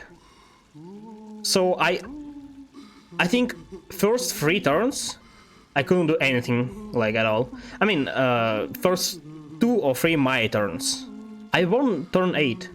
So on the 4th. Yeah, I basically skipped 3 turns. But yes, wow. It's 4.5 hours stream. I didn't know that it's the end. It was end of my turn, therefore I thought, yeah, it's his turn now. I use Max C. So I draw 1 card and make him skip turn. But no, who would have thought that who activates effects in the end of the turn? Why not in the in the beginning of your. Why? Nobody does that. But that guy did. I mean, it makes sense, but nobody does that anyway. At least not in gold.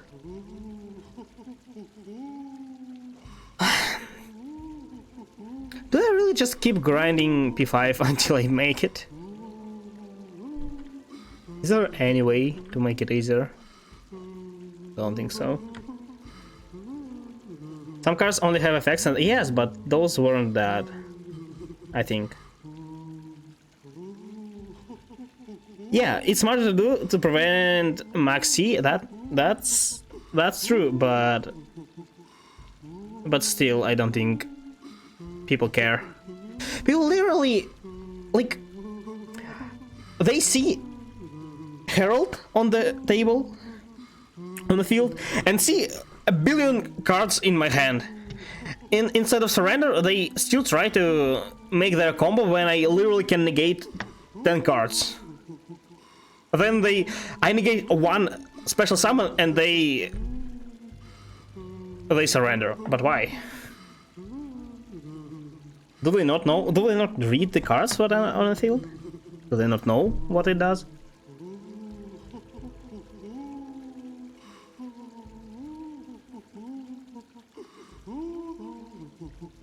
Yeah, that was a misplay.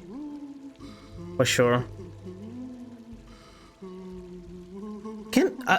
It says it can attack directly, but can it attack not directly?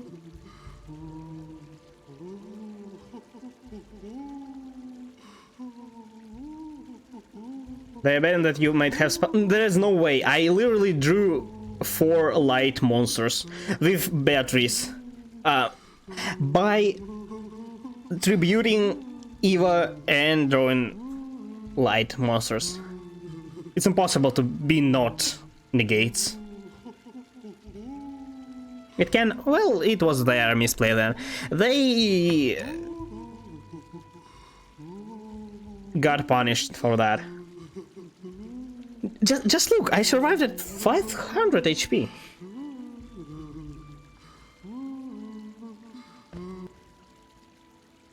I have no idea why they allowed me to do that though. I was so sure they were going to negate it. Maybe I read something wrong, or maybe they are just dumb.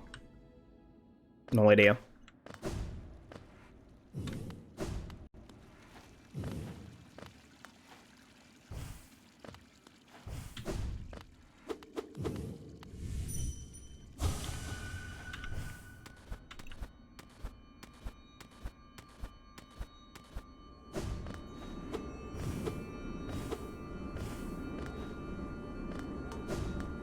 Droplet is a good out for Herald. Oh, what's Droplet?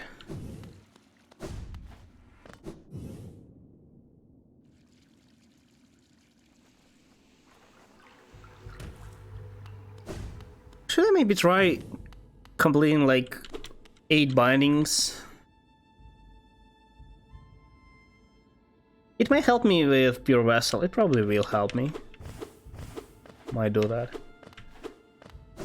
You get the effects of face-up monsters up to the amount of cards you discard and half the attack.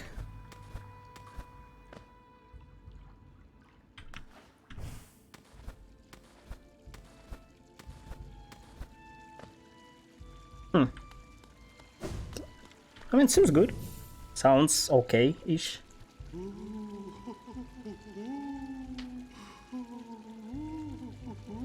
Have you watched the full replay? Can't react to Droplet with monster effects if you discard a monster? Like at... They have monster effects at all, not only those who are on the field, right?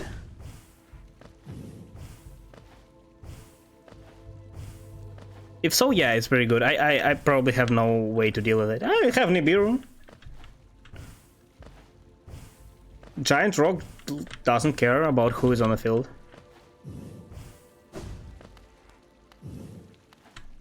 Spell speed 4 basically. Oh, I see. I mean, you can still negate if Herald is before the Droplet. You can negate the Droplet.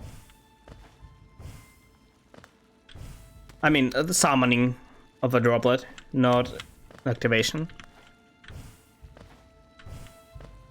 No, I actually have ways to deal with that.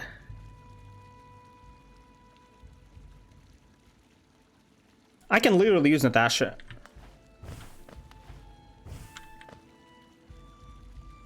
Well, it's...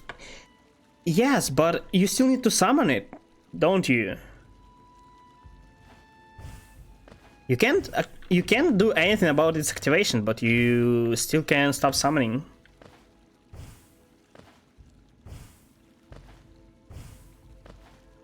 Probably there's... Oh. You can negate... Oh, you can't negate... Well, there's no way to deal with it then. I can just destroy the spell though. I have Nightmare, or it doesn't work. You can't react to it, but it's continuous spell? I'm guessing. Or it just affects once all the monsters that are on the field.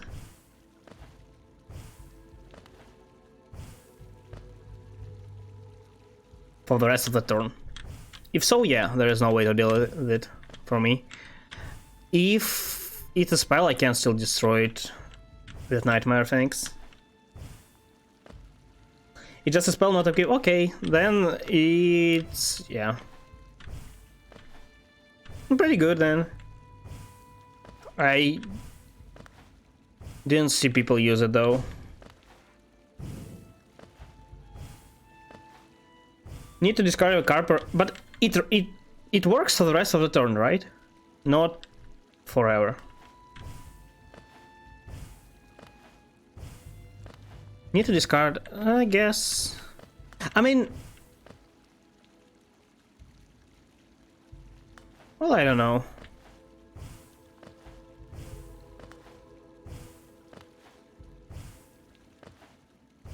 Use a lot at combat X, just on one, but one card just... I mean, yeah. Seems pretty good. So it's quick effects, right? You can use it wherever, whenever.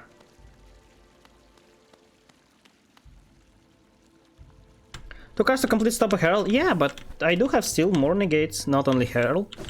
Some hand traps. In case people stop me from using Herald. It happens a lot, really. They just interrupt my combo. So I literally cannot summon it.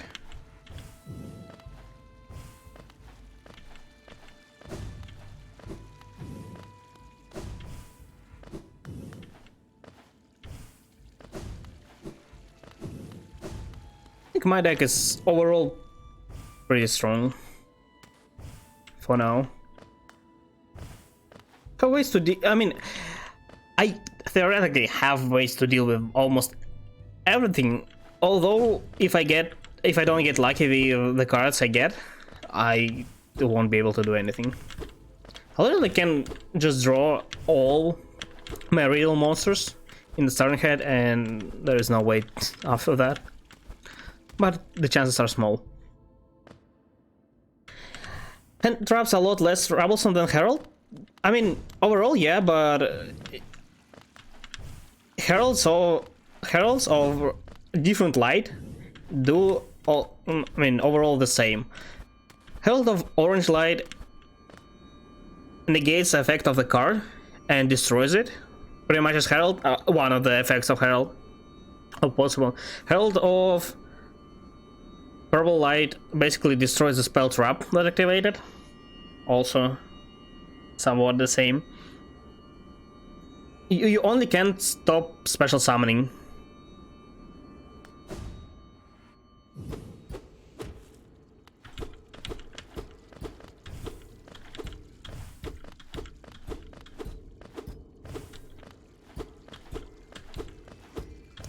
Is he right with 500 HP? Yes, it was his mistake, but I say that I wouldn't be able to come back from this, even with his mistake, without having Natasha, because I didn't have enough enough resources for anything else. And also, even if I set up, let's say, Herald, or the big thing, the 4,000 attack, and destroy everything on the board, somehow destroy everything on the board, I would still be left with 500 HP, which can... thing that can directly attack me, just destroy by normal summoning, which I cannot negate. I mean, I can still try to banish it, but there are ways around it. And overall, I think Natasha is pretty good if opponent has a field set up, because not a lot of cards have way to deal with. But first, stopping effects from graveyard, and a lot of people waste their negate on a graveyard, like Call from the Grave or something it's called. They waste it on one of the Drytrons, so then I can easily just take control of their cards, even if they're like unaffected. They can be destroyed, you know. It's good, something you probably don't. I don't. I have only one. Natasha is one copy per deck. Why would I need 3 of them? There's no... I mean, if I can use it several times in a row, there is no reason to run 3 of them. I don't need it in starter hand, I can just draw it with outer cards. I don't need it for anything else except for its own effect. I mean, I can tribute it, but that's it. So yeah, one copy is enough. I have, I think, 41 cards in my deck right now. I would like to add one more Max C, Ash Blossom, and maybe remove something. Maybe more hand traps, or maybe a spell like Rangeki to destroy opponent's board. Would be pretty nice. Sometimes it would really help. But you know, Natasha can deal with opponent's field, so I don't really need more. Usually, sometimes I do. Don't like Ryan free or the hand traps, but yeah, but I'm not going to have 3 of them. I have one Maxi, one Ash Blossom, and one Nibiru. I would like to have 2 Max. Okay, hear me out. I see Maxi so rarely. It's like 1 per 10 games, and it doesn't help me at all. I can draw it anyway, anyhow, and as well as Ash Blossom, I so rarely see it. As well as Nibiru. I need more hand traps. These kind of hand traps. I mean, Herald of Orange Light is good, is really good, but it can stop a lot of things, but it gets rid of my resources because it discards itself and another fairy light monster, which is just twice as less negates as Herald would give me. But you know, if hand traps are in your hand, it doesn't mean they're useless. If you can't use them turn 1, you can just still do whatever you can, then pass turn to the opponent, and they do whatever, and you still have hand traps.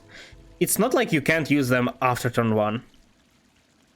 The only difference is that they can attack turn 2, but you can still disrupt their combos.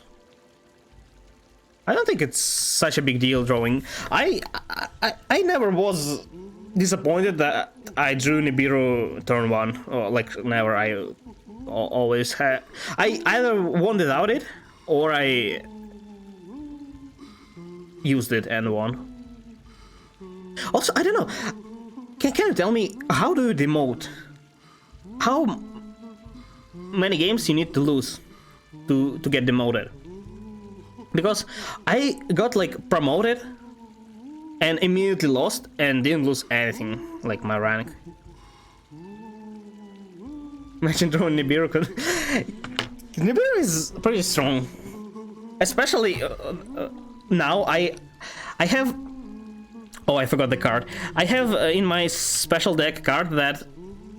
Okay, you pay 1,000 life points to banish one card on the field, and I have Natasha to deal with the token, so I have no problems at all.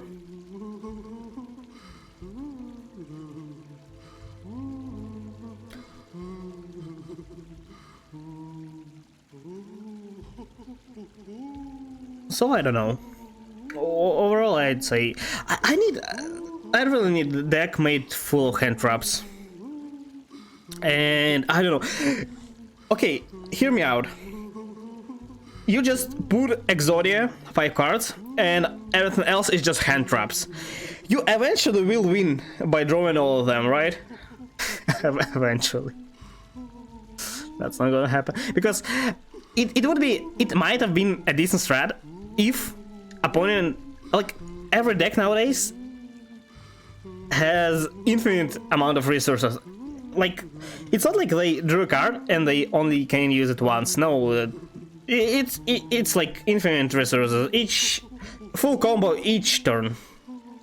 No way to negate all of it. Was it 5?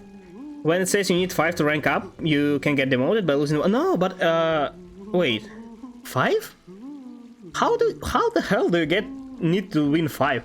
I think I saw 3. You maybe 4 at most, never 5. Do you need to get promoted, then lose 2, and then lose another one to get demoted?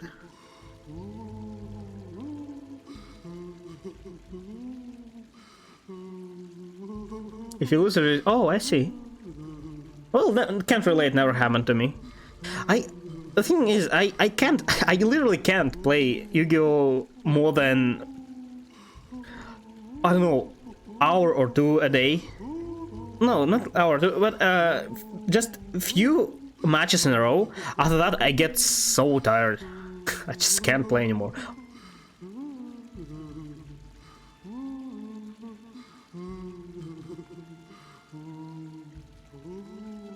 You can start at 3 if you lose 3 times. Oh, makes sense. 1 hour match happens really rarely, but you still need to... Like... Your turn is at most 8 minutes long, right? And you get like 3 minutes per turn, usually. Bonus. But it's actually almost twice as long because timer stops when you are playing cards. Effects are activated, you see animations and stuff. Now just ranking up again. They were good, great. Virtual World seems like interesting deck. Also, which rank? It doesn't seem that hard to rank up, and as I see, Platinum is the last rank, right? So I'm guessing it's because the game is new. It's not that hard to get up. So there isn't such thing as a rank where if you are there, you are a good player.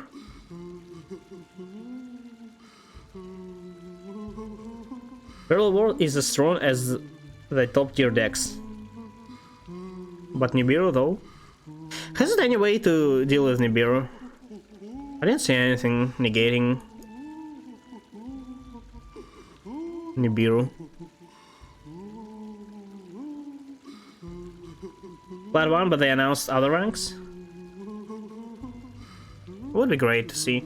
It's usually Platinum, like Diamond, something else, and like Master and Grandmaster. So we are about to see at least 3, I think, more ranks. And usually after that, you also have like top 100, top 500, top 1000 players as well. Would be interesting to see. I really doubt I will be so into the game. I mean, I love it so far, but it's really tiring. Let's say I would try to stream it. I probably won't be able to. Well, first of all, I have no idea what to comment there, especially if I have no knowledge. And if playing by myself, just playing, I just can't. It's too hard to play constantly. Maybe later I will get more into it. Cross out, it can banish a card from your deck or hand and negate all effects of cards from the same name in both. Banish a card from your deck or hand to negate all effects of cards from the same name in both players' possession. What means from the same name? The same name as banished card? If so, it limits you to having an Nibiru in your hand yourself. If not, I need a better explanation. To be honest, I thought about ending stream, but I just need to cross the 5-hour mark. So I'm sitting here. Just why not?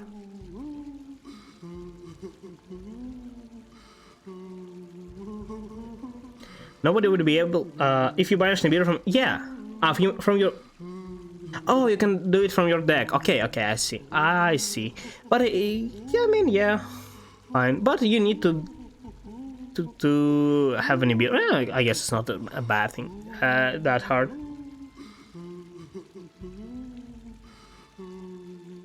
I guess.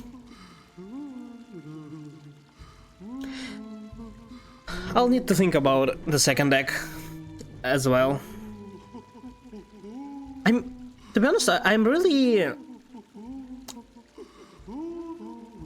I'm surprised that I don't encounter a lot of people using tier 1 deck, which is, I have no idea how it's pronounced. Tribe Brigade? Zodiac.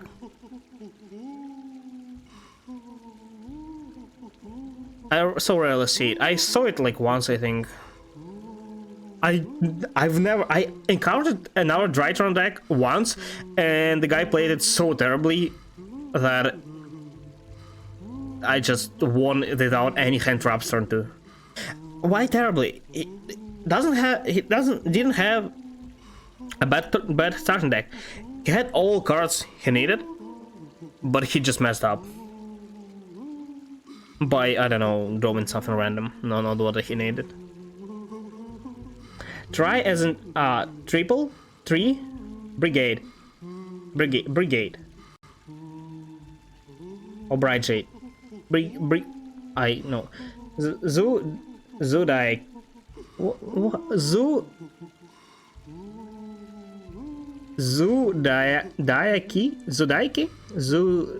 Zudi. Oh, I hate myself.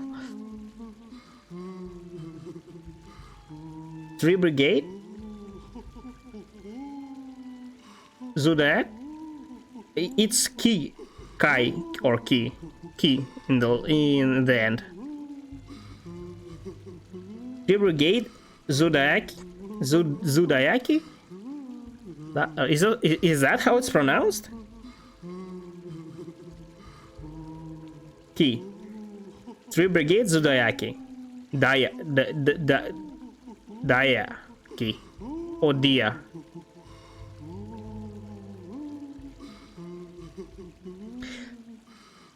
Who?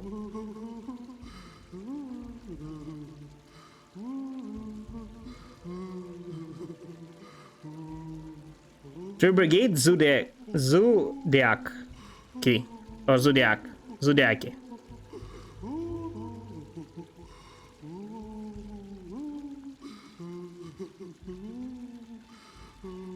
Who invent these names.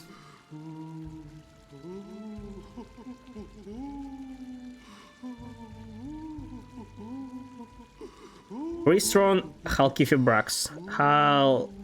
Halkifibrax. Halkai seems more right, but I have no idea. English is so inconsistent phonetically. Overall, it's pretty easy language, but sometimes it sounds so random.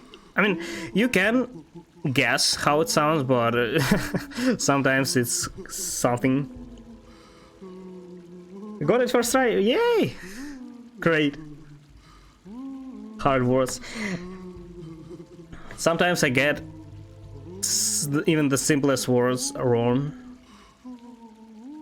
I don't know. You know, as a person who speaks several languages, sometimes happens.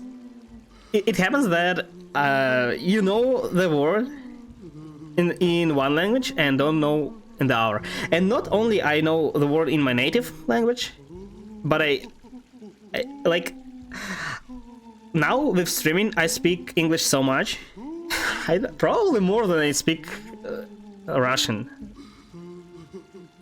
Because I'm sitting all day at home. I at most speak with my family, and rarely when my grandma comes to visit. So when I meet my friends, I literally struggle talking because I like my mind creates sentences not in language but abstract sentences by associates. And you just I can't find the right words all the time. Language is that's great. I mean, the fact that you know English happens a lot to me. Yes, you know, I judge. Partially, I judge people's level by these small things, because till the certain point, you learn translations. You know the word and you connect the word with its equivalent in other language. But after this certain point, you start connecting a word with object in your mind. So you know the object, you know some information about it, and you connect the word with the object. So that's why you don't have connection between word in native language and word in, let's say, English. That's why you can't find this connection sometimes, and you remember in one language but not in the other. I think it happens a lot more when I can't remember something in Russian when remember in English than vice versa.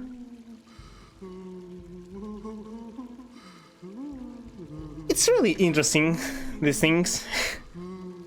Really exciting to see people who have same issues. You see that bot who suggests to follow? I have no idea how that works, because it's literally set up. It was set up really long ago, but it doesn't always send them. It's. I think it works. It sends the message every half an hour if there are more than 2 messages. But as you can see, it usually doesn't work. So I have no idea how that works. It's also supposed to, I think, send message if there are at least 2 different people in the chat. No idea.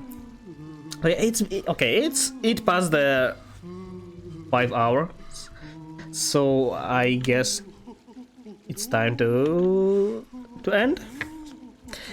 Really unfortunate that still I failed. I literally failed 2 times my run to Zod, which is really embarrassing. I died once, I think, to Pure Vessel last run, and I died to Absolute Radiance once. Can't think of it. I only did like 4 or 5 attempts per stream. It's not that I didn't lose that many. It just takes a lot of time. But yes, that's all for today. I really hope that I will be able to make it next stream. I really hope. But yes, yeah, and thanks for watching and thanks for coming. I really appreciate it. So next time maybe streaming tomorrow around the same time. And as always, see you guys next time. Bye bye.